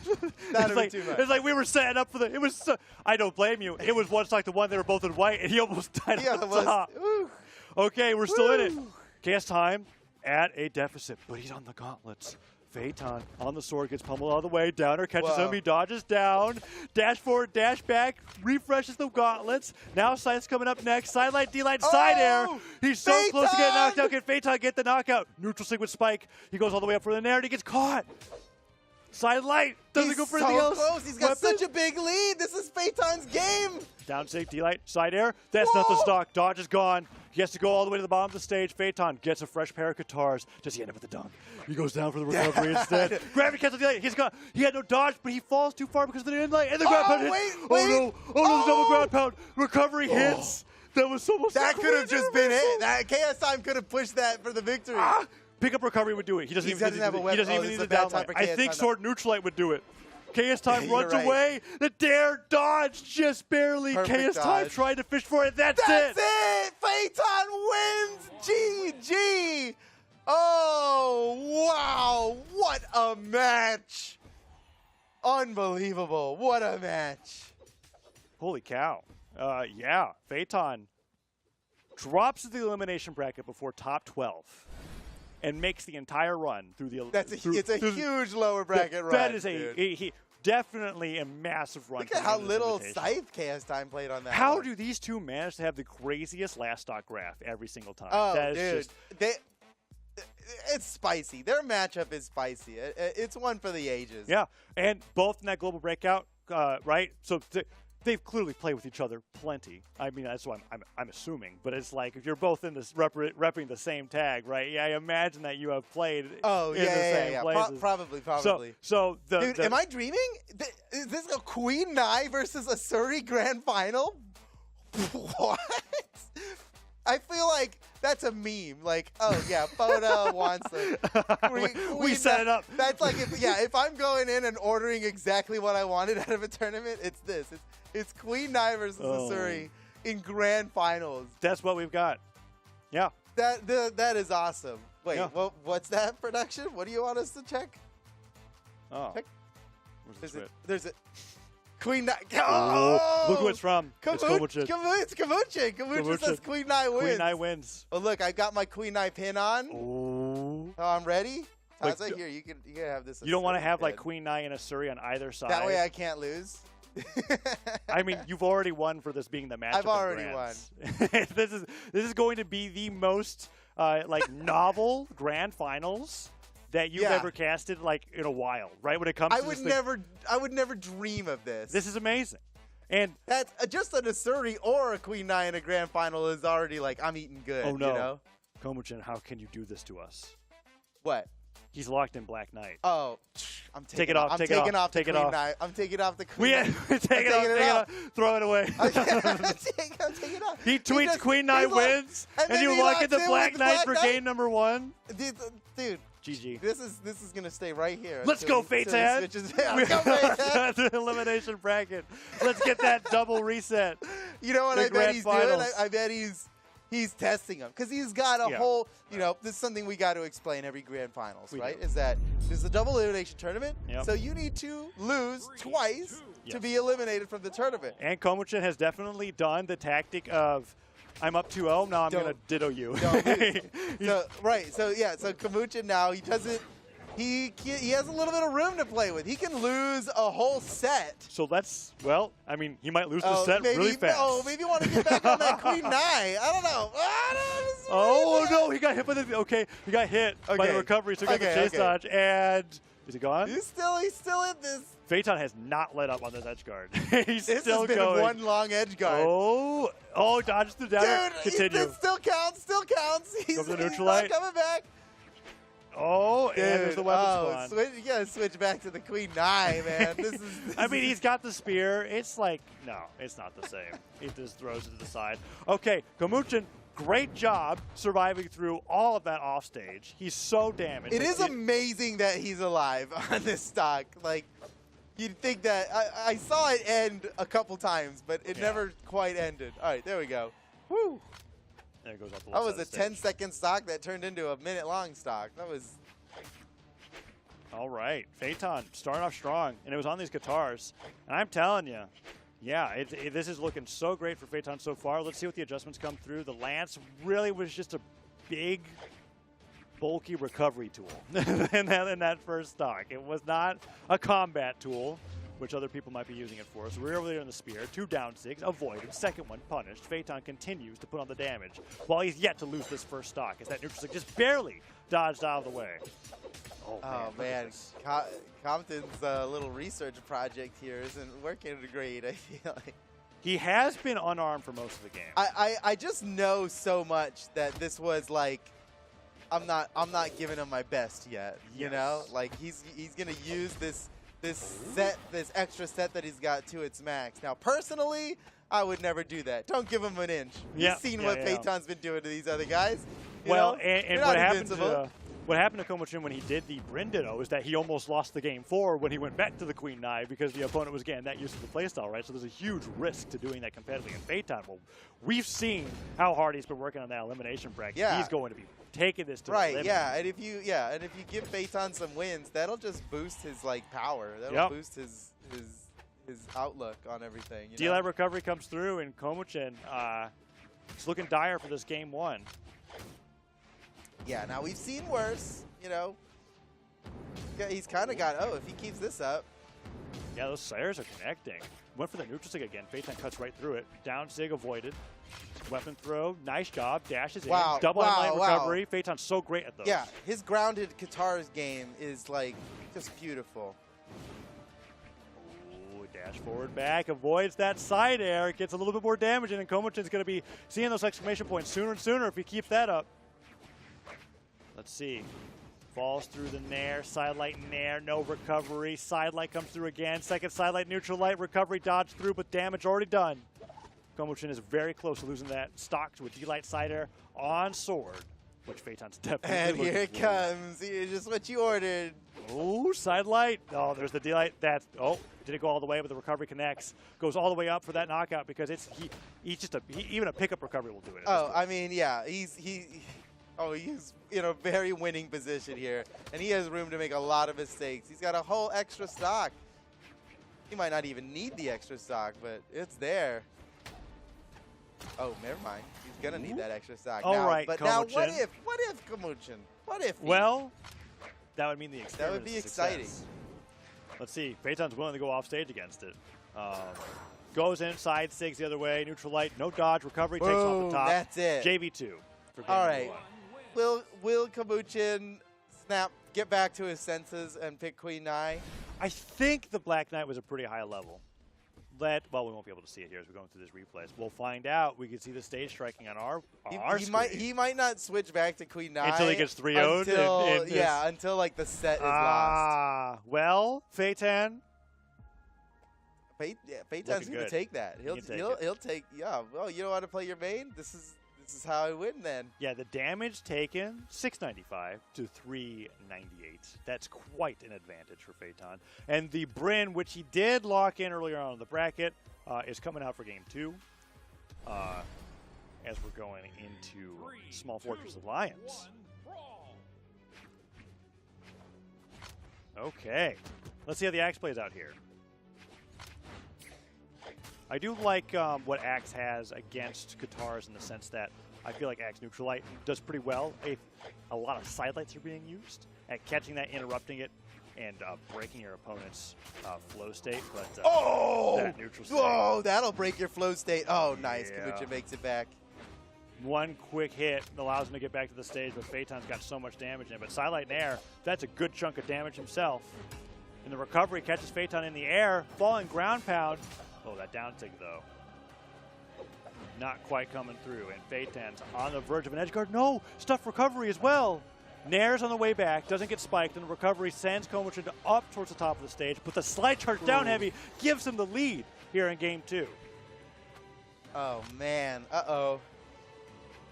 Hey, this is the closest that we saw from his secondary so far. And there is that spear crossover between all the characters that he's been picking. Yeah, it's like Peyton's got to get through like all the little like mini bosses before before the Queen. Like you fight through the Elite Four, and then you fight the champion. Oh no, you just missed Peyton dying in orange down sig. I'm glad I did. That would have made me sad. It's now 3 stocks to 1, and the Axe is really doing a lot. I choose to believe it never happened. Peyton trying to get that D-Light. Komochin knocking him away. D-Light recovery. That will take the stock. Peyton can bring it back here with the Katars if he's able to get another one of those neutral sig dunks that we saw in the first stock, but then close it out. Okay, yeah, this wouldn't be the first time that Phaeton brought it back from this much of a deficit in a high octane match. Neutral stick catches him on the ground. Fall, dashing off that platform. Neutral light. Phaeton cuts through it. Gets the recovery, falling there. Chase dodges through the neutral light. Oh, we saw my gosh. There's a dunk and he gets the down air. No, he comes back to the stage. He gets dared. Oh, no, and he That's gets edge it. guarded. Oh, no. Oh, when Qatar games go wrong, man. Yeah. And I love what Phaeton did. I don't know if it'll get caught in this replay, but I was talking about how Axe neutral light does really good against Qatar side light. So Phaeton chase dodged through the neutral light, then turned around and hit the side light that led to that dunk. Really great play from him there, but that early down sig from Komuchin. It just didn't matter, yeah. you know. Going on Qatars, when you're going for a spike like that, you're trying to take them down to the bottom before they're in red. Using the down air is a great way to do that, but it pushes you down as well. Right. And so especially if you miss, you're in a bad spot. That is an excellent point, and that's a little bit of what we saw going up that game, because that first stock opened up so and that's well. the first time in the bracket that was a problem for him. Yeah. It's that downside of the Qatar edge guards he's never even seen until now. Mm-hmm. It took Komuchin to be, for him to finally get punished. Ooh. Again, I've never Did he seen do someone it this get time? away That with time, so that's many it. neutral light, neutral sigs. That is awesome. It took a game, but Phaeton has perfected it. The Asuris are eating great tonight. Yeah, that down air was so great unarmed as well, even though the weapon throw didn't hit. And look how many nairs are cutting through here. Neutral light, another nair. He waited it out. He had the right to the wrong He had the spaces. right read, and he just missed on the execution. Oh, but that was so brilliant. He still hasn't gotten hit in all this time, just protecting these weapons. Dukovich has just been jumping back and forth, being like, let me land, let me land. And now he's got him off stage. He's at risk of another neutral sig here. Chase dodge up after the nair. Can Komuchin make it back?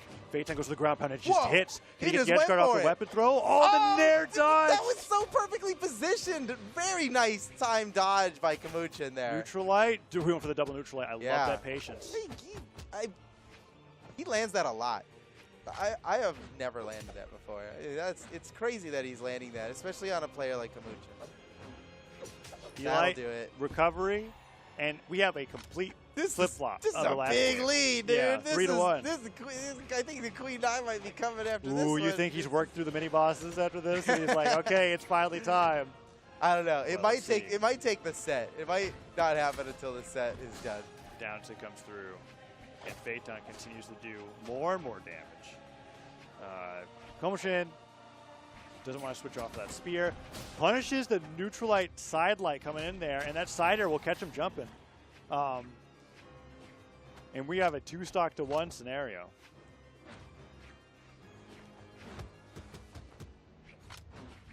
Oh, here we go. Down light hits. Nair comes through. Phaeton trying to get those Nair side light, neutral light, goes to the neutral sig spike, side air gets him. Big. What a huge lead Phaeton has here. I mean, it's like a playground for him right now. Holy cow. I can't believe the last game went the way it did with how hard he's going on this one. Komuchin gets disarmed, but rearmed immediately with another axe. Phaeton's looking for the knockout. He's like one good hit away. Oh, but Komuchin is doing a decent job coming back. I had to remind myself that it is 2 stocks to 1. And the recovery comes through, and that's going to be it off the top. Phaeton brings it to a game 4, 2-1 lead, 1 game away from that reset. 1 game away and from now we find out resetting the bracket. He tweeted out Queen Nai wins. But let me tell you, Komuchin, Bryn doesn't win. But Black also, Knight doesn't win. It is a loss if you go to the grand final reset. That's a set drops, right? That's true. And it won't be Queen Nai that didn't I guess win. it won't be Queen Nai. Yeah. You're right. Oh, but it's there. Okay. Oh, it's over. It's in. Playtime. Hold on, let me check. Playtime is over. Playtime is over. Phaeton takes this down. He beats the Queen Nai in a game, wins this set 3-1, goes to the grand final reset bracket, where I guarantee you that Queen Nai is going to be seen. If Phaeton resets it now over his Queen Nai, Komuchin's like, how do you recover from that mentally? You know? Yeah. Because you can be like, all right, you beat my like sub main. You beat my tertiary and my secondary. Right. But now this is it. Komuchin's on his fabled Queen Nai. Oh, okay. He makes it back. It was a great start from Phaeton. He dropped a little low there. But yeah, so far it's been all Phaeton's damage. So many neutralites coming through. Nair's catching the landings. That recovery breaks up some of the pressure. I am really excited to see both of their Katars battle. Yeah. This is like, I'm stoked. I wonder how they'll match up, because Phaeton's definitely like Qatar focused with the damage buildup, and then he goes with the sword occasionally when the damage gets too high and he can't get the recovery knockout off the tops. But both of their Katars are great. I'd go so far as to say as they are my favorite Qatar players, both of them, for different reasons. And it's going to happen right now. Kamuchin's next weapon is Katars, and the legendary battle begins. Oh, okay, here it is. 2 completely different Qatar play styles now dueling in grand finals of the Japan Invitational, the very first official Japan tournament. Oh, he got him. That's beautiful. Doesn't matter who it is. I can't believe he lands that, man. Doesn't matter who it is. He just tells them, okay, when he's like setting up the scene. Now you dodge over. It's like, when I do again. the neutralite here, you go over here. Recovery, great job. There's like 12 different things that Kamuchin could do out of that neutralite, and somehow Phaeton knows which one. And the tricky thing about it is I feel like a lot of the times players are more cognizant of the I don't want to get recovered more than the second neutralite. For sure. That's why it's like no matter who he's conditioned against, him enough. How many times has he gone for a recovery right straight up? Yeah. And then occasionally just puts it out there and he looks like a genius for it because he gets it every time. He's getting that dodge diagonal in read. Recovery comes through. Phaeton definitely at a damage deficit here. The Katars were looking great against Komuchin's spear. Wow, dodged that down just barely.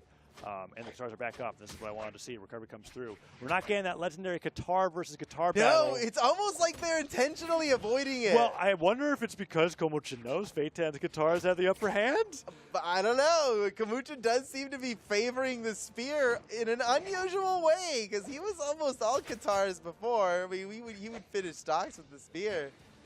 But maybe that's the real final boss. And there's that neutralite right into recovery, right? Yep, He's just like, I caught you. It's classic conditioning. That is a great fighting game technique, you know? You make them believe that you're going to do something by doing it enough times for them to start reacting the way you want them to so you can get the real punish. Oh! The down stick barely doesn't knock out. Phaeton holding on to the stock. Could pick up a new weapon and get the knockout right away. Komuchin's looking for that neutral stick. Catches him on jumped the ground. into it. He's looking for a weapon. He's jumping around, and Kamuchin had the punish for that, locked and loaded. Now Phaeton's got the Katars. Kamuchin has his weapon disarmed from him. Phaeton could just end it right here, but no! Unarmed Nair hits. He dive kicks Komuchin back to the stage with the down sig, bites him. Now he kicks him away. Sword, definitely the favorable knockout weapon here. Komuchin neutralized in a weapon toss. I thought that was going to hit. That Nair sends him so far. So much damage on Kamuchin. Oh, man. Phaeton's looking for those unarmed recoveries now, and it could be risky. This is where we see Komuchin's Katars come out. Sidelight connects. And the sider will get the knockout. Okay, Phaeton, one stock away from the reset here. Yeah. Komuchin fighting to stay in this best of 5. Let's see how it plays out here. Weapons coming through, and I think it's going to be Spear versus Katars once again. Oh, he tried to get the double. Didn't get it. Kamuchin could just as easily bring this to a game 5 right now. Yeah. Oh, wow. Side air. Oh, he misses the weapon throw, though. He did touch. The wall. Okay, and the pogo stop. Komuchin opts for the side stick. I think much to Phaeton's benefit, because I think if the pogo pressure kept up there, that could have been really scary. Double D-line recovery. Oh, my gosh, that's perfect. He chases him all the way up. Down stick avoided, but the damage is in his lead. Phaeton's spacing out these down sticks perfectly. Look at this. He knows the pixel that it ends on. Oh, the recovery cuts through. Can Komuchin get this last hit? Ooh, God, the slide cancel dashes. It's just perfect. That's the start. Oh, we're going to game 5. Game 5. Okay. Sides again, that dodge through read. Great job coming out from Komuchin. We're going to see that neutral stick there. Yeah, just getting kicked. kicking forward, getting hit by it, and he caught Phaeton trying to rush over for that weapon. And now we're going into stage striking for this Game 5 and Grand Finals. This is Game 5. Okay, so the stakes are not the same for these two players in this Game 5 of Grand Finals. If Phaeton wins this, then the bracket resets back to 0-0. Forget anything happened. We fight again. But Kamuchin could just end this tournament right now and be the supreme champion of Japan by winning this game. Here we go. Yeah, and it will be primarily off the back of Queen Nai. That would be such a fantastic performance. And it's also Game if 5. Phaeton won, that would be so cool. There's really no losing for me. That's right. Komo-chan, undefeated in the Japan Invitational. Phaeton, an amazing elimination bracket run. Whoa! He touches. Oh my gosh! The Pokers keep going. 5. Oh, he finally got makes 6. it back. Holy smokes, man. Phaeton, incredible job recovering through all that. But the down. What? The down.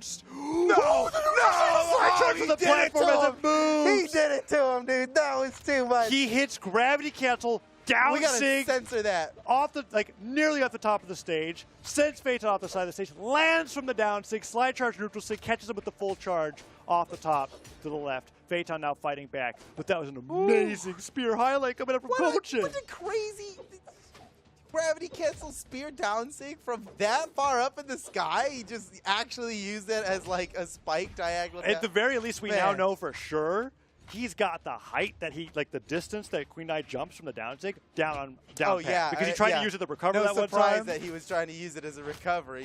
He's got it so locked down. Phaeton's doing great with those double recoveries. Oh, here it is, the Side guitar light, duel. D-light, We yeah. finally. Oh my gosh. Oh, and Komo-chan's giving Dude, exactly this is what a you were looking dream. This for. is a dream. Look at them go. Neutral light Oh, it's recovery. beautiful. Lands maybe with a downer. No, he lands on the platform, but he spikes Just- Phaeton off stage, and Phaeton Yeah. comes right back with the recovery. Oh, neutral sig. That's a good Good punish. punish.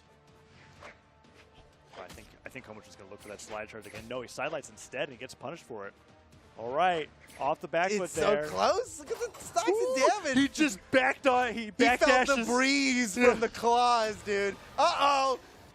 Tournament point. Tournament point here for Kamuchin. He could just win this. Whoa! Oh, that was almost 3 hits here to wish death off the that top. landed. That was so quick.